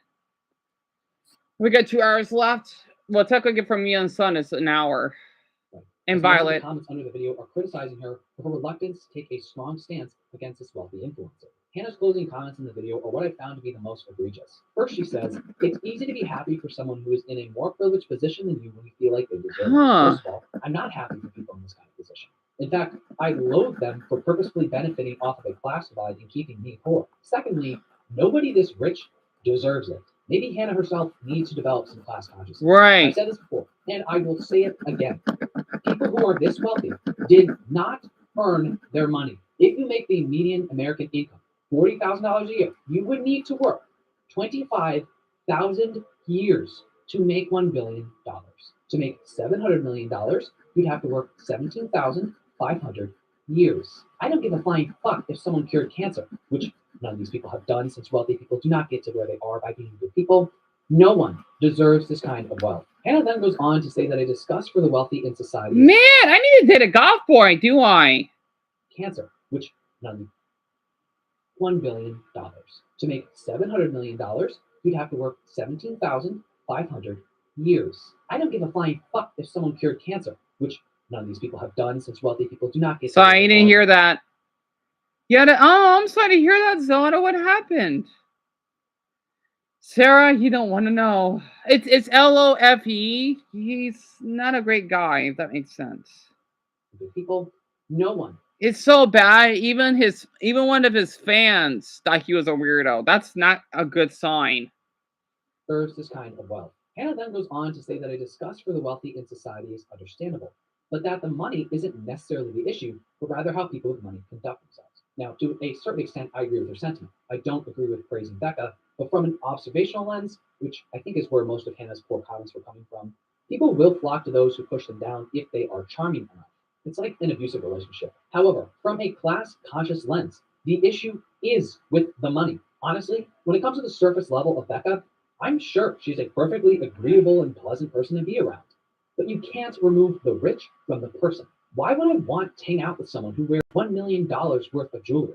Money that I could live off of for 25 years without having to work a day. How nice someone is has no bearing on whether or not they deserve their wealth. No matter who you are, you do not deserve to have hundreds of millions of dollars. Finally, Hannah claims that Becca's openness about her lifestyle is inspiring, though I'm not sure why, since she was born into generational wealth and didn't have to work to get to where she is now. Even if she was self-made, it doesn't change the fact that we shouldn't aspire to be like her. And it doesn't change the fact that this kind of content can't be inspiring, since only a marginal amount of people will ever be able to live like Becca. It is intentionally designed that way. Either you're lucky or you intentionally profit off of exploitation. But regardless, if you get rich and stay that way, you are still benefiting from a system that exploits. The only way someone can rich right is by not being rich anymore. Part of this inspirational analysis from Hannah comes down to the fact that Becca posts very basic life advice videos,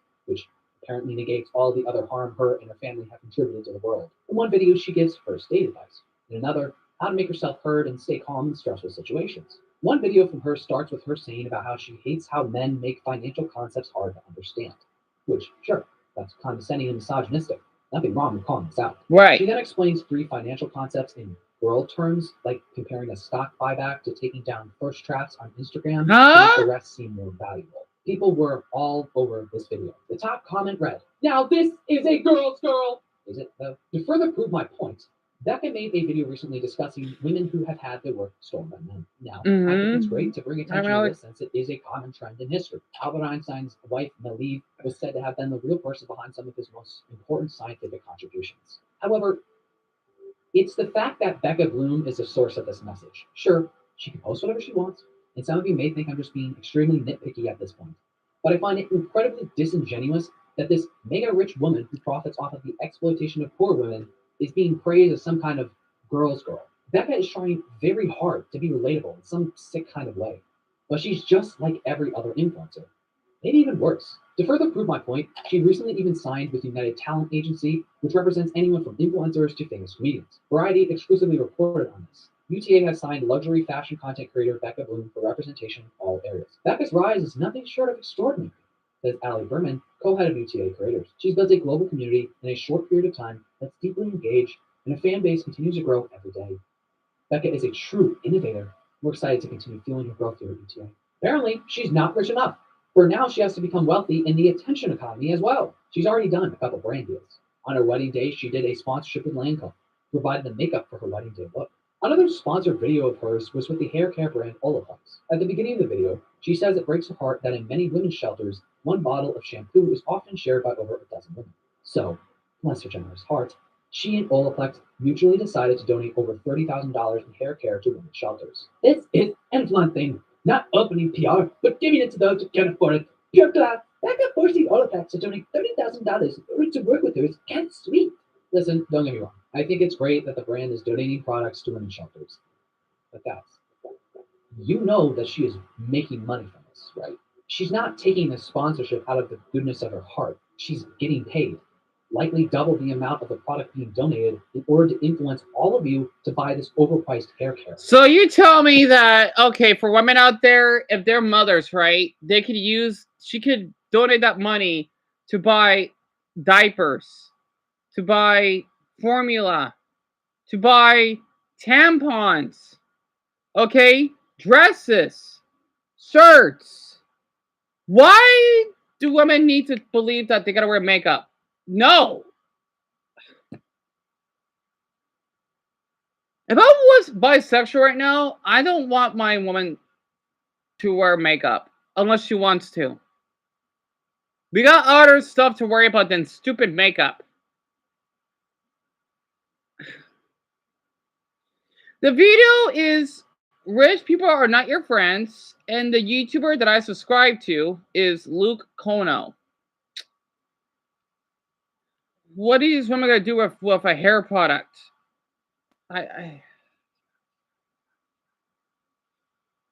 Why, Garnet? I know my women out there agree with me. I have no idea. It's like for my man, right? You thinking that we all like what we need. Well, what else men need? Well, Old Spice, maybe like cleaning products, maybe like a shaver if you want to get all cleaned up and get groomed to go to work or something. I'm trying to think what us men need. Well, not as much as women though, but shirts and maybe some nice pants, maybe some shorts, whatever. It's like that. Whether or not Becca donates to positive organizations or charities. But I can guess that it's not a lot, since she wouldn't be able to live a lifestyle like this anymore. Right, if she Amelia? gave away most of her income. Even if we assume that So Bloom's Lisa, network Old alone is Spice is basically this cool like little like shampoo. Well, not just for men, but for women too, but it's mostly towards men to basically clean our bodies with. I'll have to show it later on. For her parents, let's say $100 million, $30,000 of which she is not even donating herself is about 1/3,000th of her worth. You can't possibly ask her to give away anymore. How else will she be able to serve her fresh caviar? I've always had a negative view of the rich. I think it's impossible to not have a negative opinion of those in better positions than you when you grow up in financial struggle. Unless you have Stockholm syndrome, that is. I will be honest and say I've never been someone who's idolized the rich. Sure, I've always wanted more. It's hard not to when you were suffering financially. But despite my disdain for the rich, I never had a firm grasp on how the rich made their money, or how bad financial inequality really was. I'd say what started me on my radicalization journey was a video that my 9th grade history teacher showed the class one day. You might have seen this video before. It's a very popular YouTube video from 12 years ago showing wealth inequality in America. Of course, at the time I watched it, it was only 5 years old.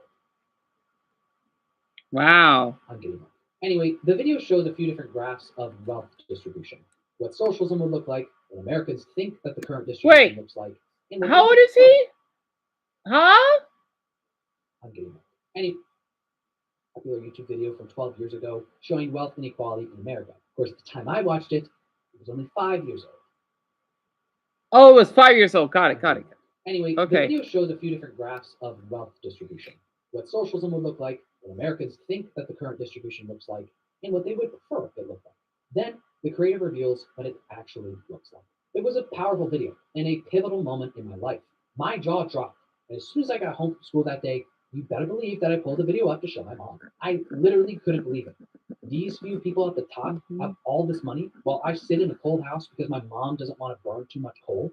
I was disgusted. While the creator in the video didn't explicitly call for some of the more radical actions that I personally believe need to be taken to fix financial inequality, at the time, this video was revolutionary.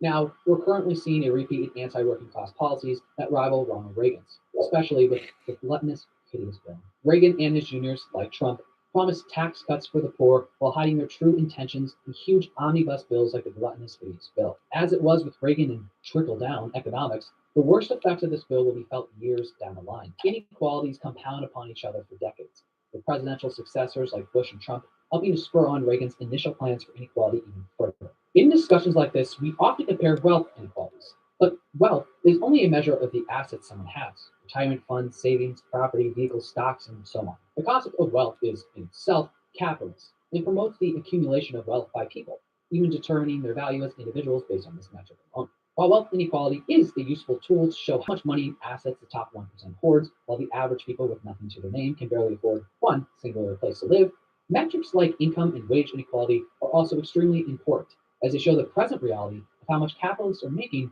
versus the working class. Inequality Org reported in 2022. Over the That's past good, 4 decades, Dumbo. the richest 1% of Americans That's have enjoyed good. by far the fastest income growth.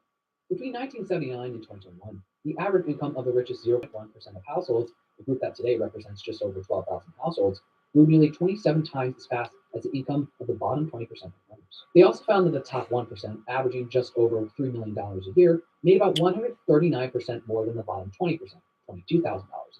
And that, between 1980 and 2022, the bottom 90% of U.S. earners had wage growth of just 36%, compared to 162% for the richest 1%, and 301% for the top 0.1%.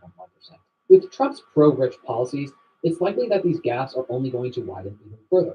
And while all of this is happening, you have millions of people following and praising someone from the ruling class. I don't doubt for a single second that Becca's comments aren't extremely moderated, seeing as most of the discussion surrounding her outside of TikTok is extremely negative. However, the fact that so many people are still being genuine in their appreciation for her in her comment section is concerning. If people continue to view rich people as having some kind of special trait that makes them more valuable than the rest of us, then we will never develop a conscience enough to fight for ourselves. Overconsumption, excess, and greed are not things that we should aspire to. Becca Bloom is not better than any of us, and she doesn't deserve to have millions of dollars worth of jewelry, to spend hundreds of thousands of dollars on clothes in one go, to benefit off of exploitation while the rest of us live in squalor. Wake up and come to the realization that the rich are not your friends. Is this working? Okay. Hey everyone, I'm so glad to be on live with all of you. I usually don't do improv things like this. Is that what they call it? It's a parody. It's like the viewers are going up. It's not real. It's good. Good editing though. I wanted to thank you all for the immense support that I've received the past couple of months. I honestly, I never could have expected any of that.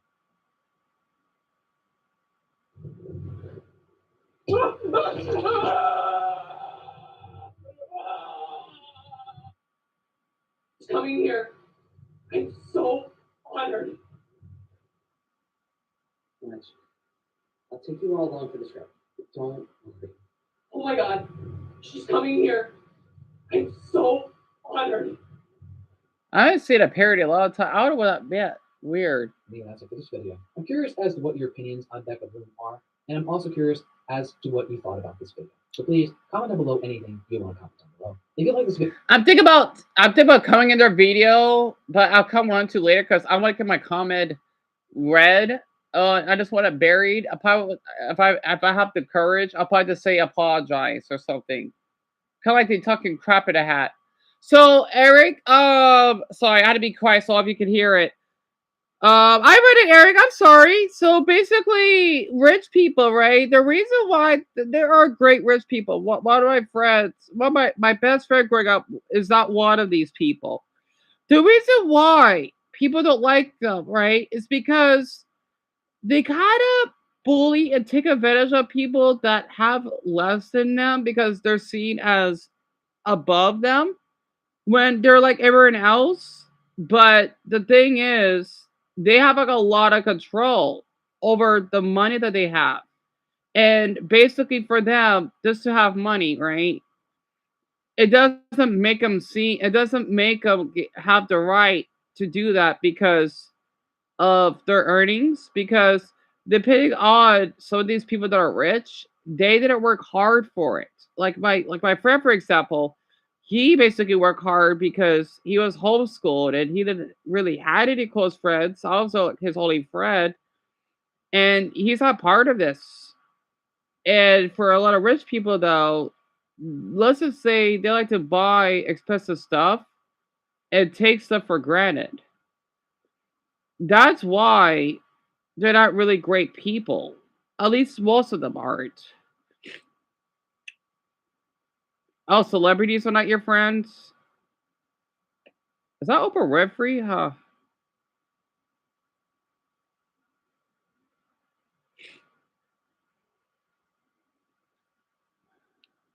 It sucks it doesn't get a lot of views. I hope that helps.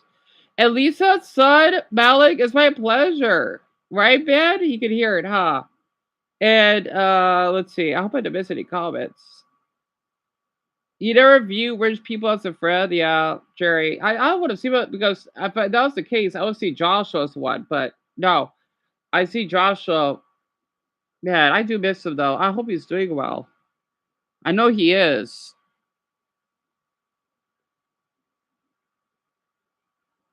Mm. Excuse me. Oh my Buddha. Types of British people?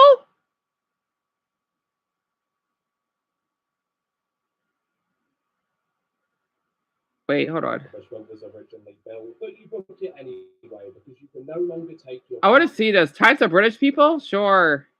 Britain is this great big melting pot of cultures, history, and traditions, is what I would say if I was a massive Tory prick. I see Britain as more of a fridge. Loads of weird stuff shoved into it. Half of it's rotten. Some of it's been wrapped in. Oh, Malik. Oh, I'm sorry. What? I didn't mean to. Thank you for correcting me, Malik. So yeah, that's a black name for sure. How do I call you Malik? Don't really I'll keep that in mind. Oh, I see the flag. I see it. That's Britain. Inside this fridge, you've got all these different types of British people, characters, stereotypes, the absolute lot.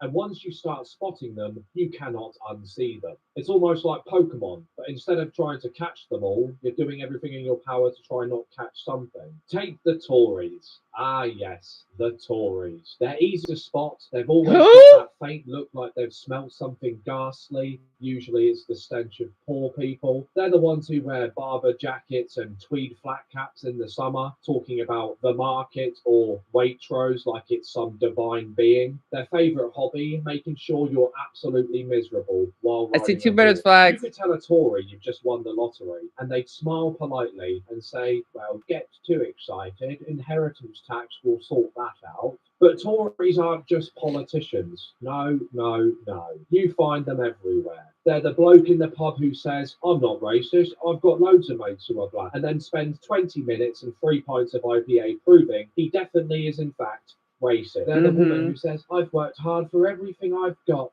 and you find out her dad owns half of Surrey. Right. The actual habitat being the village fete, snobbily sipping warm Prosecco and muttering about how the bins just aren't collected like they used to be. And then you've got the other end of the spectrum entirely, the ultra-lefty alternative TikTok types. They're everywhere online, usually with brightly dyed hair and a ring through their nose the size of a carabiner, exposing their last 7 X's in their Instagram highlights, every sentence beginning with late stage capitalism is killing us all, followed by a dance to a Doja Cat song. They've never had a proper job, but they've got thousands of followers who tune in daily to hear them explain how landlords and white men are basically war criminals. And don't get me wrong, none of them make good points, but there's something about hearing a 19-year-old who still lives. I love the British accent, Jacob. It's one of my favorites. Mum and Dad in Brighton tell me about the evils of the free market while wearing a £90 pair of Doc Martens. It really makes me think, mate, maybe get a job at Pret before attempting to dismantle capitalism. And of course, somewhere in the middle, you've got your classic Labour voter, salt of the earth, hard-working, proper British bruiser. They'll tell you this country's gone downhill since Thatcher, and you think, yeah, mate, you've said that every day since 1987. They hate the Tories. They also hate Keir Starmer. They'll stand in the pub, pint in hand, raging about politics, then spend election day getting sloshed while fishing because all of these politicians, they're basically all the fucking same. Proper British logic. Now, the most iconic British species has to be the chav, our newest version being called the roadman. Oh, God, not those. Oh. Chavs, they're basically like little gangster wannabes. We have them here in the US. Like, I know those bloody blokes. They're known for those sparkly hairs, right? The lads. Like here in the US, like we have our own, like especially for instance, you would know for Mexicans, right? They're hated for this. I could kind of see why. They're called the Edgar haircuts. Yeah, it's kind of like that. They're thinking, oh, well, what's up, cuh? Like you would have driven my Honda, or like the Mexican cholo stereotype or some crap. Really, isn't it? Darwin would be having a bloody field day. Back in the early 2000s, the chav was a simple being. Yes! Tracksuit bottoms tucked into I can't socks, stand puffer them! jacket, a Nokia brick phone, maybe a pit bull called Tyson. Poor Tyson was so scared he swam up a tree and ate a bird's nest. Their natural habitat was loitering outside McDonald's and Ladbrokes, shouting abuse at strangers and nicking the odd traffic cone. Primitive, but effective nonetheless. But then, over time, the chav evolved, like some sniffed-up Pokemon. Except instead of becoming something majestic, or even evolved, they became the Roadman, a terrifyingly new breed of counter-estate crusaders. They've still got the trackies and a low self-esteem. Oh, Sasha! Okay, if you've seen the movie Dumb and Dumber, but you probably haven't, it's like one of those peasants that would have those like little flat hairstyles. It's hard to explain it. They're kind of ugly looking. I don't think so. That's what they look like. Yeah, you always hated Edgar. Yep, Francis, he knows. And he's half Mexican, by the way. Yeah, they say bloody hell. Yep, that's one of my favorite catchphrases. Or at least that's how I see it. What do you think of that country, mister? So, Eric, it's okay. It's a great country. It's just like here in the US and Canada, too. They just have their own bad people. They have different cultures and, different mannerisms. But I've always wanted to visit the UK. Right, Ben? Accepting of dressing and acting like a tosser. They've still got the man bag across their chest, a basic education, but now they've got aspirations. They're no longer content with shouting at wrinkly women anymore. They now have All right, so we got an hour and a half left. In Pablo Esso garage. You'll see them in the park at night, a sword down their trousers, narrowly missing their fire trap boxers. Snapchat open, putting on their best drill voice. I'm gonna swing man's arm and mash man's jaw. You're up still. Avoiding their small family at home, not being able to wrap it up, but ironically rapping about a life of crime, while secretly... Yeah, like here in the US, we have that. Pretty accurate. Actually, really accurate. With their mum and fiance in a semi-detached home in Luton, and the accessories have levelled up too. The old chav had a bottle of White Lightning. The Roadman, he's got a vape the size of a fire extinguisher, and in most cases, some grey tracksuit bottoms that are essentially a Roadman mating call. And we cannot forget the sword, can we? There is no time to relax. You're walking home from Tesco, you see a 15-year-old in a shiny puffer jacket, and your brain goes, right, so am I about to get robbed for my meal deal or knighted? And that's the thing. They want to look like these gentrified gangsters, but half of them couldn't fight their way out of paying for child support. It doesn't matter how old you are. If a roadman says, "Oi, let me hold that," you're not pulling out your Johnson, you're handing him your iPhone. That's the unspoken law of Britain. Now, on the complete opposite end of the spectrum, you've got the posh lot. People always get them mixed up with Tories, but I assure you, they are not the same. Tories are middle-class strivers who think that buying a motorhome and banging on about their National Trust membership makes them upper class. Posh people are something else entirely. They're the ones with the double-barreled surnames that sound like an accountancy firm, voices that come out halfway between a yawn and a sigh. It's more fun being on the drinking side, but yeah. And Labradors called Percival or Oh, they're they cute. grew up in boarding schools where their biggest trauma was being forced to eat custard that wasn't organic, with their idea of suffering being when Ocado delivers the wrong type of hummus. Back in the day, they were the rather jolly. Kind of Mia, yep. It's just a little different than us. Yep. Oh yeah, definitely Millie, absolutely. The poor crowd, back when everything was supper, not dinner, and within 30 seconds of meeting you, they tell you about the family estate, and you'd be sat there thinking, yeah, very nice, mate. My 2-bed semi-detached in Swindon with a mould problem is literally the same thing, really. But poshness has evolved, you could say. These days, it's a lot less tweed and hunting dogs. Me too, Purple. I love the British accent a lot. This show's doing pretty good. Holy Buddha, bloody hell, his show's doing really good. Wow, it's doing really good actually.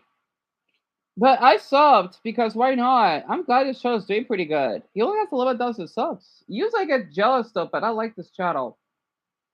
I want to do something but like the Mexican version of it. You forgot the whiny British YouTubers? Oh boy, who would still be complaining even if world peace was announced? I never thought about that. And party was eradicated? Proper British behavior, right? Interesting.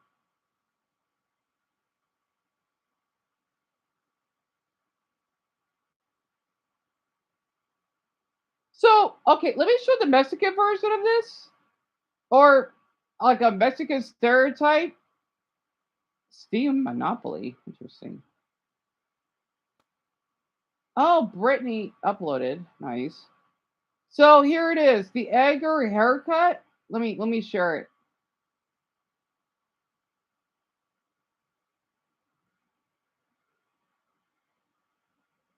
I mean, I see nothing wrong with it. Because a couple of my crushes in high school had this. It's like the British version when they got the broccoli haircut, right? Well, where we're from is usually here, New Mexico and Texas. Is more the Mexican populated region. I forgot how this started. It has to do with their ancestry, right? I think it's kind of hot, but it depends though, because some of these boys have it act like nut jobs. So let me find it.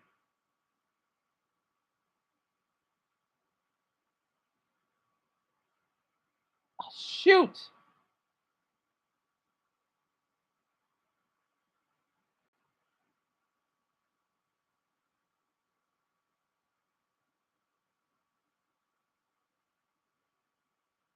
Here it is.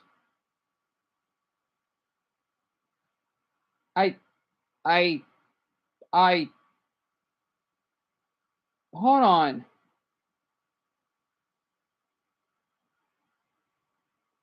Oh wait, no, that's a person. Or character. I'm talking about the haircut though.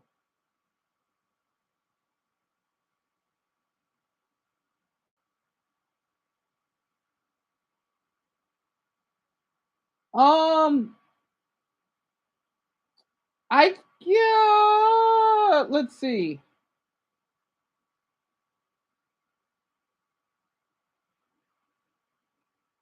All right, this is what to do. I don't know who this is. The crazy gorilla. Oh wait, we wait for the ad. I see the flag. The Mexican flag. You never let the Edgar haircut, Dumbo? Wow, even Dumbo doesn't like it either. Interesting. Yes, sir. I found it. Oh, Dumbo, I think it depends where.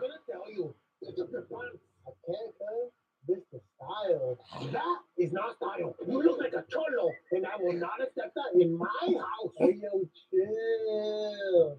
Yes, Mexicans act. Those Mexican boys I knew in high school, they act like this a lot.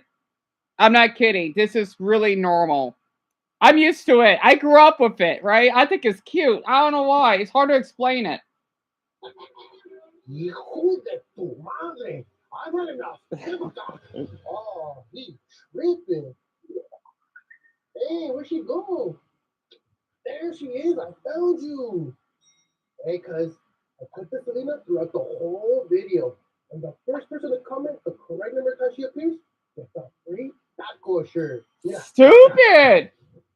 It's taco shirt. Oh, that looks cute though. I'll let me get one. I'm gonna be there, so I won't be alone. And who's driving? It looks terrible. That's what I Miss said. Mamalona. ¿Y qué, maca? ¿Qué más aceite o qué? No, you're not going. You didn't ask for permission. Oh, come on, mom. But I want nada. Mi casa, mi reglas. And I can guarantee you that your room is still dirty.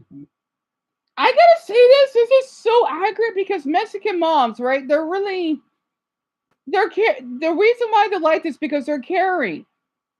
You know, and this show's called The Crazy Gorilla. A lot of Mexican moms are really caring. My mother, I think she acts like a Mexican mom herself, and she's not Mexican, even though my brother's half. Well,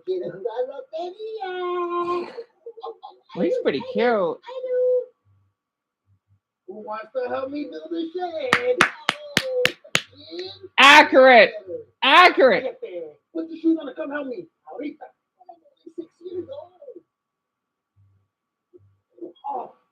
Ay, Dios mío, mío, ¿qué te pasó? Oh my goodness.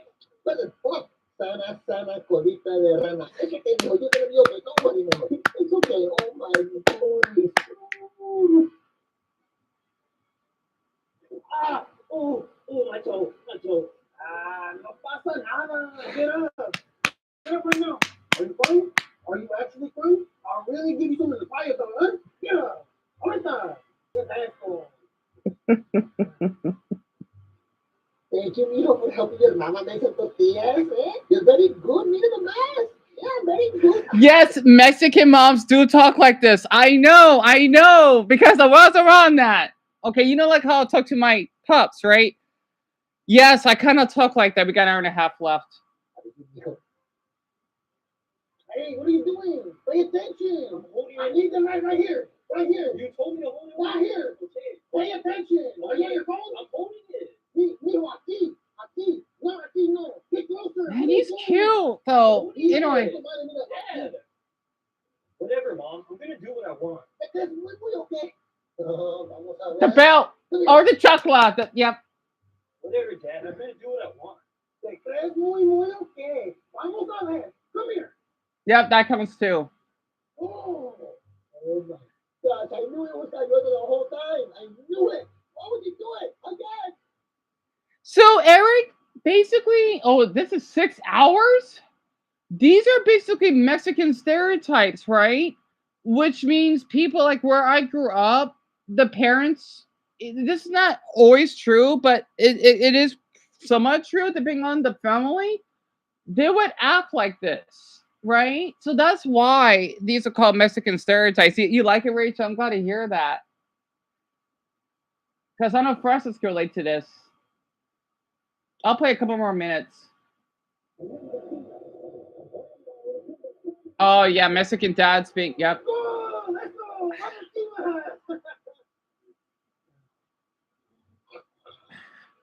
Girlfriend talk. Quiero que tengas novia, mijito. Pero tú, eres mi bebecito. Hey, why don't you have a girlfriend yet? When I was your age, I was already married twice. Stupid. Hey, Mom, do you love me? Mi amor, of course I love you. Come here, mi amor. Why do you ask me? I love you so much. Look, everything here is because of you. We love you so much, me and your daddy. We love you so much. Trust me. Hey, Dad, do you love me? Do I love you? Mijo, you're expensive. You don't listen. You smell. Look at you. Why would I love you? Now, don't take out the trash. Take out the trash. Ahorita. He does. It says that. You love me. Vete de aquí, amigo Machivas. No, that's expressed differently. Can we get McDonald's?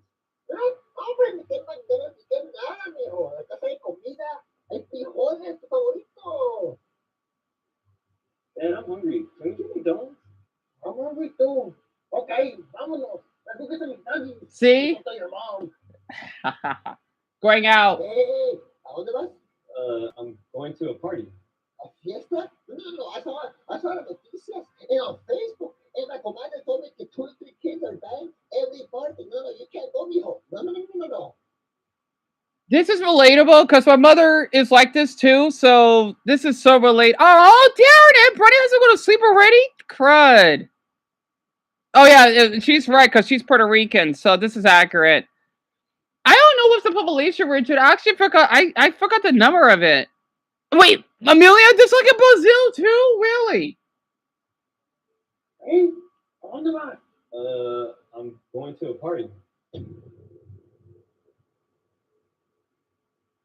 Okay, have fun, mijo. Makes sense because the boys, they could be more fun of their own, right? The girls not as much. It actually makes sense. I remember last night you said there are a lot of Mexicans. Yep, Jacob, yep, there's a ton of them here. In our city, almost half of Phoenix is Mexican. I think it's like around 43%. So what I like Mexicans there. I love the British ones, but I had to prefer the Mexican ones because those are the ones I grew up in, to be honest. Ba, ba, ba, ba.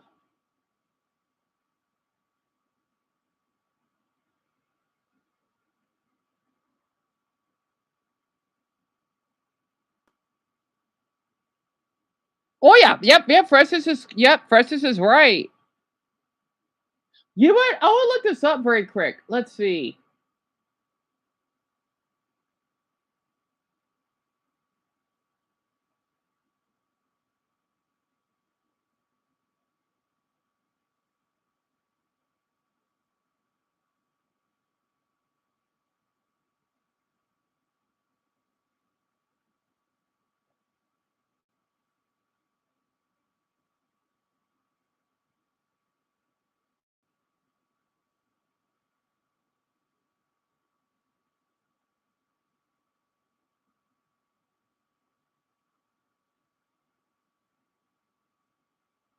So I've been being so quiet. I'm just thinking.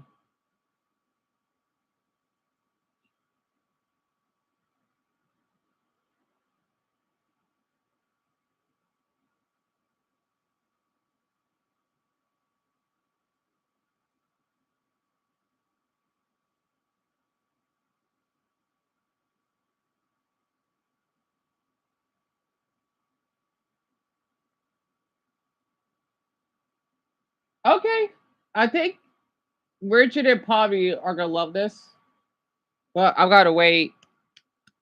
Thank you all so much for being patient. Usually, a lot of people aren't patient. I know this is the first to happen. I know it's getting late.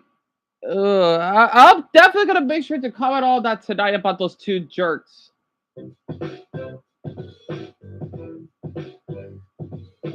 What's up, guys? Have you guys ever noticed that your Asian parents do things a little bit differently around the house than your non-Asian friends' parents? Here's a few weird things that we noticed our Asian parents did around the house, especially our moms, because that's mostly who was around the house.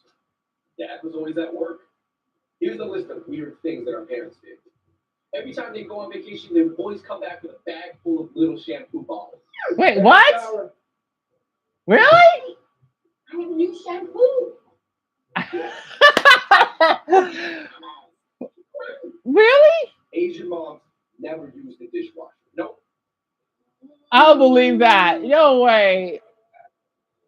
Wait, Bobby, really? Is that true? Asian moms never throw away plastic bags. Mom, can you get me a plastic bag, please? Okay. Yeah, we do that. We don't throw away plastic bags. Yep, we do the exact same thing. We do that when we had to clean up. When we had to clean up our dog's mess. Wait, Mason, you as well? What? I wonder how Mia would feel for this. Moms never have to say please to get their kids to do something. Jimmy, can you make your bed, please? Cody, can you please take out the garbage? Thank you very much. Tyler, don't play with your food, please. Wow, I wonder what it's like to be talked to that way by your parents. Thank you very much. You have a nice day. Really, Lauren? That's awesome. Andrew, kick out the trash. Asian moms use chopsticks for everything, even if there's better utensils around. Wait, what? Really? I've always wanted to use chopsticks. Oh, 无地道. They don't use the oven to bake things. They use the whole pots and pans. Mom, are you baking cookies? No, that's just Asian moms love reusing paper. It's Agravia? They're not really dirty. So, like, all my Asians, you can relate to this. And me and Lauren, too. You know, she's white. Interesting. No, don't waste these people's towels.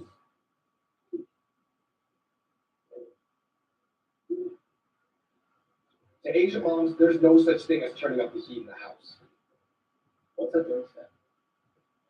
Hey, Mom, it's cold. Yeah, can you And turn this the is heat on? this is 12 years ago, by the way. I was still in high school. They're pretty cute, to be honest. No, don't waste money. Just wear more jackets.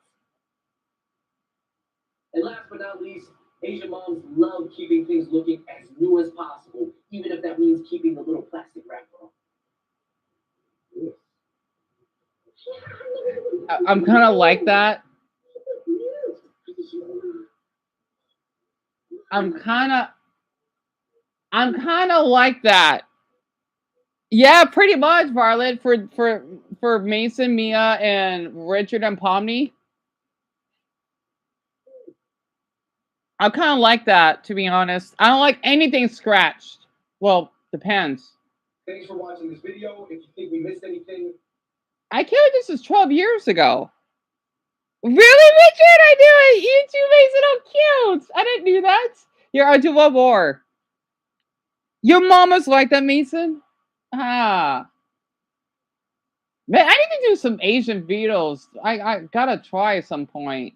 Not just the one I did, but... hey, what's up, YouTube? What's up? Hey, we made a video called Things Asian Parents Do. You can watch it right here. But this is part 2, the sequel. If you're Asian, you know you can't wear shoes in the house. That means you gotta wear slippers. Asian moms love slippers.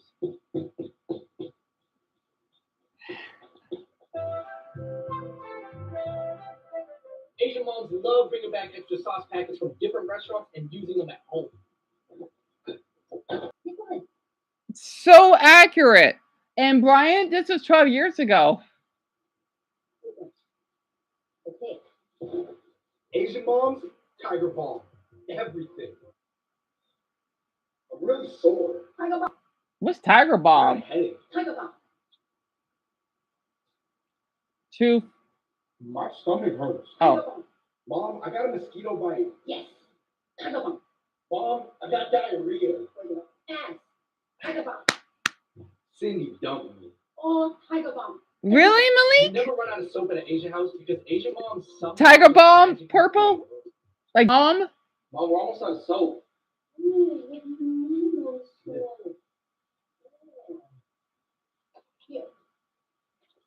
Oh, we do that. Mom, we're almost out of soap. My mother, right? She would. Is this why I can relate to Asians so much? When we were low on soap, we would add water in it because you still got a little bit of soap on it. I know Asians do this.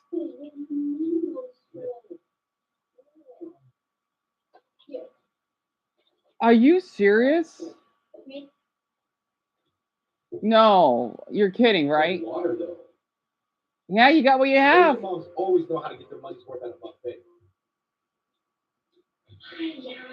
We're going to sushi buffet. 2 hours. Save your appetite.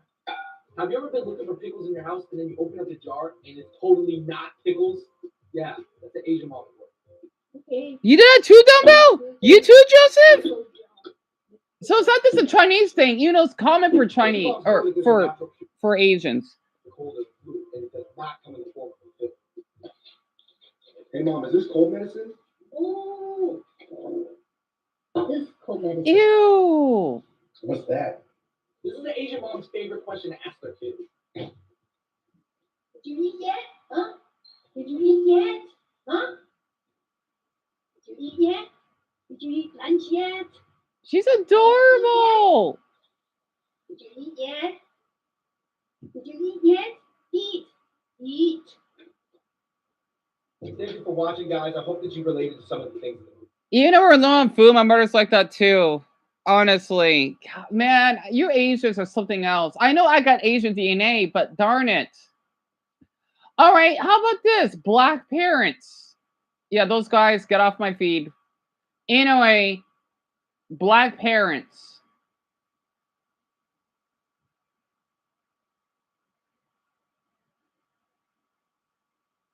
All right, let's see what we got. I need a short one, though.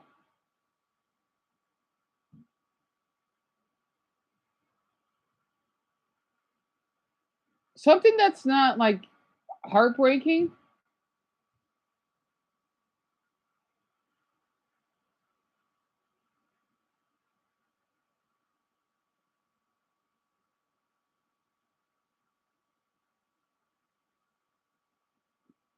Oh, shit.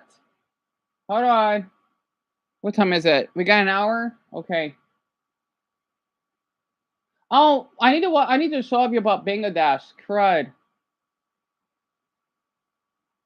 You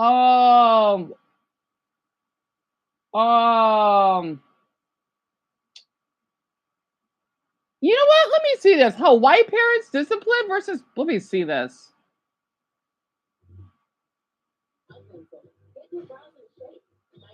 All right, no, this may be a little bit different. Let's see. Put it down now. But it's never okay. Don't play. God damn it.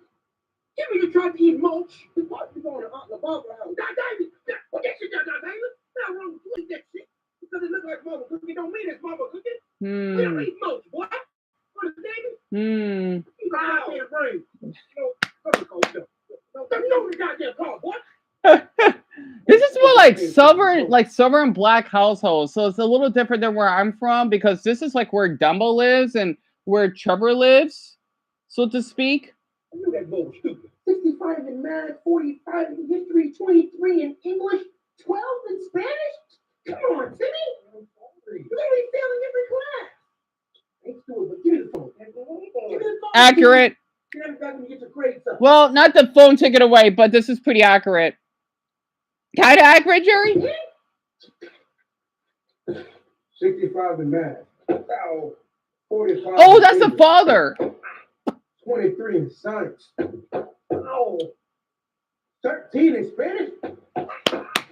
You got beat with schoolwork. What the hell is going on? No, that's a dad right there because he's disappointed that his son is failing. I wouldn't hurt him, but I would probably be the same thing too, maybe. I bet you won. Hey, see, don't you talk about your mom like that. Apologize. Sorry, Mom. Dinner's ready in 5. Accurate. Accurate. Accurate. Hey, see, don't you talk about your mom like that. Apologize. Accurate. Dinner's ready in 5. Accurate. Hey, girl. That's your mom. Hey, you want to put for 9? Only one more report to her. No.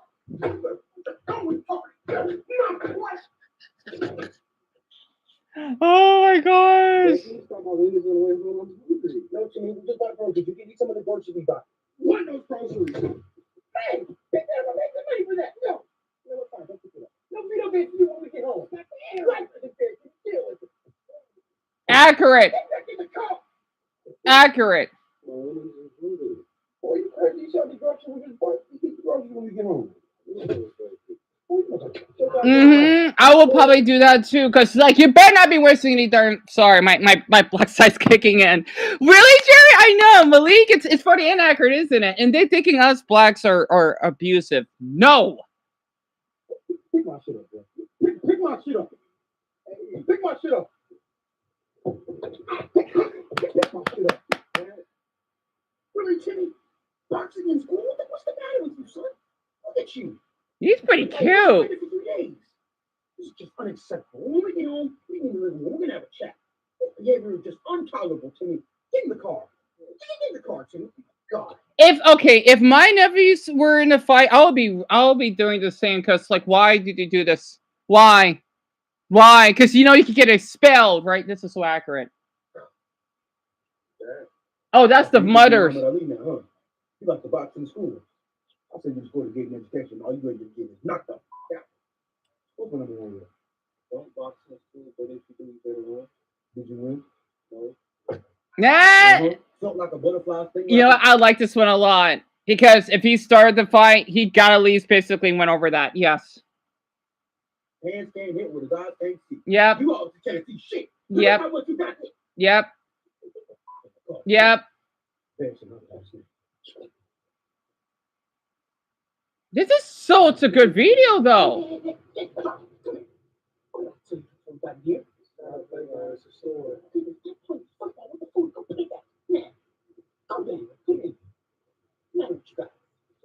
The dad?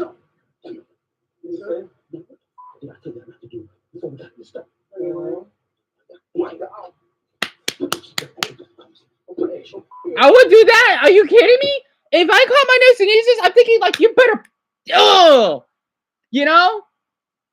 because we're black, right? If you know what I mean. So this is so accurate. Oh my goodness. Usually they're not accurate though. Honestly, this is so what you see. This is how us Black Americans are, right? So I like this a lot. I wonder what the white version is. Because the white version, I think they have like white, or did they do both skits? Okay, I think this is the white part. Let me see. This is a good video. I gotta say, no, this is what I want to watch than those two losers. It is funny as a Tanner, honestly, right, Malik? I gotta say that most black name I've ever heard in a long time. I love that name. Oh my, like Monique, right? Oh my gosh. Yeah, Amelia, me too. I wonder if Dumbo can relate to a white part. Also, I'm not sure if Haley's here. I don't think she is. Yeah, it's more like in the southern part, Danny. Or basically like where you live too. Oh, that's a cute cat ad. So it's not like really that accurate here though. The teacher called me. Said you were talking in class today. Come on, buddy. You have to bet. The same mistake you see every time. Give me your phone. Get it back tomorrow before you go to school. It's ridiculous, man. The teacher called me. Said you were talking in class today. Tell me, what were you talking about? I was talking. You think I give a damn? You talking about? I don't be talking in the first place. You're not supposed to be talking in the first place.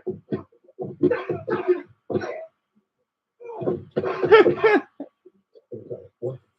Dang, they clean this back when we have guests coming over. No iPad for the rest of the day. Oh my gosh. You want to make it on iPhone too? Hey, clean this bathroom. So this is the white part, right?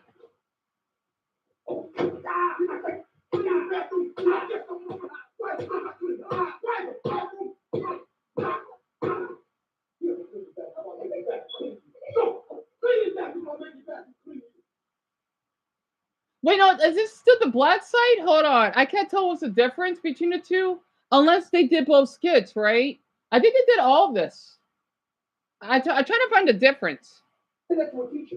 You don't respect the authority, son. Bring me your PlayStation. Bring me your PlayStation. Make it out today. Bring it to me. Oh, shit. You know you can shut up, huh? You know the reason I haven't done that.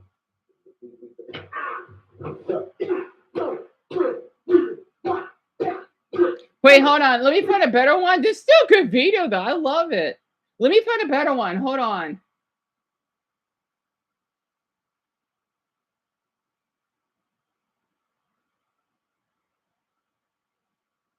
Oh, this is an old one. Okay. Still, though, I appreciate their effort on this. What's goody? Get your water right now. Oh, I used to watch. Oh, man, I had a crush on him, kind of.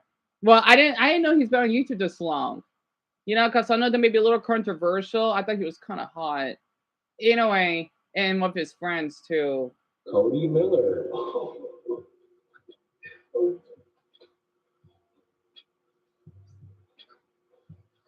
Huh? Black parents. Congratulations to Darius Butler.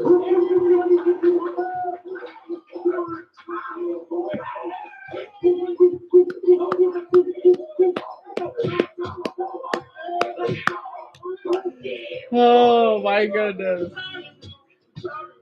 Walking into their kids' room. White parents.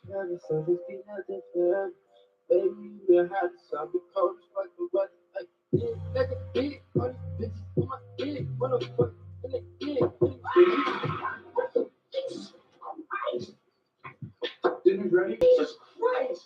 Tammy, what are you doing in here? You're invading my personal space. Get back. Get back to the threshold of the door. No, get back. Get back. Is this better? You do not have the right to come into my area. This is my space. I just wanted to let you know I made your plate and it's going to get cold if you don't come out. Shut up. So, Dumbo, I hope this may be a little bit more accurate. This was 7 years ago. It's white parents versus black parents. Shut my freaking door. Sorry. Tammy, just come out soon. Go.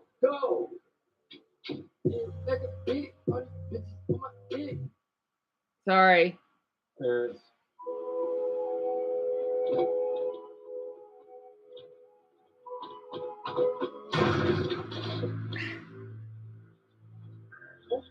Oh, we locking doors now.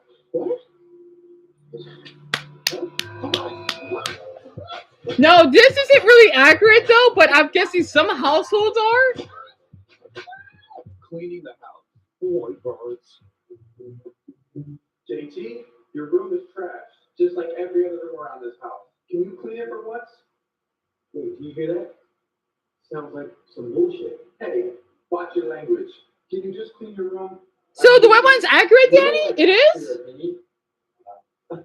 Me neither. With your words, you're being a really ugly person right now. I'm being an ugly person. First off, that doesn't make any sense. And actually, you're so ugly that when you look in the mirror, your reflection looks away.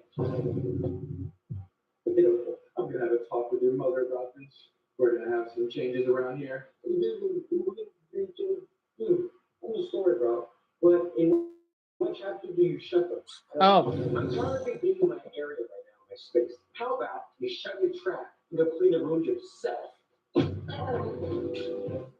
So like white kids are like more privileged, I guess? Okay, good night, son.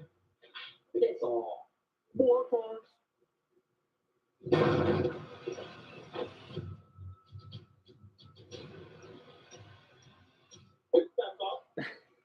It's just one child. Who put the right in this household? Okay, this is pretty accurate. You? Oh, you get smart now? No, I'm just trying to check the code.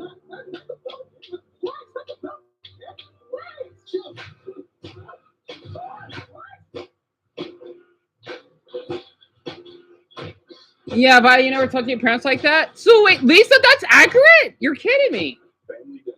White parents. Oh, okay, this is for dumbbell. Let's see. Noah, stop. What are you doing? I was just making it more flavorful. No. That's far too much seasoning. And what is this? Sriracha? Yeah, spice it up. No, this is too much seasoning. You're throwing the dish now. Oh, because white households don't like flavor? I don't know where the heck that came from. Wait, throw it away. You ruined it. Okay. I'll order pizza. Black parent. What? Wait, Wait, Malik? Really? Yeah, now. I'm just saying. In all fairness, you gotta give credit to black families for their delicious food and the barbecue, all that good stuff. We just don't necessarily have a huge budget to show all that delicious cookouts that they have and all that stuff. You gotta appreciate grandma's cooking and just black culture in general. But yeah, sometimes it does happen where they ask for food. You serious, Dumbbell?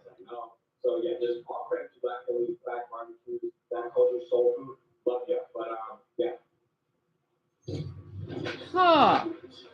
I'll show one more. Dealing with bad grades. White parents. Hello. Hey, Miss Miller. This is Miss Lavin calling from Oklahoma High School. Hey, Miss Lavin.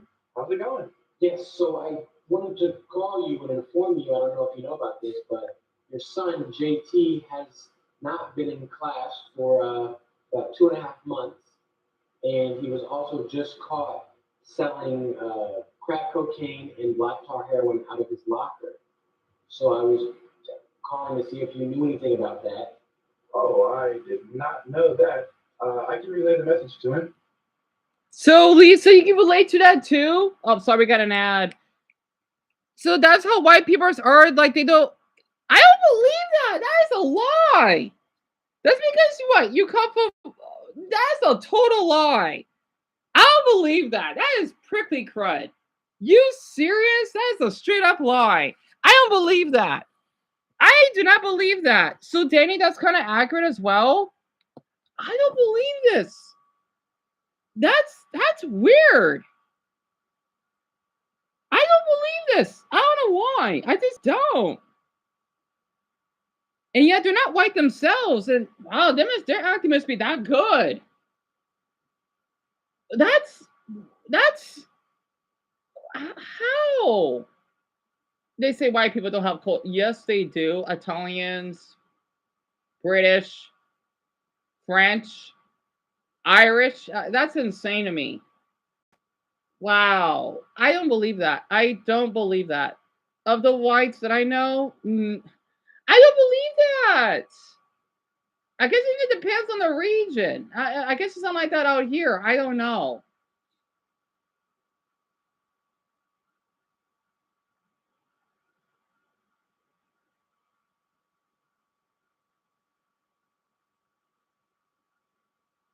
Okay, here. I'll find a short one then. That's I know it's getting late, crud. That is totally valid and totally acceptable. I may not know much about that, but I promise you I'm going to learn. I'm going to be by your side every step of the way.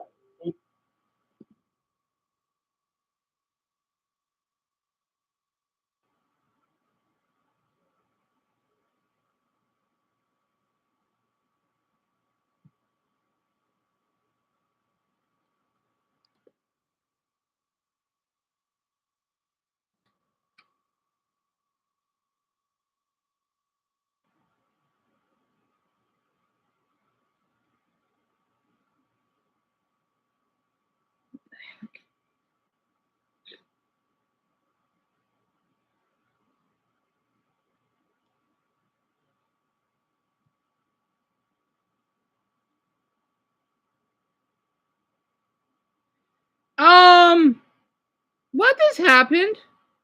It said chat disconnected. I'm thinking, did YouTube just shut me down? That was odd.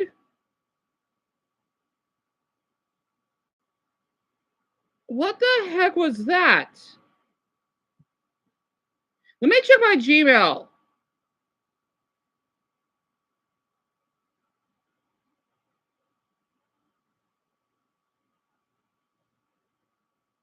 All right, I think we're fine. Why did that happen? I'm gonna screenshot that. Well, after we go to bed. I know it's getting late, but we'll still. Well, for the rest of you, we still have like an hour. What the heck was that? I need a new MacBook. Literally, that was weird. Yeah, I can saw your messages. Why did that happen? It says stream disconnected. I'm thinking there's something wrong with our Wi-Fi. I noticed Amelia went to bed. So I just said the Bangladesh one tomorrow, but that was weird. That was really weird. It just said stream disconnected, and then it says successfully connected. That was weird as heck. I need to get this channel picked up somehow. I mean, I think it's just my MacBook. I don't know how much time I've left with this. I'm just glad it's working, Princess. That was trippy. I don't know why that happened. That was weird. I think the Google thing is still not fixed though. I don't know if that's. I hope it's not permanent. That was weird.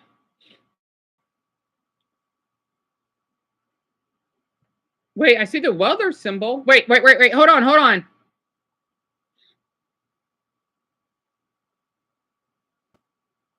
Nope, they haven't fixed it. I thought they did. Darn it! Is this really gonna be permanent? I don't like this. Everyone, very quick. If you want to check your Google page, well, for the ones I'm still here, okay. Open a new tab and then just check the weather or just the Google itself. You know what I showed all of you earlier, right? If you still had that stupid whatever, I hope this isn't permanent. Because I don't like this. I know. This is gonna bother me for a long time. It's bad enough my MacBook is crashing. I don't like this because how am I gonna check my weather now?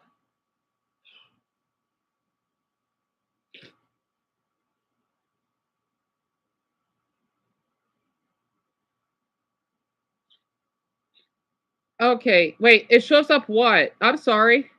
Pomni. Yeah, the stream is working, Jerry. Eric, it was just like a glitch.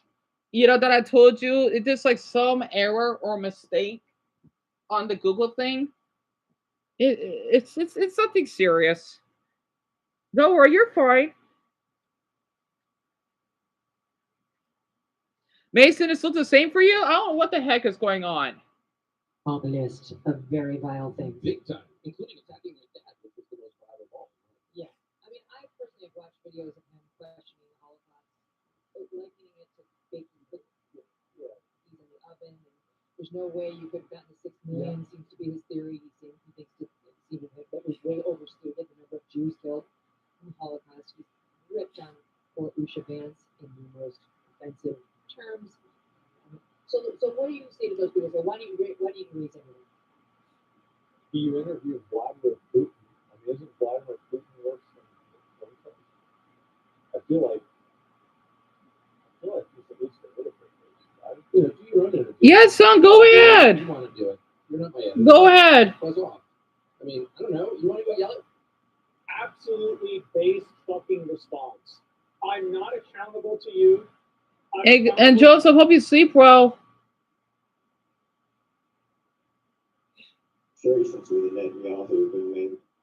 So dumbbell, is it still the same like I showed you earlier? So wait, it's the same, right? Like what I had? Is that what you three are telling me? Bro, Israel is a nation where Christians are constantly under attack in both Gaza and the West Bank. I don't know what we talk about America first and defending Christians. But how can we do this if we align ourselves with a nation that does not do that itself? Man.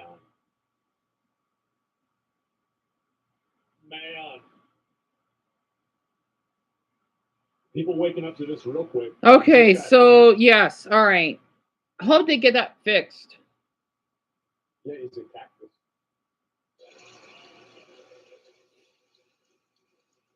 So I'm just looking at something about politics right now. Nuclear bombs that are under control of a, insane extremist. Okay, well, son, hope you sleep well. I consider an existential threat to the entire world. So yeah, like I'm fine with that, but that doesn't mean we have to fund and have politicians owned by Israel here. Like we work with other countries to solve problems constantly. You could tell, yeah, it's something about in Alabama, right? About the Jewish thing, whatever, the Israeli incident, whatever.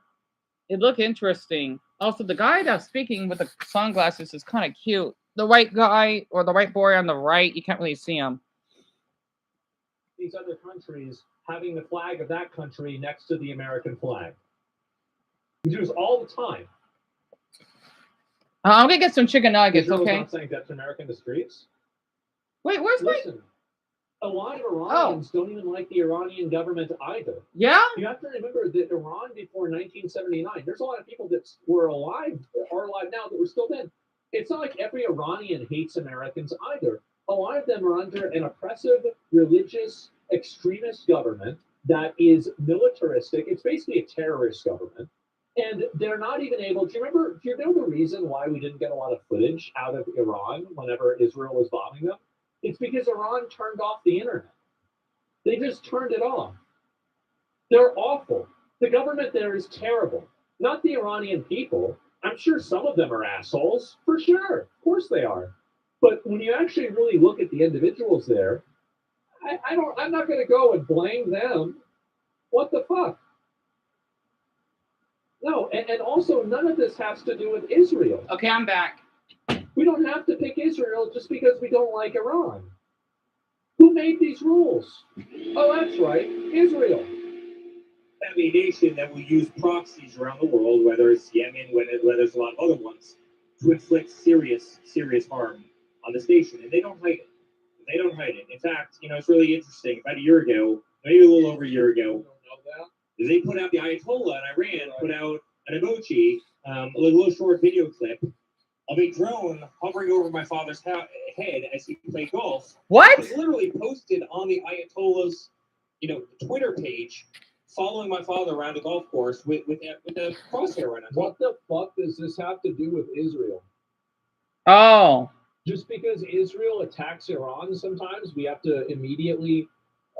what a bunch of bullshit, man. And you see this guy, right? This guy he's probably, I think, an early 20s, maybe mid-20s guy. He's like 21. He's pretty cute. Anyway. He's a young guy. And I think that, and you look at a lot of the other people, these are also young guys. Right. He not having it? No, bro. Like, that's it.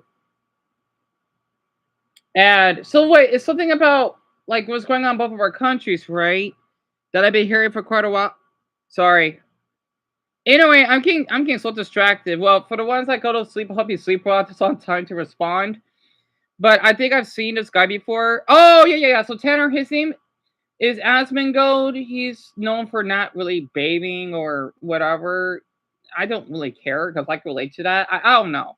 And other stuff, right? I just don't really care for it. And the reason why I'm still watching is because he's really open and down to earth of what he shares, right? Not to mention he lost his father. So that's why I still watch his stuff because I could kind of relate in a way. Pain. But I can tell you about my father is in terms of Israel. He wants a peaceful Middle East. He wants peace around the world. He wants to end the killing. He did that with India and Pakistan. He did that, obviously, you saw what he did with Cambodia and Thailand. He's tried to stop every conflict because he's sick and tired of the death and destruction. And I think that's amazing. I think Trump has done a great job utilizing tariffs to stop international conflicts. I think it is tremendous, and I don't think he gets enough credit for it. I do. I think it's a great thing. It is an amazing, great thing. But the problem is when guys like this guy right here, he's going to go home and maybe he can't afford internet. The hot one. Maybe he's in debt. He's talking about. Maybe he's still living at his mom's house. Right. That's what he's going to be thinking about. Right. He's not going to be thinking about Rwanda or Serbia or Pakistan. He's going to be thinking about his own house. That's the problem. I think that we can all agree that it's great that Trump did these international things. Like, not that we can all agree. I think it's great. Personally, I do. Yeah. I really think it's incredible. I think it's great. I think it's great what he did with the Middle East. It's great that he's trying to establish relations with, like, Syria. I'm a huge fan of this. I'm a massive advocate for it. But this is still not... He's the president of the United States, not the president of the world. You didn't we need to have more domestic like, I think what he's trying to solutions. say, right? Like, you don't need to like Donald Trump for at least appreciating some of the things he did. Like, I gotta say this, like, okay, so blanket, the illegal immigration thing, I'm all in for. If you're here illegally and you're making our life worse, then yeah, you need to basically kind of like, well, for what the Brits have to go through. I don't like how immigrants go there illegally just to, you know, with girls and whatnot. That is not fine. So it's like the same out here. That I'm fine with when it comes to being strict on the border. That needs to be a thing. Right? But of course, I don't really care for the rest of what the stuff he does. I do appreciate that at least because, well, I don't want that happening out here. No, I don't. Does that make me racist? No. You know, it actually makes sense. Kind of like how your country, they're tired of how some foreigners would trust up the place, even though there are great foreigners or us Americans, for example, that want to just be part of the Japanese culture. That is more than fine. But what's not fine is just thinking that, oh yeah, this is our little trailer park. We should just trash it because there's a lot of open space. Kind of like that, right? Yeah. Because, like, okay, it's bad enough that the Google search is messing up right now. Right. Another thing that's in my mind is the financial issues. You know, I only ate half a chicken nut. I only ate a dozen chicken nuggets today. It would be a luxury for me to even have like a handful of food that other people can eat, right? But I have to not eat as much. You know, I'm really short and I'm slim. That's not a problem. But I gotta worry about myself, right? It actually makes sense. And my mother, whatever. I can only help people so much. I'm not Superman. Not to mention Superman can't save everyone. No. No matter what he does, it's humanly impossible. You know, it actually makes sense. That'll be humanly impossible for him to do that. So it's kind of like that, if that makes sense. Yeah. Oh, yes, Alice, absolutely. That's why I've been so distracted and so stressed out because I've been distracted so much. I haven't been resting as much, and I might need to cut back on these politics. I'll watch something else. And the amount of, I think, tail wagging the dog that it seems like Israel is doing to America is very unsettling for a lot of young guys like him. And I think that Trump and the other politicians, like Ted Cruz, is another one. We're going to get to Ted Cruz. If they don't get that, I think that they're just not going to get the votes, man. They're not going to get the votes. Oh, you did? Zoda, how did it go? I mean, I appreciate Israel, but right now, Malik, I don't. I don't. Doesn't mean that I am anti-Semitic. No. I just don't appreciate the country itself. Right? Kind of like how Michael feels about his own country. Kind of like that. And killed by the millions. That's true. The guys in Russia and Ukraine didn't really, I mean, the guys that are actually getting killed in the war, the same as in Palestine and, the IDF. IDF does mandatory conscription, right? Like you have to go to the IDF or you go to jail or something like that, right? It's, yeah, young guy. This is the welcome to every war in history. Every war in history is started by old people and then young people die in it. That's what happens. Huh. And that's what my father wants to see. I never thought about that. Right this second, and that's why he's worked so hard for peace around the world. In fact, Donald Trump is the only president in the United States history that's never brought America to war, and I hope he keeps following in that crusade. Can we get a follow-up?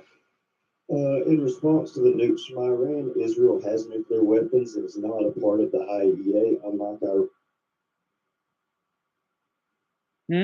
Oh, Asman's shocked. He's looking down like this.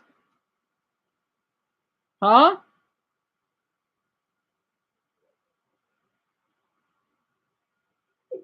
Oh my God.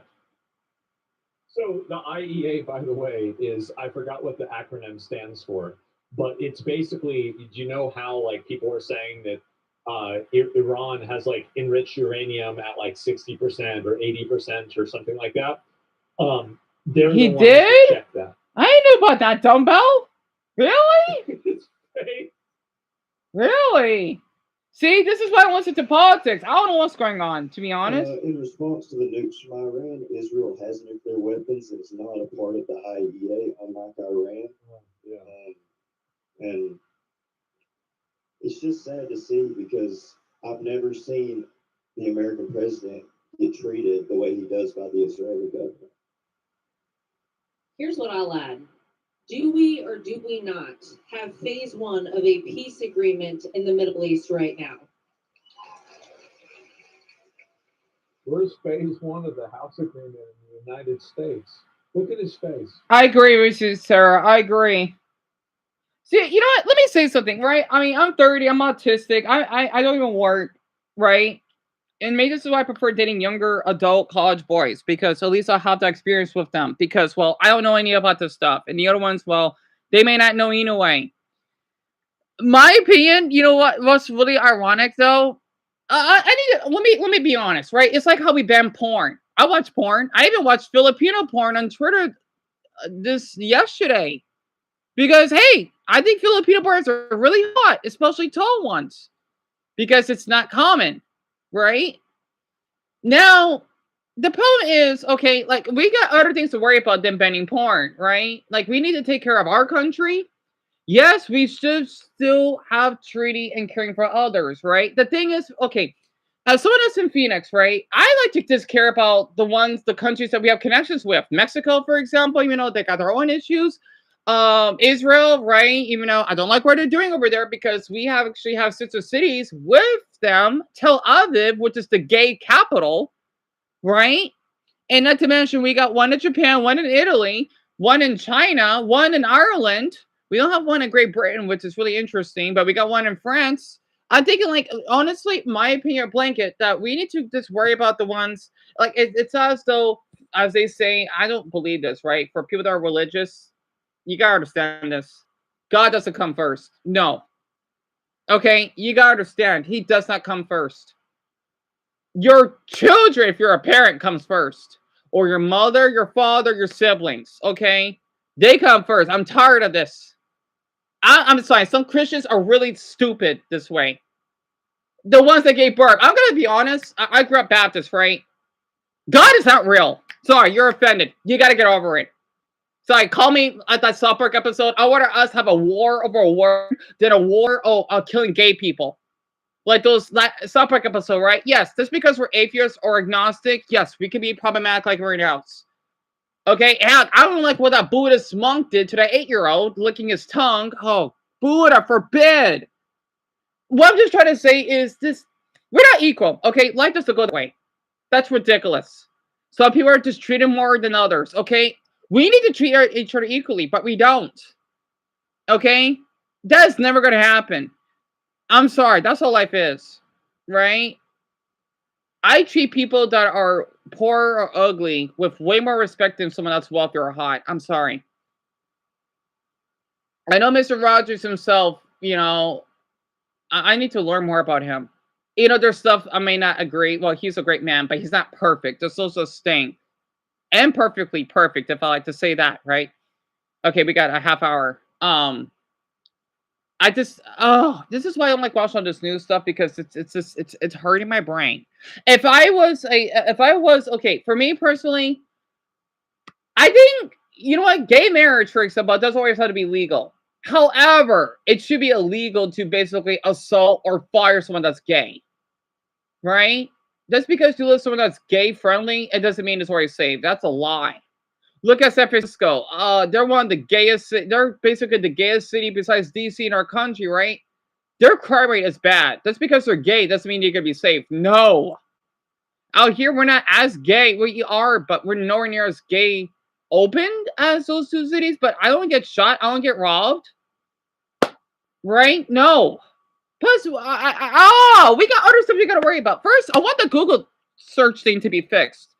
Second, porn needs to be allowed. If you're 18, you should have every right to watch it. It's the same way that you want to drink alcohol. You're responsible. You know, you're old enough for your decisions. Because even though they ban it, so I want to say this one, Eric. I'm sorry. Okay? If you want to ban adult sites, right, it's going to get worse. It is. The same way that I got a notification, I didn't screenshot it. Because my MacBook gets on my nerves when I screenshot, it would freeze up for so long. That's why I just had these tabs open. I got this dumb, you gotta verify because we don't know your age. But you basically censored some of my videos. You should know I'm an adult, right? You know, I just try to ignore it because I don't have time for that. I don't have time for that. I got other things I gotta worry about right now. You know, if that actually makes sense. Right, Mason? I'm just being honest, because I grew up Baptist. I did. I want to say this. Our parents are God, right? They give us life. Not just some stupid spirit we're never going to meet. Sorry. You got to understand it, okay? They're our God, right? If it wasn't for them, we wouldn't even exist. You know? If that actually makes sense. I'm just being honest. Let's just say my mother's my lifeline. If something happens to my mother, I would lose everything. Not some stupid spirit out there that I would never see. I'm glad not to be mean. I'm glad most of you are atheist / agnostic. I'm gonna be honest. Okay, it gives me a headache. Not to mention in the South, for example, well, a lot of them are a little bit backward and uneducated. Listen, it is great to pray. It is. But it's not gonna help you in everything. It's not. It's like the episode for The Simpsons when Homer went, can I pray to find the remote? You fat ass! It's underneath the couch! You know? It actually makes sense? Exactly, Jerry, it is. I had to say something. Yeah, I know people thinking I'm not as kind. Well, you know what? That's not my nature. I'm sorry. Because if I was being all kind and soft-spoken, I'm going to be fake. I'm not going to do that. No. It's exhausting. The same way that I don't like intercourse. It's nasty. It grosses me out. Does that make me prude? If it is, well, fine. I am prude then. Yuck. So, yeah, exactly, Alice. Exactly. Exactly, Sarah. I just want to be honest. You know, I just wish I knew. I wish I was an inventor. I wish I know a lot with programming. I don't. Okay, I'm not in that parallel for that. But at least my existence Even though I cannot cure cancer or I don't have the golden blood to basically keep babies alive, at least my kindness and my empathy would share that energy for someone that would help. I'm gonna leave this video because I'm done with politics. It's give me a headache. See, this is why you like I don't know, yeah, because I don't care. Because it's exhausting. I'm tired of it. I got other things to worry about. It's like what's going on in Indonesia. You want to be honest? I want to be honest. I like what's going on in. Oh, that's such a cute dog. Oh, I was like, how to share this very quick. Look at that. I want to pinch his nose. Not really. It's like protection for you. Like chicken, chicken meal, brown rice, oatmeal, barley. 301 has chicken, rice flour, corn meal, whole grain corn, chicken fried meal. We're switching to blue. Blue Life Protection Formula is I might need to ask my mother if we could buy our dogs those Blue Buffalo White Protection Formula. Because our dogs, they love chicken, not fish.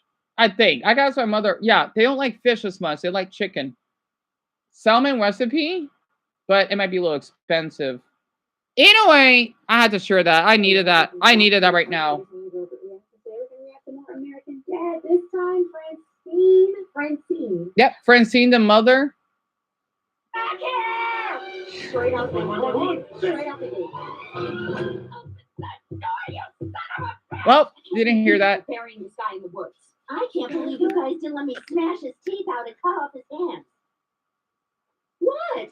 You want to get away with this or not? Enough! Now tomorrow you two are going to spend the day together and reconnect or I am going to lose it.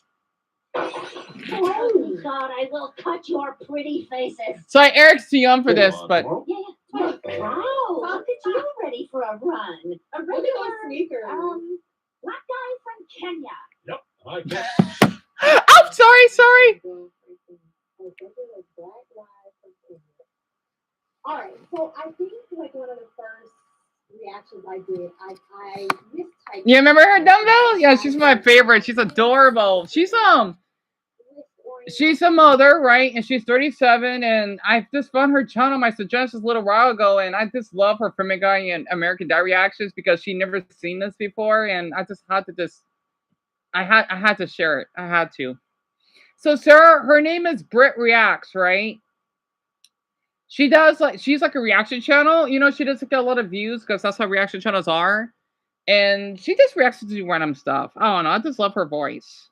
And yeah, tell me about it, Dumbo. Tell me about it. And that's why people don't have much interest in politics. Also, since we got half hour left and my chicken nuggets are getting cold.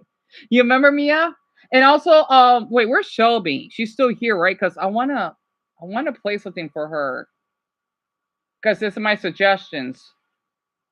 But I don't know if she's here because I kind of want to play it, then go back to Brit. Lisa, they have it in the UK. I know they do. They don't. I know the Brits. You have Family Guy. You should have American Dad. Oh, she wasn't here today. Thank you, Dama, for telling me. I hope she's doing okay. I know she had like a long shift. It was about the lesbian video, right? Because I thought she'd be interested in it. Oh well, I'll set up for tomorrow if she's here. Yeah, I definitely do have in the UK. I could have sworn they do. I'll play this while I get my chicken nuggets. Y'all were like, no. Francine is out of her mind. She's from the streets. She's crazy. And from the second this video opened, she has done nothing but prove you all right. The jumping out the window is crazy. The threatening to shank her husband and daughter is crazy. And now she done told her husband that he's about to go on a run, that he looks like a black man from Africa. A regular, black guy from Kenya. Yep, and I can't wait to write all about it in my health journal. Hey, I could join you. There's actually nothing in this bowl. You know what? That looks important. Okay. Can you hit the lights? La, la, la, la, la. Okay, fun fact about me. I really, sorry.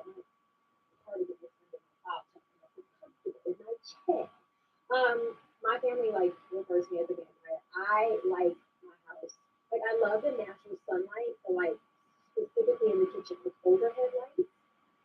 Turn them off. Turn them off. Turn them off. I need cute ambient lighting. I have a lamp. I have a lamp in my. I have overhead puck lighting, like a small sconce, but a overhead light. These lights in front of me. Turn them off. Turn them off. Turn. I just need. Oh, that clip. I need to feel like I'm in a petri dish in a science lab. All right, I'm back. And so I know, it's getting late again. Oh wait, I still got apple juice left. Can you see the refrigerator? But that's why you're in here. Why are you in here? Don't come in here bothering me. Like I feel you, Francine. I feel her on this, but there will be something. Oh, it does sound good. I know. It sucks as all. I guess only got burrito left. You know what? I've never seen Greg scared. Oh, I don't It's have a true. fork. Weird. Whatever. Greg. Oh, Greg, shit. Greg. It's on the floor. I could scare him. How would you do it? Easy. Come at him with an axe. Where was she raised? She got ran over. Hate you. That's nice. The calm before the resolution.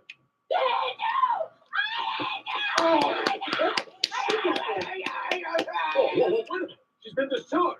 Hospital says she's free to go. I'm Dr. Miller. I am this hospital, and this woman is staying here until I say she's ready to leave. Wait!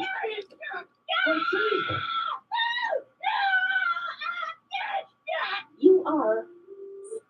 What do you mean by I am this hospital? Also, what is with the chicken? It's a long story. That mental hospital episode. You remember that episode, Mason? She's from the hood. Where is she from? She's either from the hood. They're from Virginia. One or the other. Let me know. Such a good kid, Steve. And you know what? I'd rather have a son who's a great person than a son who goes to a great school. I wrote the note and kidnapped Akiko. You what? I put her in a cage. We're actually going to Sacramento. Sacramento? That's so boring. Boring? But honey, Sacramento is broken up into 4 different areas. Area 1, Area 2, Area 3, Area 4. Doesn't that sound insane? Yeah. She's a little controversial. Oh, Eric, I'm sorry. I keep forgetting Eric is here. I'm sorry. He's too young for this. I am so sorry. So, Eric, this show's more like for adults, right? Even though I was kind of your age. That's why I showed a little bit. It is called American Dad, which is basically this cartoon, so to speak, about this father. I wish I could stop seeing those just roommates. That, let's just say, it's about this father that works for the CIA, right? And he has an alien as a pet. And he basically has 2 kids, right? And they live like in a normal American household. And it's a little complicated to explain because you're a little young. So I didn't meant to show much, though. But you know what? I could show about... Oh, wait! I did want to show that. The immortality, right? Wait, no. I can show that tomorrow. I was watching about TikTok. Yeah. I want to show that. Where is it? I see the mental disorders. That was a good video he did. Where's the TikTok one? I want to show all of you about the TikTok because I think that's appropriate. But I think I fell asleep. So I forgot where I left off. We got what, 20 minutes left? So, did you know the... Oh, yes. Tanner, yeah. Seth MacFarlane. He not only is the creator, but he did voice acted Brian, the dog, Peter, and Stewie. Wait. Yeah, Brian, Peter, and Stewie. Now I remember. Mia, they're still going, actually. They haven't ended. No, they haven't. To be honest with you. What I left off? We had a lot of fun there. I remember when this got popular and people made videos trolling with Jonathan Galindo accounts, which, look at this. Look at this. I don't think I watched the whole thing yet. Really anything else to note about her, but the situation is definitely crazy. Especially with the poor child getting hit by a chair. Like, dude, the baby Totu entry is referring to a little girl that goes by the name of Totu. in 2023. I did watch this. I did.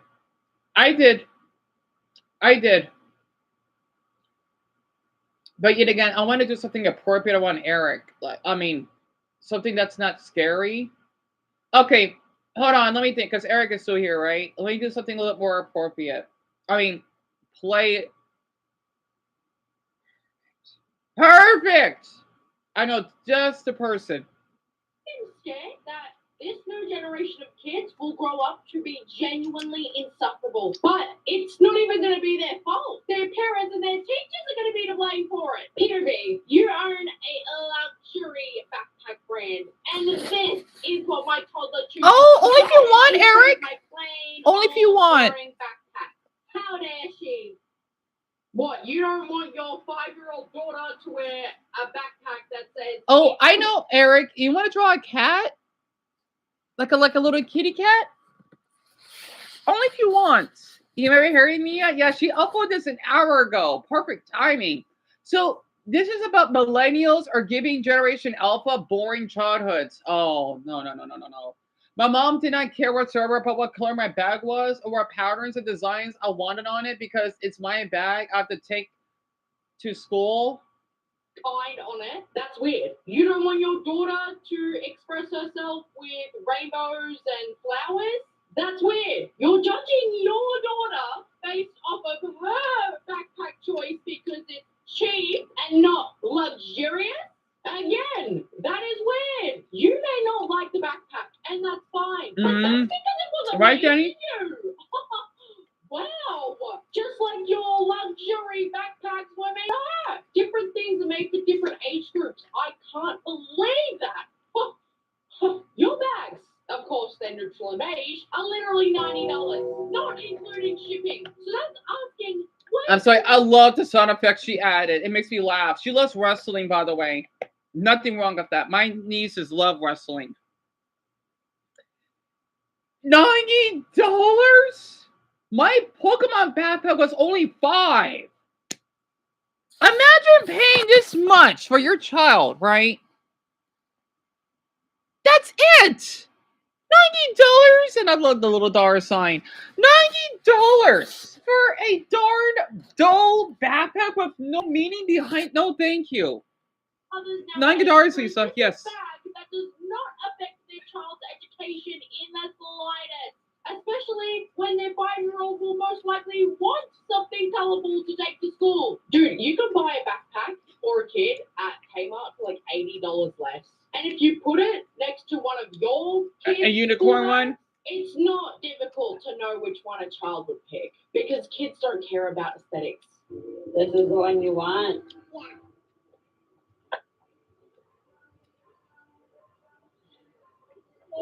What the hell? Oh my God, no way. What? She always plays that. Never get tired of it. She's a kid, not an aesthetic. So basically, this stupid mother, right? She's not a mother. I will call CPS. She was making that because her little girl wants those. They're so cute. If I had a daughter, I would buy that for her if I had the money. She want to buy her daughter Skechers. Are you kidding me? It has the Little Mermaid on it.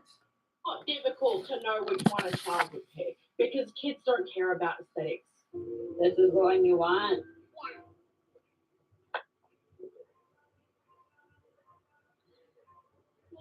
What the hell? Oh my God, no way. Why do some millennial mothers care so much about... Let me read this out loud. I understand if you didn't want to buy those shoes, if you told your daughter, pick out mommy's new shoes, I'll buy myself an any pair you pick out because adults don't wear them, but kids do.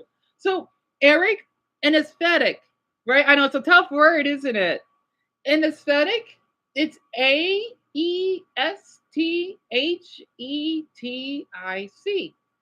Excuse me. It's basically something that it's like a visual appearance. So like, let's just say like my aesthetic, I have brown skin, right? That's basically like the appearance of something. That's what aesthetic is. Oh, tell me about it. I don't think I've worn Skechers. I worn K-Swiss and Adidas, but I think that's about it. Well, actually, I mean, I did wear Skechers once growing up. Bold colors and fun being included in children's clothing. Like, how Whatever, Mia. over your daughter's choice in shoes when you're the one who said that she could pick any We got brand 15 she minutes wanted? left. If there's rules on what bright colors she can have and whether or not she can have mermaids and sparkles on her shoes, then don't say that she can have any pair that she wants. Just say that she can only have the plain white sneakers because you don't like kids' shoes. When the kids' shoes weren't made for you. If that's what she likes, just let her have them. Because it doesn't affect you, as you're not going to be the one Question who's marks? wearing them. Love If that. you wanted to wear She always does that. you. If that's what she likes, just let her have them. Because it doesn't affect you, as you're not going to be the one who's wearing them. If I wanted to wear the world's most egregious, littlest pet shop t-shirt. So you never wore Skechers, Pomni, but a lot of your classmates did. They're pretty comfortable. Uh-oh, I see the question mark. I needed that right now. I needed that. See, she's way better than those two jerks. Oh, I'm gonna do my best. I just hope I won't get anxious exposing them. Well, telling people not to watch them. Even though I'm a millennial, I don't like a lot of millennial parents. Same here.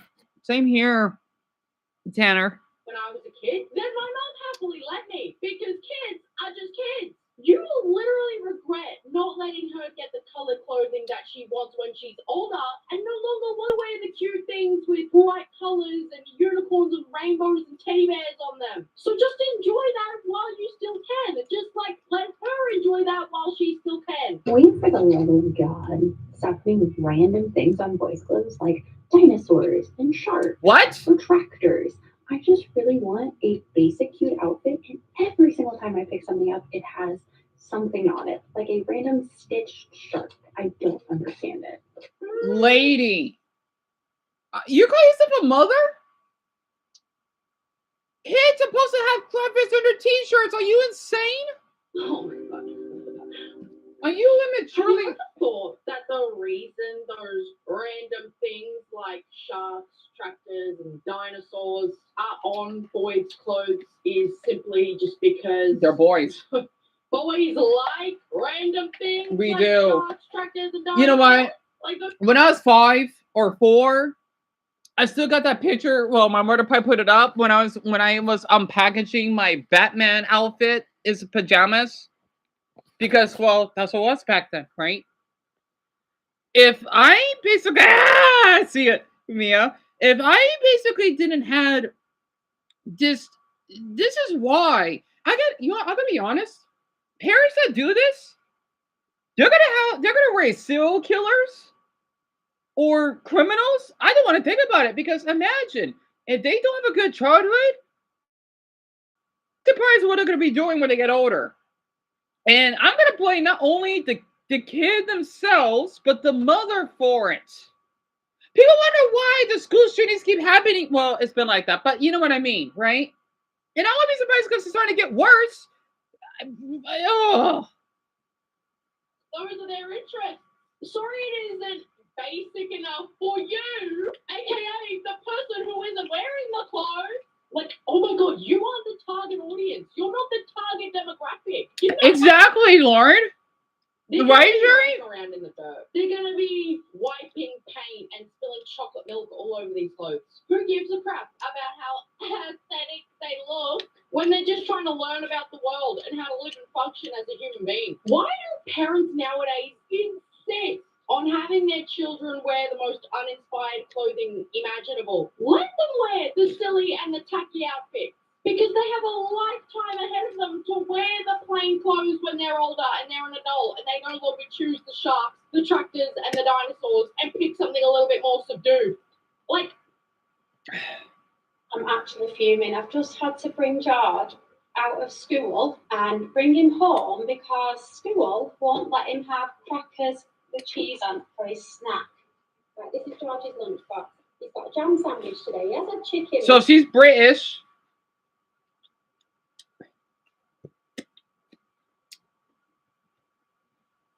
Excuse me.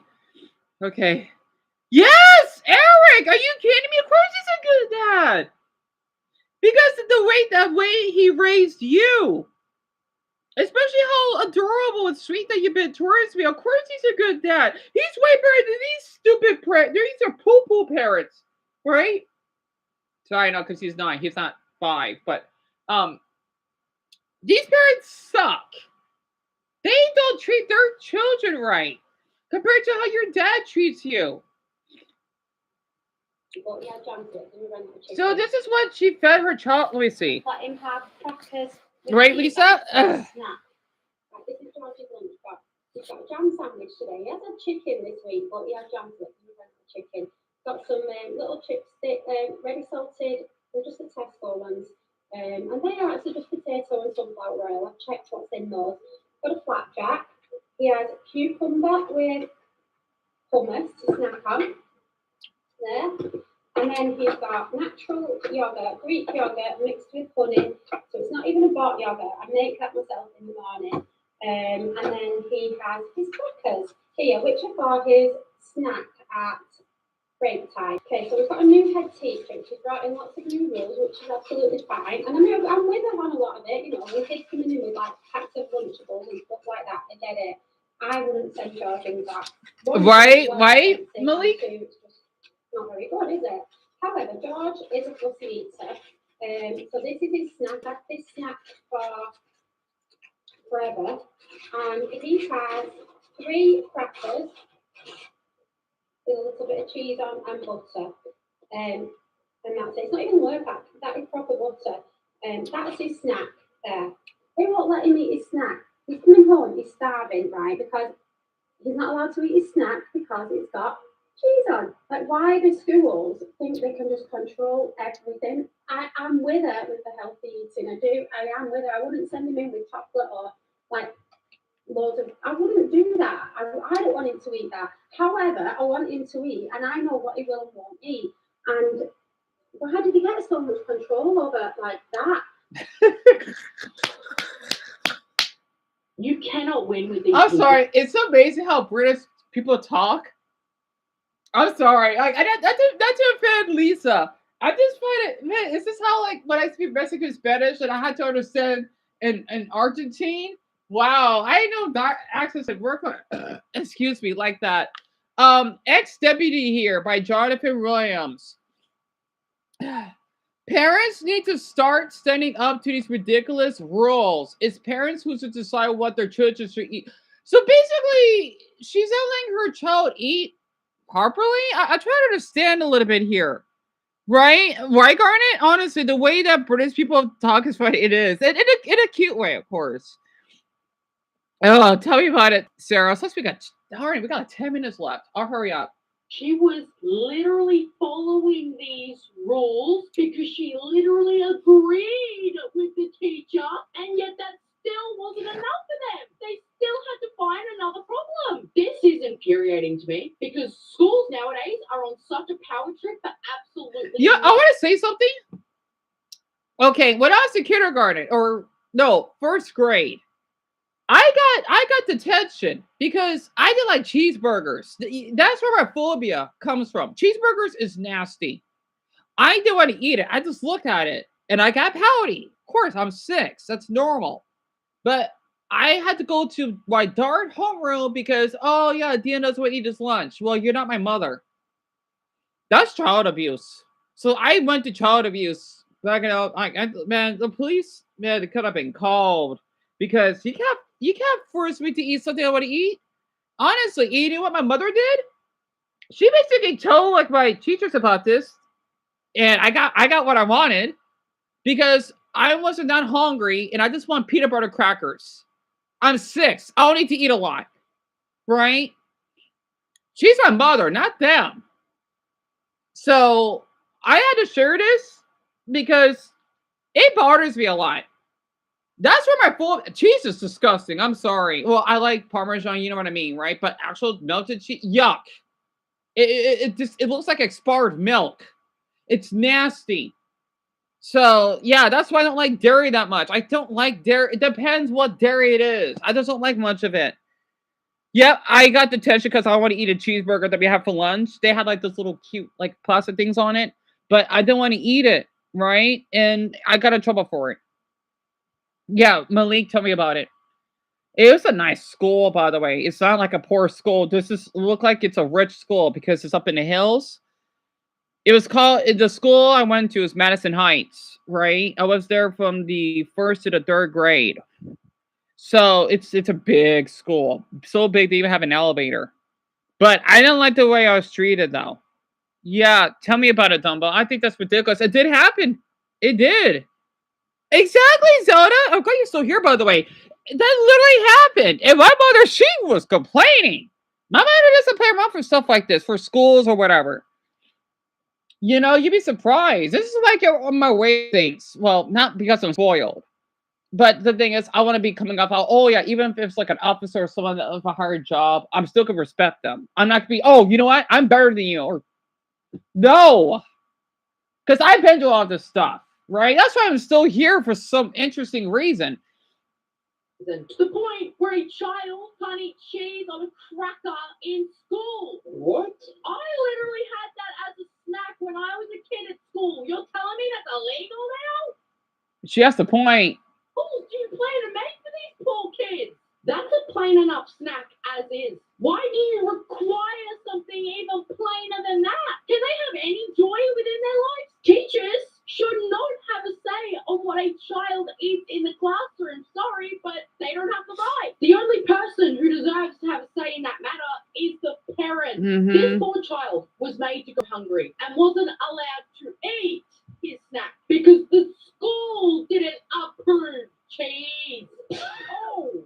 I don't care what you do and don't approve of. If you're not paying for a child's lunch out of your own pocket directly and you don't know their dietary needs, shut your damn mouth and mind your own damn business. Mm-hmm. Because I don't think you'd like the parents dictating what you can and can't eat when you're having lunch with other teachers in the break room. Now would you?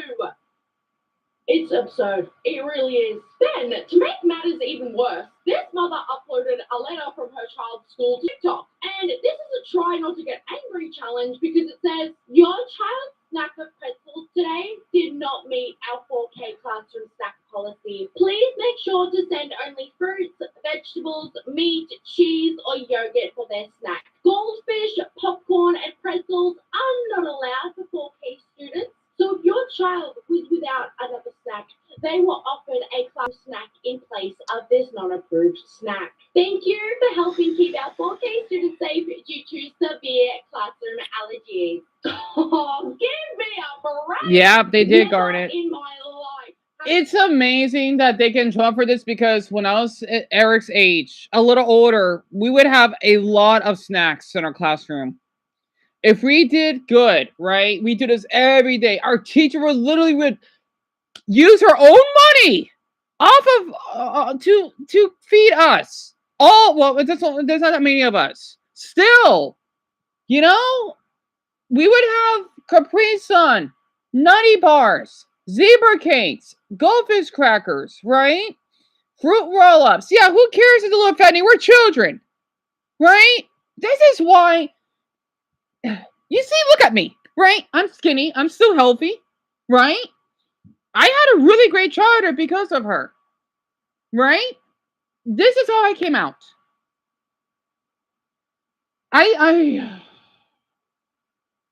This is why I don't like to follow the rules sometimes. I don't. It's ridiculous. You love pretzels, Eric? Me too. It depends on the pretzels, though, actually. Because, like the Chex Mix that have pretzels, I love eating those. They're really delicious. And it's so stupid how they give you, right? I think I already read that, didn't I? And what's worse is that schools have already more stricter. For instance, I kind of noticed that. And exactly, not to mention they allowed almost anything for food. I'm sorry, I can't let everyone. Back then, yeah, it's. And these are supposed to be millennial parents? I mean, I'm like their age. They're not. Oh my goodness. Ever met a child with a pretzel allergy, thank you very much. Like, it is absolutely disgusting to expect the average parent to be able to afford to send their child to school every single day with a medium rare Wagyu steak paired with roast broccoli and granola parfait every single day. Right, You're out of Malik? your damn mind. And you know Yeah. you're being unreasonable. You're telling me popcorn isn't allowed in the class? Popcorn!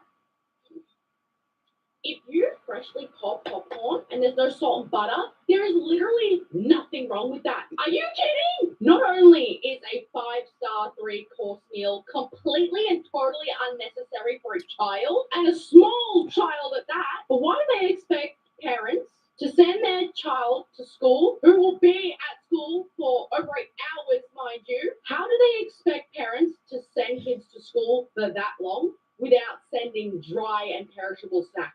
You know, affordable ones that won't get soggy, that won't rot, that won't sit in their bag all day to get all smelly. That is a meal. That is not a snack, and kids don't need that at school when they're going to be eating that for dinner. And I'm sorry, but it is really weird and controlling to give that child a pre-approved snack from the school without the parents' approval or knowledge. I don't know what you're giving my child. Like, I don't care what you approve. Other parents know what their child needs. You don't know a goddamn thing. And how dare you think you have more authority over their child? What the hell would a child need to be eating? Alice, yes. Right? Right, Pomni? I gotta share another thing. You know, this is why I don't like those stupid 2 boys. I just wish I could break their damn neck. Sorry, my language. Sorry. I don't want Eric to hear that. Because I was so grateful, right? I mean, we had food at home. Of course we did. I just didn't take our food for granted. What the point is for a child, right? For me, I did got lucky. I get to eat lunch and be full. That's what's important. Let's just say I did have the food privilege that in our classroom, we, like I mentioned before, right? That we had McDonald's every now and then. So what? The teacher's going to get punished, or I don't know. So we're in middle school. McDonald's is good. So I remember that we actually had like those little cool toys of the Happy Meals. I mean, I don't remember the toys that we had. I remember I had a Lilo and Stitch one, but that was when I was a little younger than Eric. It was a Pleakley toy, but I don't have anymore. But I just saw. And yet those teachers treated me well because they fed me. This is ridiculous. It is. You know, I swear, I want to rip those boys' heads apart so badly. Like, I want to show off. You know, very quick, everyone, I need to leave some steam. Very quick. I'm sorry. I want to see I want to see their video, but I know that's going to do a lot of harm on my health. Very quick. I need to get this out of my system. All right, let's see what those 2 losers are doing.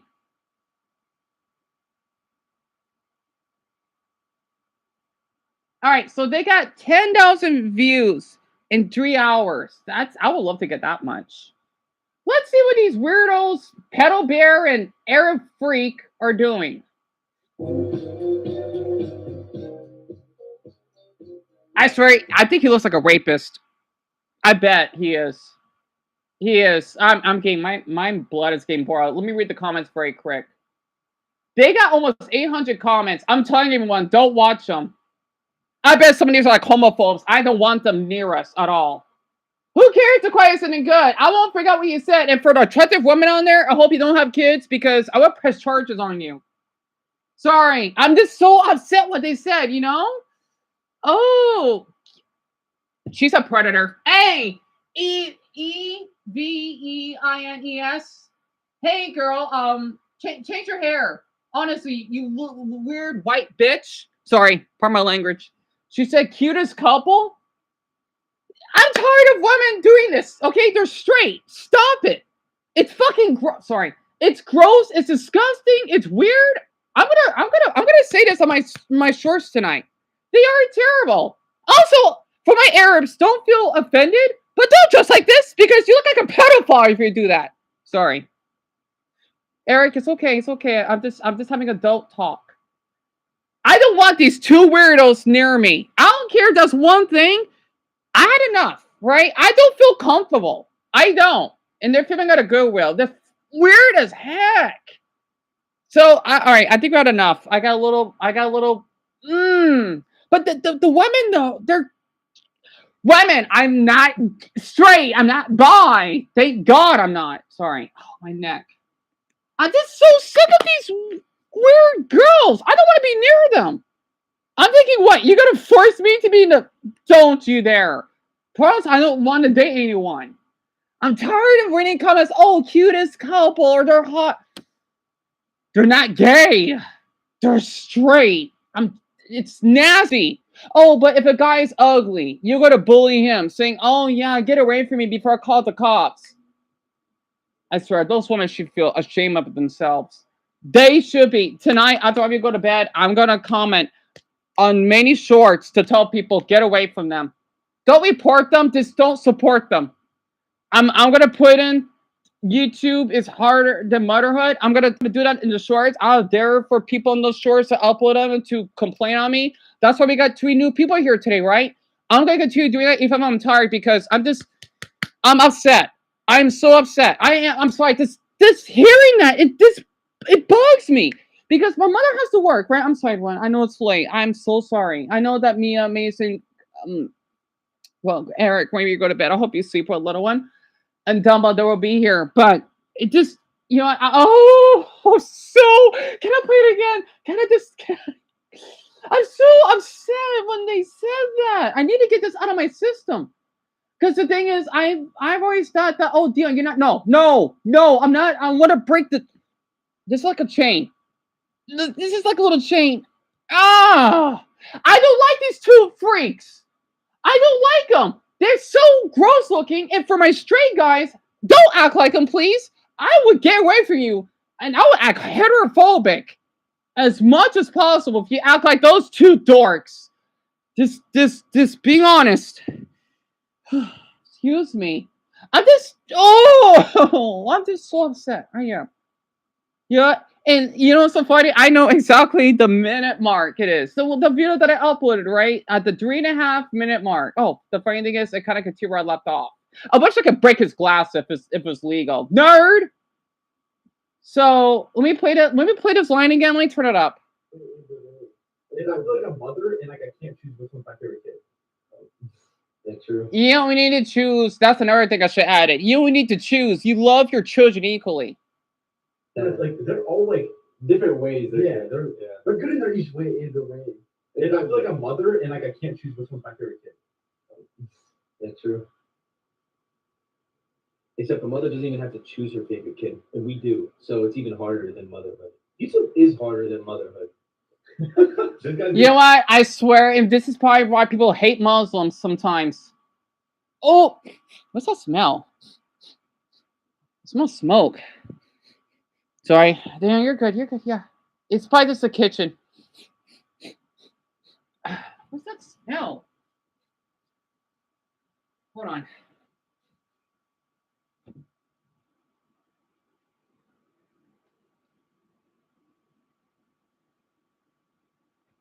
Man, I got a good smell. Yeah, my mother's boyfriend must have made fish. How could I smell it from here? Jeez, I got a good smell. And the window's closed for my room. But yeah, I'm sorry about that. Chain break, right, Jerry?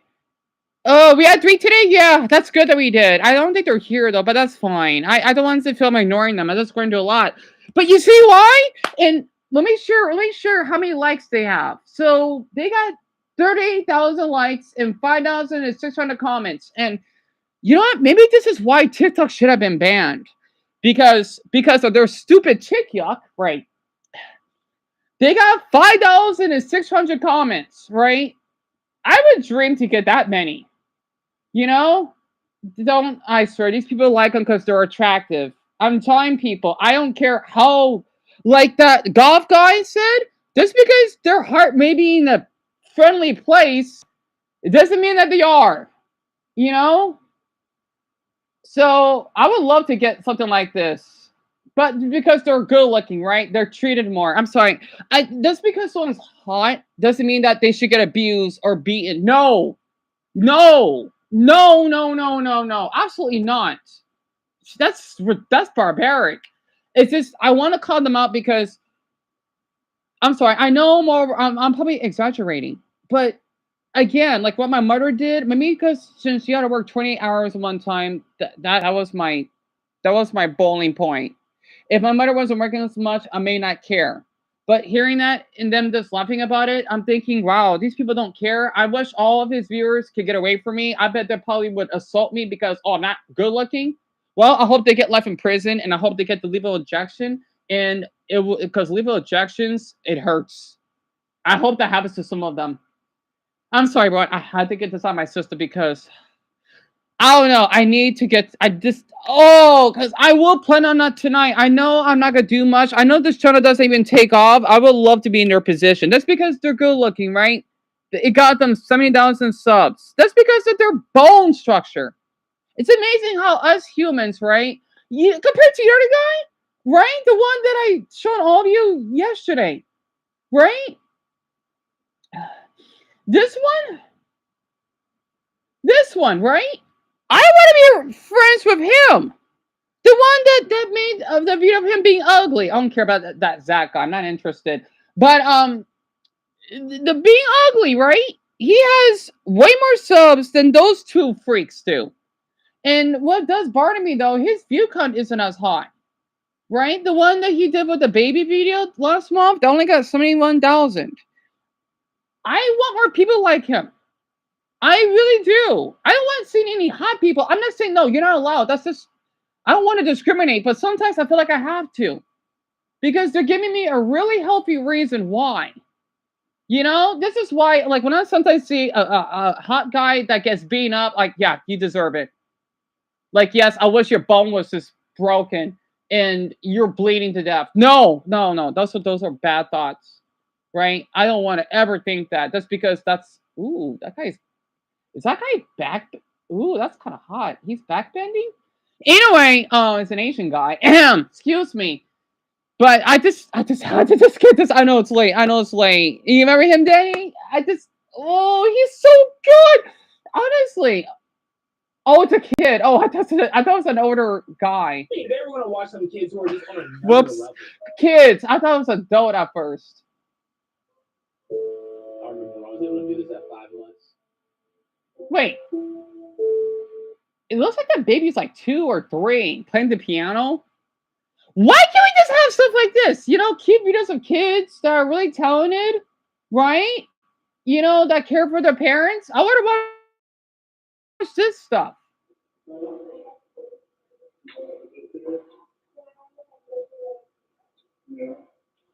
So that little boy, he basically helped. Oh, that's cute. We need more stuff like this. You know, kind of like Eric. And yes, Garnet, go to bed, hon. Yes, go ahead. You know, because you know Greg is poor, right? Look how smart Eric is. And this is coming from the school that didn't treat him well. And the way that he treated me. Compared to, let's just say, those stupid hot... I'm going to come back to this later, maybe. Well, I might get emotional because I'm an uncle, right? So, from literally a kid's perspective, right? Those prank channels I've seen, it's because they're good looking. I would be really concerned and I would feel I failed as an uncle if my nephews and nieces like them, right? Those prank channels that I'll probably show those later, they really annoy me. They do. You know? Because they have, well, a little older than Eric, right? I get it. They're young. Well, unless they're teen, then, well, I don't know. But you know what I mean, right? And then look at the way Eric is. And I hope you sleep well, sweetie.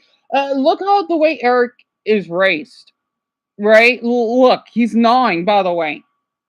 It still shocks me. Yes, there are amazing kids his age. It's just from the stuff I've seen, it's not that often. You know, of those stupid pranksters.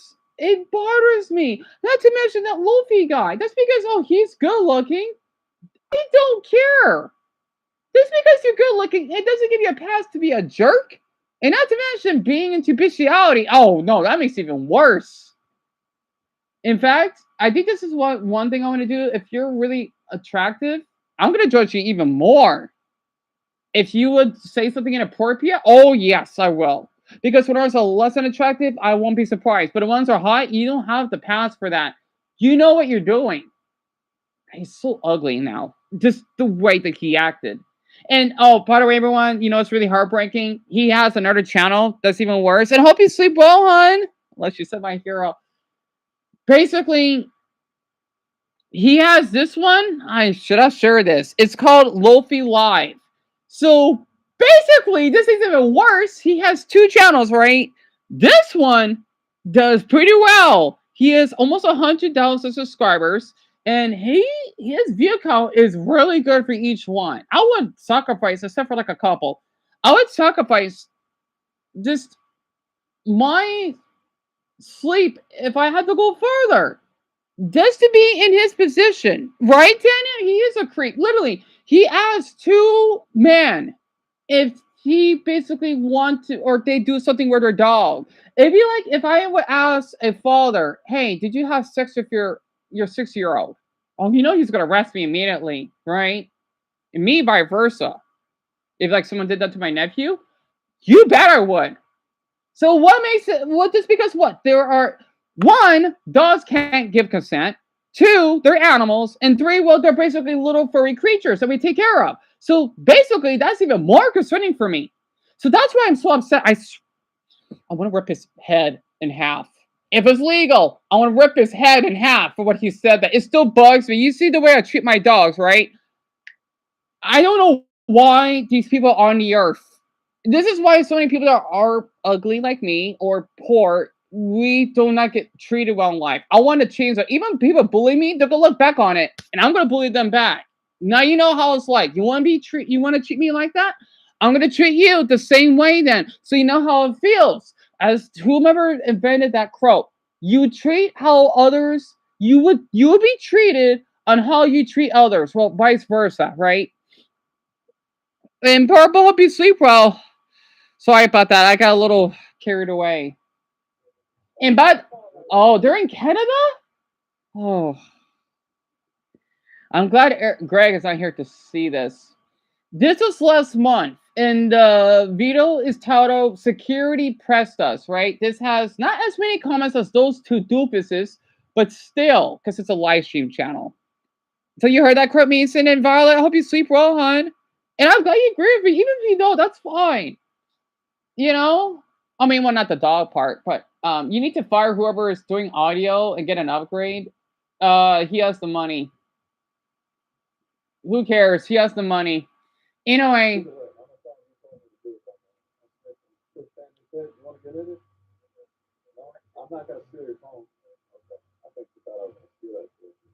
Why does he keep saying, I think that I'm going to steal in front of a Muslim? Oh my! Even though it said, well, that Muslim guy is not Muslim. Well, I won't be surprised if he is Muslim, but I don't consider him as one. He's a freak. But this family, though, right? Luffy, leave them be. Jeez, you already did it to the Korean family. Why are you doing it for the Muslim? I swear, I'm getting tired of this. Loaf! Would you stop? I'm getting really irritated. I know it's a month ago. I'm getting so irritated right now. Oh, Brian, I'm so sorry you had to see that. I am. And again, he's half Asian, half white. So, oh. And they're being so kind. They're just on their trip.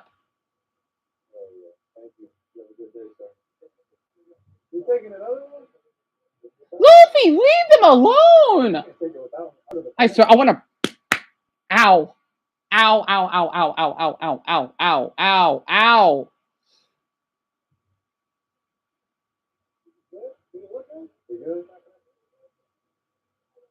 See, and I know Muslims, right? Brian can relate to this. Wait, Brian, did I say bro? Wait, did I? Wait, Dumbo and Brian, did I just say that? Oh, I said ow. Wait, did I say bro? I must have. Did I? You know, I don't mind us being recorded. Did I just said it? I did? I did? No, I. You're serious? There's no way I just said that word. You know how upset I am, right? I don't say that word. I said it. Oh wow! You know how upset I am if I say that. I don't like saying those words. I said, dude, yesterday, right? Double. Do you remember how many times I said it? Because bro, that's even worse. I did. I didn't really say that. Oh my. I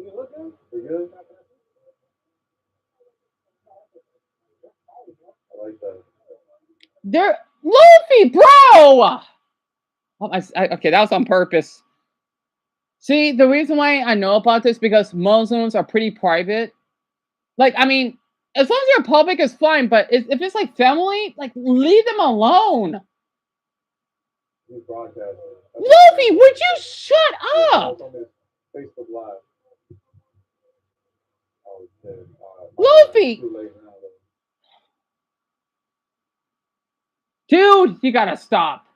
I think Canadians are cop callers. That's because they're cop callers. They have to be careful. What is this drink? Hey, ghetto Minnesotan. How about you could take your Asian back to where you came from? Stupid rentery dude. Seriously. Says the one that has depression. Golly. Yeah, you should have ended your life a long time ago so you won't be harassing these people.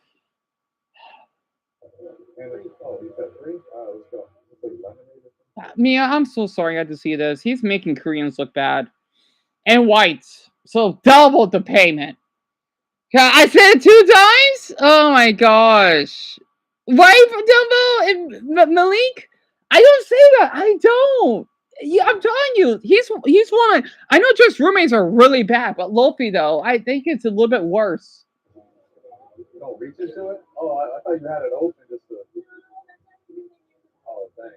I didn't realize it was that deep. Also, I'm sorry it's late. I just so carried away. Yeah, I had no idea. Thank you. They can't just give away alcohol. Just iced tea. That's the guy from earlier. Yeah, he looks like we're following him, but we're not. I promise. He's snitching on me. Oh, he pointed at me. He snitched on me. He pointed at me. He said, him? Yeah. Huh, Jonathan? Nice. This shit is ass, bro. I'm not gonna lie, y'all. This shit ain't it anyway. Was she snitching on me? Yep. I didn't mean this in the bin. I thought it was like free. I didn't think it was either. No, that's just ass. I'm not gonna lie, but we appreciate it though. Thank you. You coming with us, sir? Photography meetup. So you got like a media pass for us? So they're in Toronto, huh? You're gonna grab a what? A normal ticket? Oh, okay. I got you. $30? They fucking taxing up the ass. Hey. Like a media discount, photography or something? No. I don't know what it is. $120 y'all to get this. Better be good. What's Canadian dollars to American dollars? $13 in Canadian? Oh damn.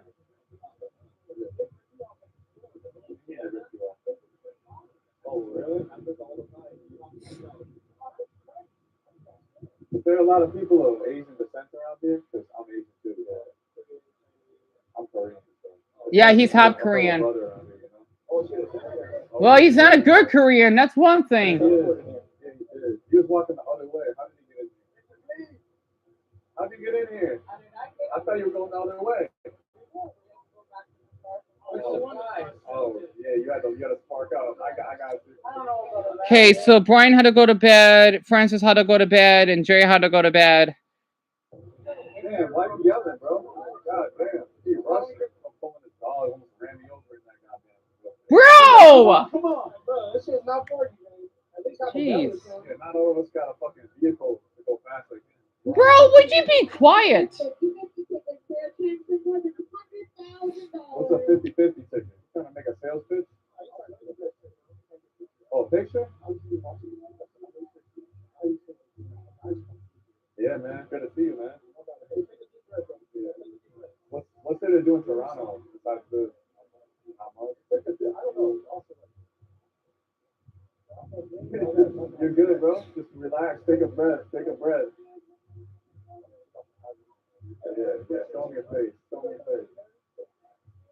Thanks, bro. I think it's the what? I said it 2 times, Mason. So I think it's on YouTube. I don't know where Mia is. Sorry, that was like a force of habit. I'm just kidding. No, we're good. Thank you, bro. Dude, I'm not gonna lie. I didn't know there was even minorities in Toronto. I thought it was all white people. Oh, there's a psychic. You're kidding, right, Lofi? Toronto's the New York of Canada. What do you expect? Horse and red. I don't think Jeez. I think that's bullshit. I ain't doing that shit. I'll buy you one if you want. Is this real? It is. Are you just required to say that so they don't get mad at you? What? I don't know. I'm getting it for him though. No, I'm getting it for him. It's like an early birthday present. Yeah, he's been begging for this. Oh, you're in front of us? Oh, okay. No, that's all good. What do you think they're gonna say about you? I've always been like scared of this type of shit though. What if it says some wild shit? What if it says like you're gonna die tomorrow? And oh yeah, well, super well, Sarah. I'm sorry for the foul language. Hey, Brody. Hey. Oh, you went to the bathroom yet? So, like, pretty much, like, they're taking a look at the right? And then they basically tell you, it's like, how you will be, like, health-wise, your future, love, finances, things like that. Real quick, can I interrupt you? Can you just say thank you to this person for the prime sub? Thank you. It's Harry for the prime sub. All right, continue.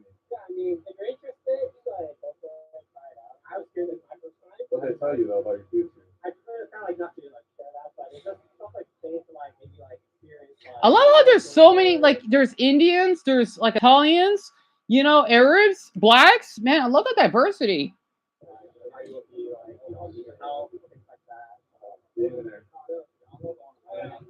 Thank you. What if they say something good though? Oh, you're tired, dumbbell. You want to go to bed? Hey, Raquel went to bed, or Rachel, sorry. Oh, wait, I'm not sure if that's how you pronounce it.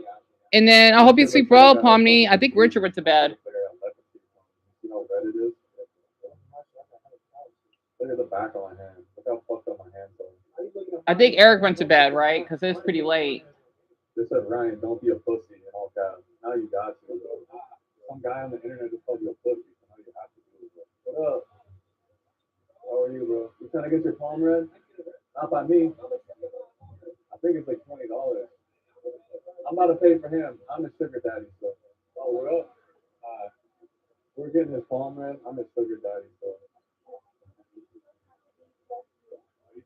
I'm his sugar. He's scared too. He wants.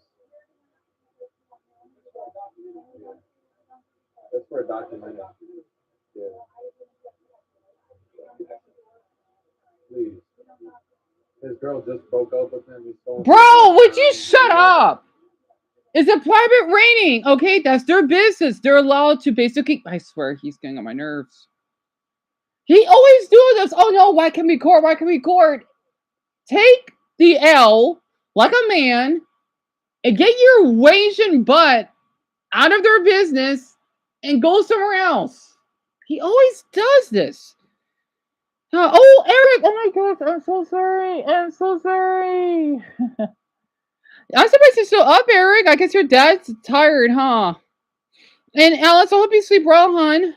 And Tanner went to sleep. So Eric, he's not a really good guy, right? This is someone that you don't want to admire by. He's kind of a bad person because he likes to film people without their permission. You can't really do that because it's considered rude. He basically does talk inappropriate words.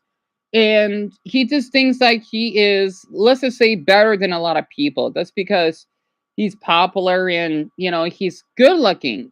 It doesn't give him a right or an excuse to basically just harass people. That's what he's doing. Because this woman at this mind reading, like when you get like your little palm read, it's like fortune telling. She has a right to say no to him, that he's not allowed to be filming in that place because that's their business, right? And it's their right. And he's harassing her because he basically won't accept a no. So that's what he's doing. And I hope you sleep well, hon. I'm sorry that I hope Eric didn't hear all that foul language. I'm about to go Brawadas here. I'm about to follow Brawadas here. Honestly, I think this is fake. I'm gonna be honest. I'm a skeptic. You as well. That shit ain't real anyway. You looking at the jewelry or what? I really don't like wearing earrings. Ever since I saw you wearing that, I have to tap in. Like, you want to tap in? There you go, bro. Fuck it. You want to tap in, huh? What type of rings they got here? I'm a silver fan. You should get this one. That suits you. That suits you. You got one? Why you going middle finger? I go ring finger. What else they got here? These are kind of fire. Get another bracelet or what? Hey, bro, come back here. We gotta make a Can we get a little bargain going? But we gotta drip out for the ladies. We gotta get dripped out here. What is this? These are necklaces or bracelets? These are looking like bracelets. Yeah, how are you? Oh, that's your kid? What up, man? Why your mouth blue? Oh, raspberry?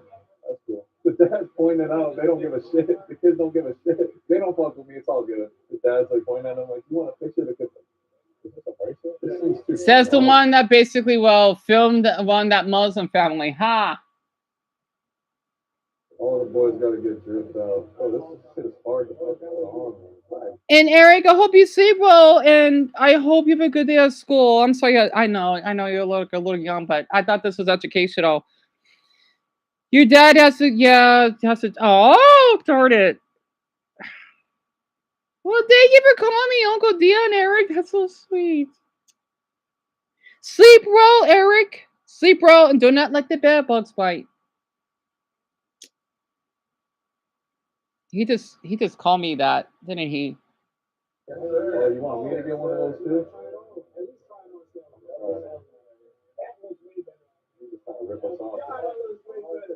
What do y'all think? What do y'all think? Better than Goten? It's the same one. How much are these? $20? I know. I got a little emotional, dumbbell. He didn't know how to call me that. I know. I got emotional reading that. I'm telling you, Greg raised an amazing son. Not what I expected so far. I want him to know that he doesn't need to support people like this. I just want to give like a little lesson. He just said that. I'm sharing this, by the way. I got really emotional reading that. Oh, excuse me. That's a big deal. Like, he's really comfortable. Deon, yeah, he called you an uncle. He did. Oh man, what I'm gonna do tonight? I'm definitely gonna do that on the short so that the next video I know I've been uploading a lot. I'm exposing Lofi, why people need to be careful around him. I can't believe he said that. That was really sweet. Oh. Here's because this is the only truck without a line. So this shit is ass or what? This is the only truck without a line. You wanted to split one? What's the best one? Beef? I like beef. Let's do beef brisket. Apple. Y'all take EBT? Yeah. Back in America, we have this thing called like welfare, like Obama checks and shit. So I'm on welfare. Would y'all take that? No? With my government assistance checking. Trump, yeah. But it carried over from Obama. I'm still getting checks from Obama. I'm kind of scamming. Oh yeah, Mason, that's true, isn't it? I just noticed that. I'll just use my dad's card. I was about to try the school team here. God damn, that's big. Thank you. That's hot as fuck. The guy's cute. That's serving him food. He's pretty cute. Anyway. Can we sit next to you, ladies? No? Damn. Luffy! Jeez, you don't know these women. They're gonna sit on my knees. Who? At least they're polite. I mean, if she looks like you, I wouldn't mind. I'm just saying. At least they're polite. We've never had poutine before. We're from the States, yeah. No, I've never had it. Minnesota, yeah. Brisket. Damn, that's just good. There's no poutine in you. You do?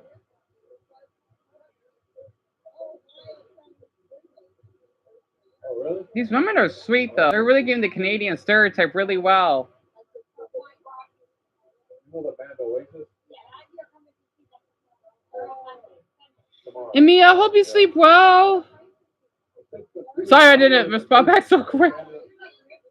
These women are really sweet, though. I do appreciate their kindness. Oh, really?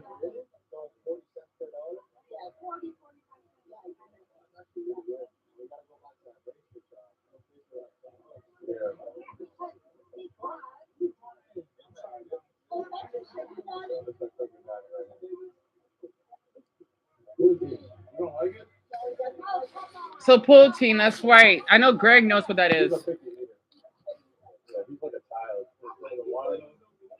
Amazing, you go to sleep as well? Yeah, he is. I mean, at least he's kind to these women, but that's only one-time thing now.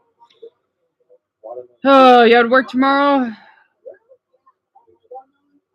Yep, is this you, Dumbo? I'm going to screenshot all of this, especially what Eric said. I need to hang that up.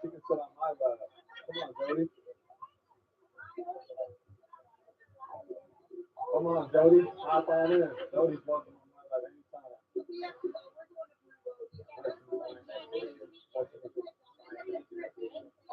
Hey, look at what was in the food. Goddamn, you get weirded out by hair though. So if I see a hair, I just keep it. I pick it out and keep going. It depends what it looks like though. If it's like a curly ass food hair, I'm done. That says, whoa, pick up the water. Did you return the bracelet? You returned the bracelet? They kept calling you a thief. And I know you're really exhausted, huh? Before the poll. Oh, yeah. Oh, I'm sorry to hear that, Eric. I mean, why does call you Eric? Dumbbell. So that's what you wanted to tell me, right? Well, at least you walked your cat. I understand. Because you're Dumbo, your cat was able to do his pee and poo, right? I should have said that on Eric. Like, was your cat still able to use the bathroom at least? You know, functioning and whatnot? Because that's still a healthy sign at least.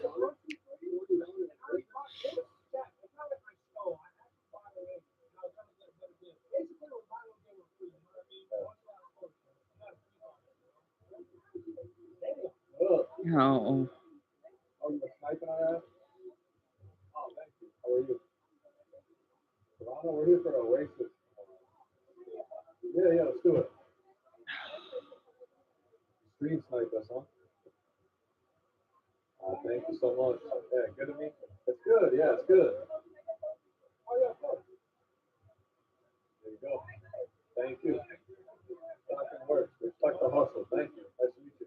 Dumbo, I'm so sorry.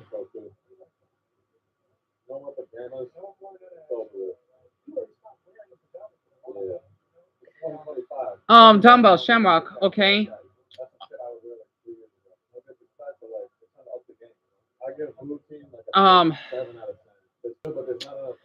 Keep a daily check on him. Hopefully this isn't every day.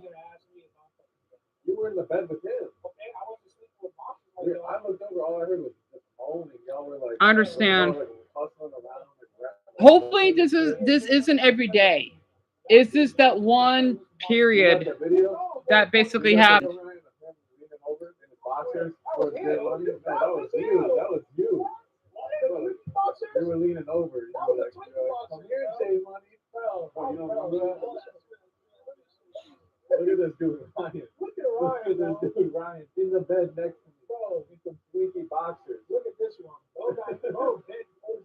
He was ready for it. I kid you not, I was dozing off to sleep. I was like probably like 70%, REM sleep. And all I felt was just a hand like brushing my thigh. I felt a fucking hand. All right, Dumbo, that sounds good.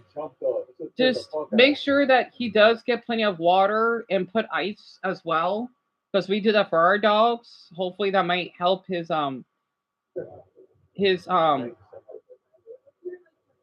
just asked to take a picture. You don't even know. We did it for our dogs. Oh, my channel is it's called Marquise Browning. Yes, I am. Yeah, as you said, I'm taking the second. Yeah, I just have like a Michael Jackson thing. I got 3 shades lighter. Yeah, but you can see a little black under there still. It's still there. Yeah, it's still in there. Thank you.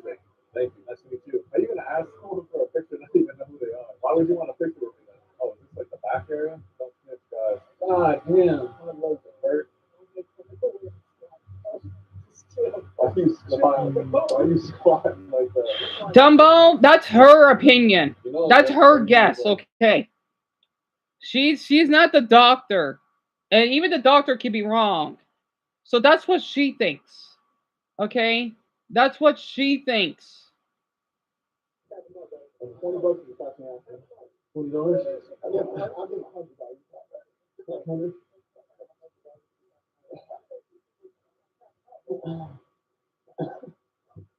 That's the gayest. It's dragging on the ground. That's the gayest stuff I've ever seen. A straight guy. It's okay. Not to be mean, but.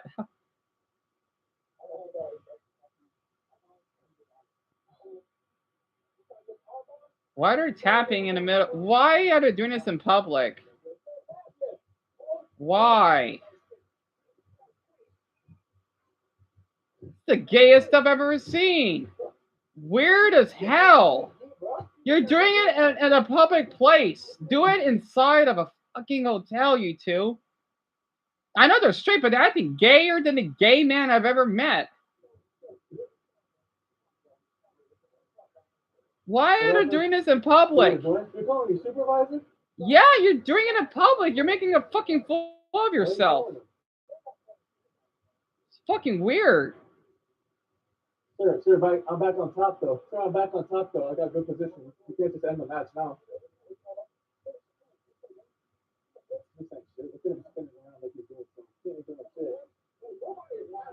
Can you two get the fuck up already?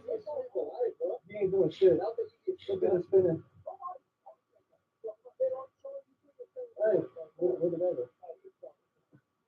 Why are they doing this in public? This is fucking weird. That was the easy super. Why are they doing this in public? Do it in a fucking hotel room. This is fucking weird. Anyway, your credit work today, don't understand. Man, you are really going to do a lot. I could tell. I understand. I want you to know, Dumbo, you're doing all the best you can. These two boys need to stop. You're in a fucking park. I mean, I don't know what park this is. He knows his spot right here. This ain't shit. If I get him on his butt, he knows his spot. This ain't shit. Why are they wrestling? This ain't shit. This ain't shit. Oh, God, should I do it? Am I going to do it? Chat, what if I do it? What if I do it back to him? Why are they doing this? We got Worlds next week. This is so gay. Are you trying to get in? It's a friendly match. Well, you're causing a public disturbance. Look at him doing. And now oh my god. Look at him, he's pulling my ass into his face. This is so fucking gay. I had to make fun of him. Are you serious, Dumbo? Man, I'll go to that bus and slap him if it's legal. I keep saying that's like my catchphrase. I would literally actually, no, screw that. I would slap your boss. Dumbo, I am so sorry. Damn it.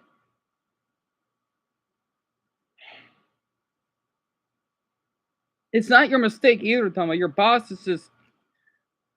Your boss has a lack of a heart. It's a bad look for a business. It's so funny your boss says that when you work at a cafe shop for the special needs. Oh my goodness. I wish I knew what this address is so I could expose him. Or her. I mean, the address of the cafe shop, but of course not, because I don't want anyone to know where you work. I'm so sorry, Dumbo, honestly. Oh, it's he. Okay, gotcha.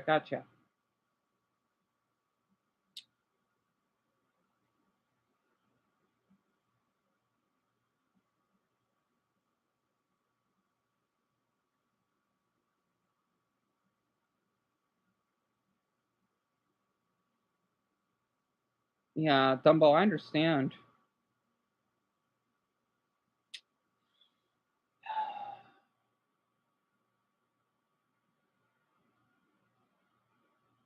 I wish, okay, Dumbo, I got an idea. This may be a little bit hard. If you're allowed, if you have like a picture of one, if your cat that died, right? I know your boss may not believe it, but you should show a picture of your cat that passed to your boss so he could shut up because he can't treat you like this. I know that probably won't help.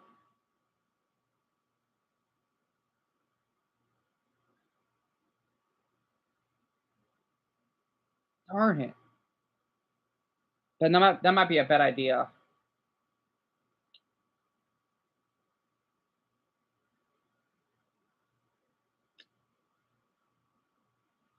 Or if you basically have papers, Dumbbell, like let's just say you have a paper for your deceased pet, right? You can show your boss an example, especially since this happened recently, right? He needs to understand what you've been going through, right? I think the paper, Dumbbell, if you have one, right? He needs to read that. And he needs to know that, you know, you're doing your best. And definitely do your best not to cry, right? I mean, definitely cry, like, after you leave. Cry as much as you need, right? If you have to. But show him, if you have a paper, right? I'm not sure if you do. I think they should have that, right? If you have a lost pet. I don't know if we did that for Elijah. But that way, he would think twice of what he basically said to you.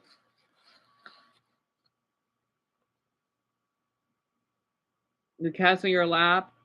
You know, I understand. I'm telling you, you're the one that died, right? But that's wonderful. Your cat is in your lap. I'm glad. I hope your cat is doing okay. Yeah, hi, meow, meow. Had to. How's he feeling right now?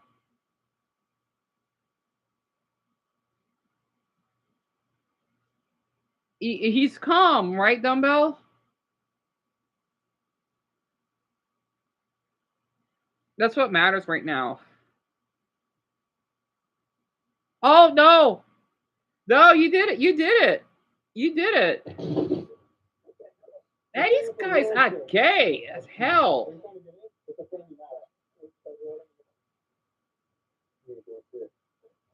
That's good. That's good. That's good. Why are they? Gay man. Look at him. He's pulling my ass into his face. Yeah, because you're acting gay as fuck. It's not appropriate. Call me heterophobic, but man, I only want to see gay men doing that, not two straight men.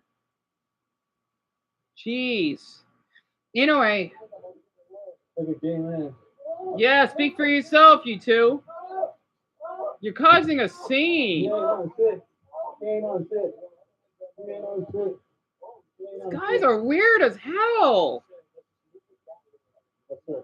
Oh, that's cute. His name is Risker. That's adorable.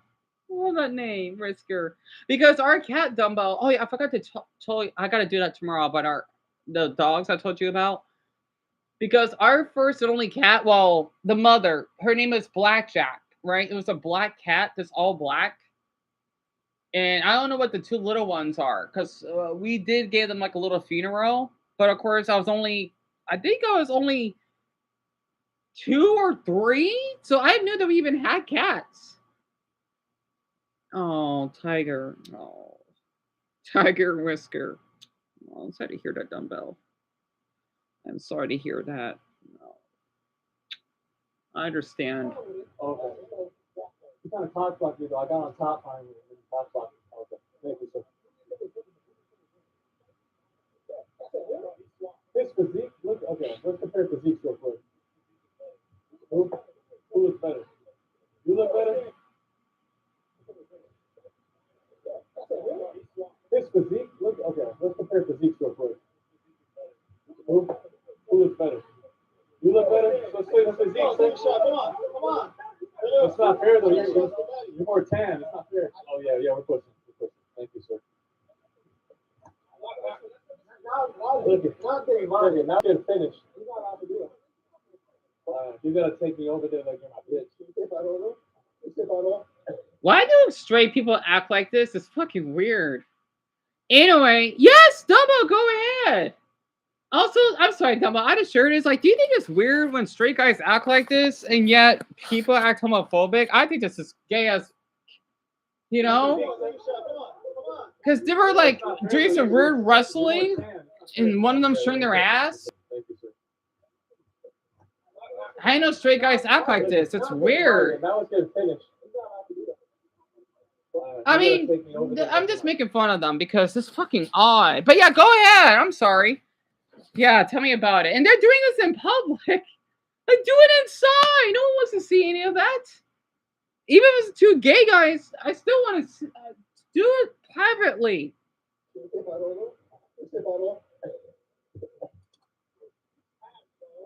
I got the tab. I'm sorry, guys. Sometimes that's just the way it goes. Once we start going, you just get sidetracked. I don't think we need to continue. He's tying up them wrists. Ryan, you might be put. Oh!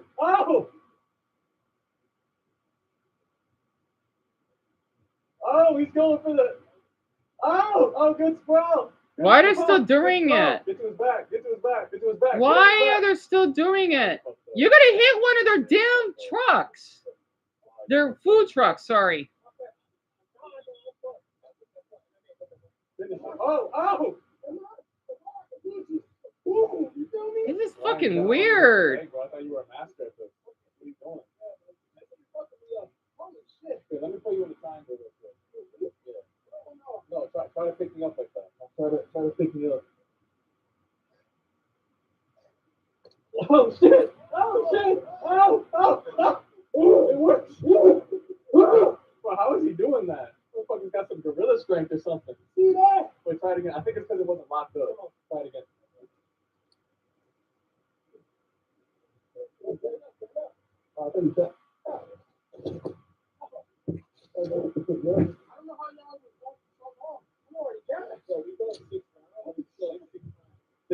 This has to do with race. This is public. God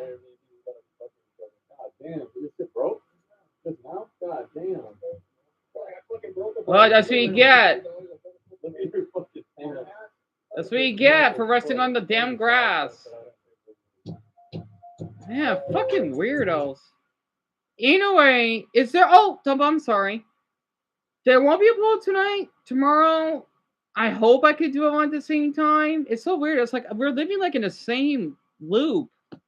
Weird. I'm sorry. Maybe because since you asked the crushes, it's like the doop-de-doop.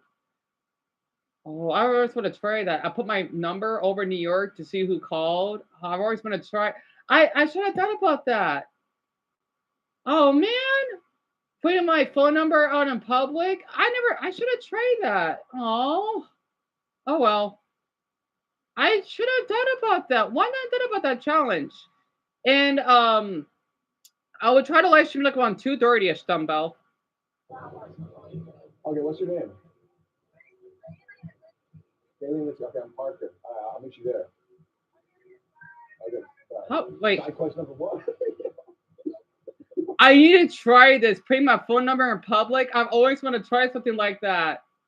Just see what's going on here first. He waited in this line for hours. This was a very long first side. Why did I thought about this? Man, that'd be so cool. I can't wait to get my phone fixed so I can get my number out.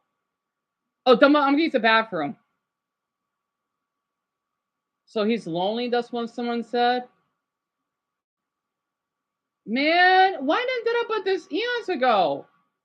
Shit. I guess because I was worried about getting dogs. Damn it. Oh, God. I don't know. That video's inspiring. He doesn't get that many views, but he's much of a sweetheart than Lofi is. I don't know when you were due a poll. Right. Yeah, that's okay, though, if you're a little bit late. I'm going to use the bathroom, okay? So if you need to go to bed, I hope you sleep well. Why did I think about that? Put my phone number out on the poll and see if someone would call me. Why? Damn it. Oh well.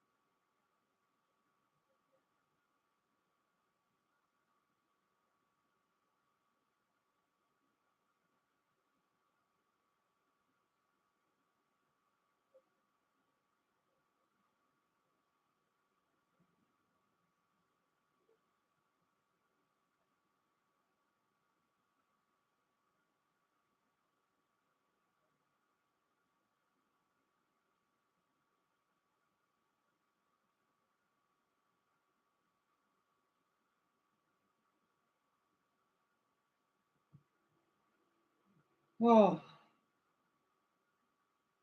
Dumbo, I'm not sure you're still here.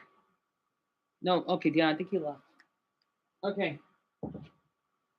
Well, if you're still here, so I had diarrhea. Ye 2:30, yes. Oh, glad I got that out of my system. Darn it! Why did I thought about this? Just give me my phone number out in public, man. I could have made so many connections. Crap. I feel bad. Oh, this looks fun. Damn it. I could have done something like this eons ago. Shit.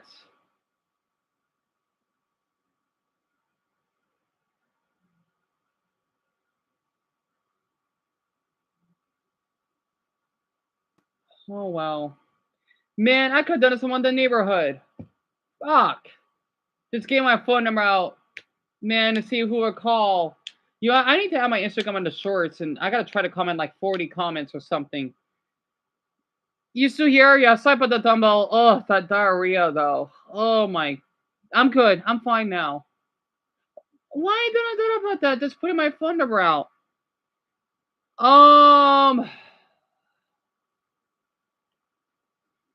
Hopefully like around 1:30. Which is what? 2:30 your time, right? Man, that is like the most creative video I've ever seen. Giving out your phone number. Damn it. I never thought about this. Why didn't I try it? Oh man. I could have done this when I go for walks. Oh, I feel bad. I can't get out my phone number. Man. That's pretty creative. Fuck. Oh well. Damn it. That is really creative. I never thought about that.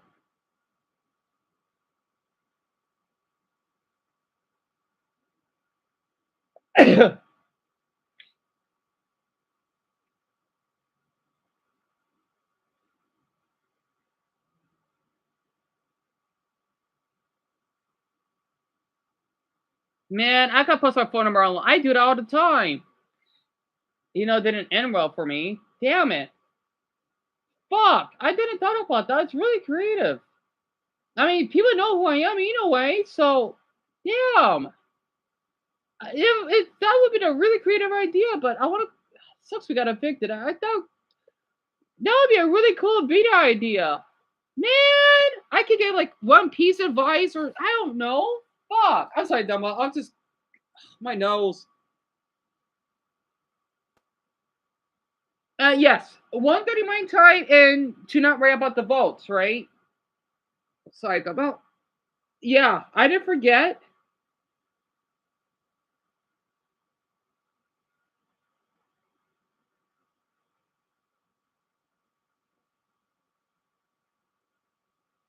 Hell, maybe I could ask guys if they could do Nolly as well. Fuck it. I know it's gonna be wrong, but I'm gonna have to. I'm gonna have to try it. If you don't like it, well, you know what? Ban me. I got nothing else to lose. But yeah, Double, to not worry about the votes, right? I'm gonna screenshot everything, and I hope you sleep well. I'm gonna definitely try this tonight. Oh, this is gonna be a lot. So I'm gonna add just roommates. Don't follow the advice. My Instagram, man1924, that can do that Nolly stuff and see what happens. If you don't like it, they could just report me then. You know, I'm not doing anything wrong. I got nothing else to lose either way. We got how many votes? 62? Okay. Oh, mostly people like Eeevee? Teddy also has the least? Alright, so I definitely did screenshot what Eric said. That was the sweetest thing I've ever read today. And let's see. That's at 9:59? Huh, weird time. I love you, Cuzzy Mister. Oh.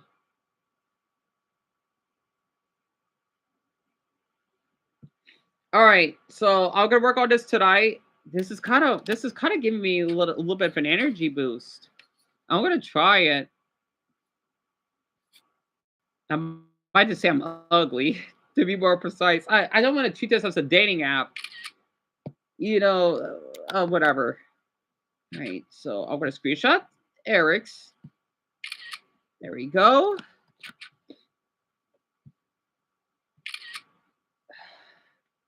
All right, so I'll get Eric's comment. As long as I screenshot that, that's what matters.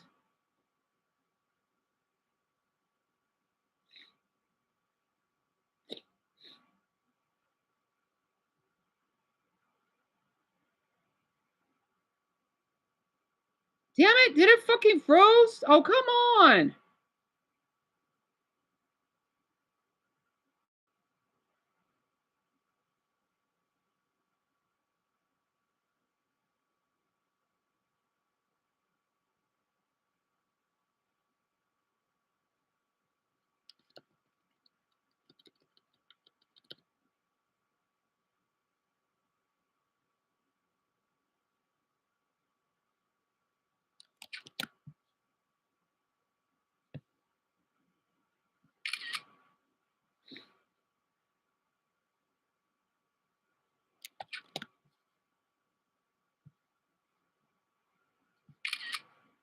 All right, so I got Porter Mason's comment.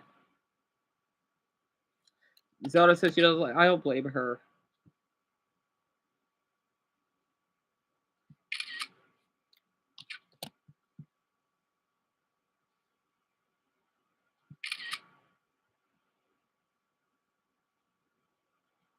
Poo parrots.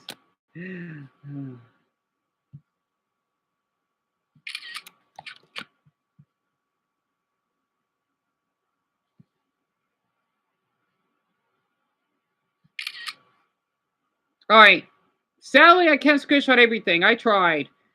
Anyway, at least I screenshot Eric's. That's the sweetest comment I've ever read today. MacBook, I gotta end this so Dumbo could go to sleep. Come on. Man, I wish I'd thought about this video sooner. I'm glad I saw it. Even though I want to watch it because I'm going to feel jealous, but in a good way. I put my phone number all over New York. I could have done this over Phoenix. Damn it. And see if I meet some anime or metal nerds or hiker. Damn it. Oh, well. But good night, Dumbo. Honestly, your boss is a jackass. And just selfish for the way that he's treated you. Owing to you did nothing wrong. Well, if your boss hurt you, don't be afraid to call the police. Literally, Dumbo. Like, assaulted you or anything, because your boss has anger issues, and I don't like that. But I'll see you tomorrow. Also, they got surveillance, too. That's what I did to that. When I also work, I think she was the manager at the time that let me check in Dorothy. But on the stream, please take care and hope Whisper sleeps well.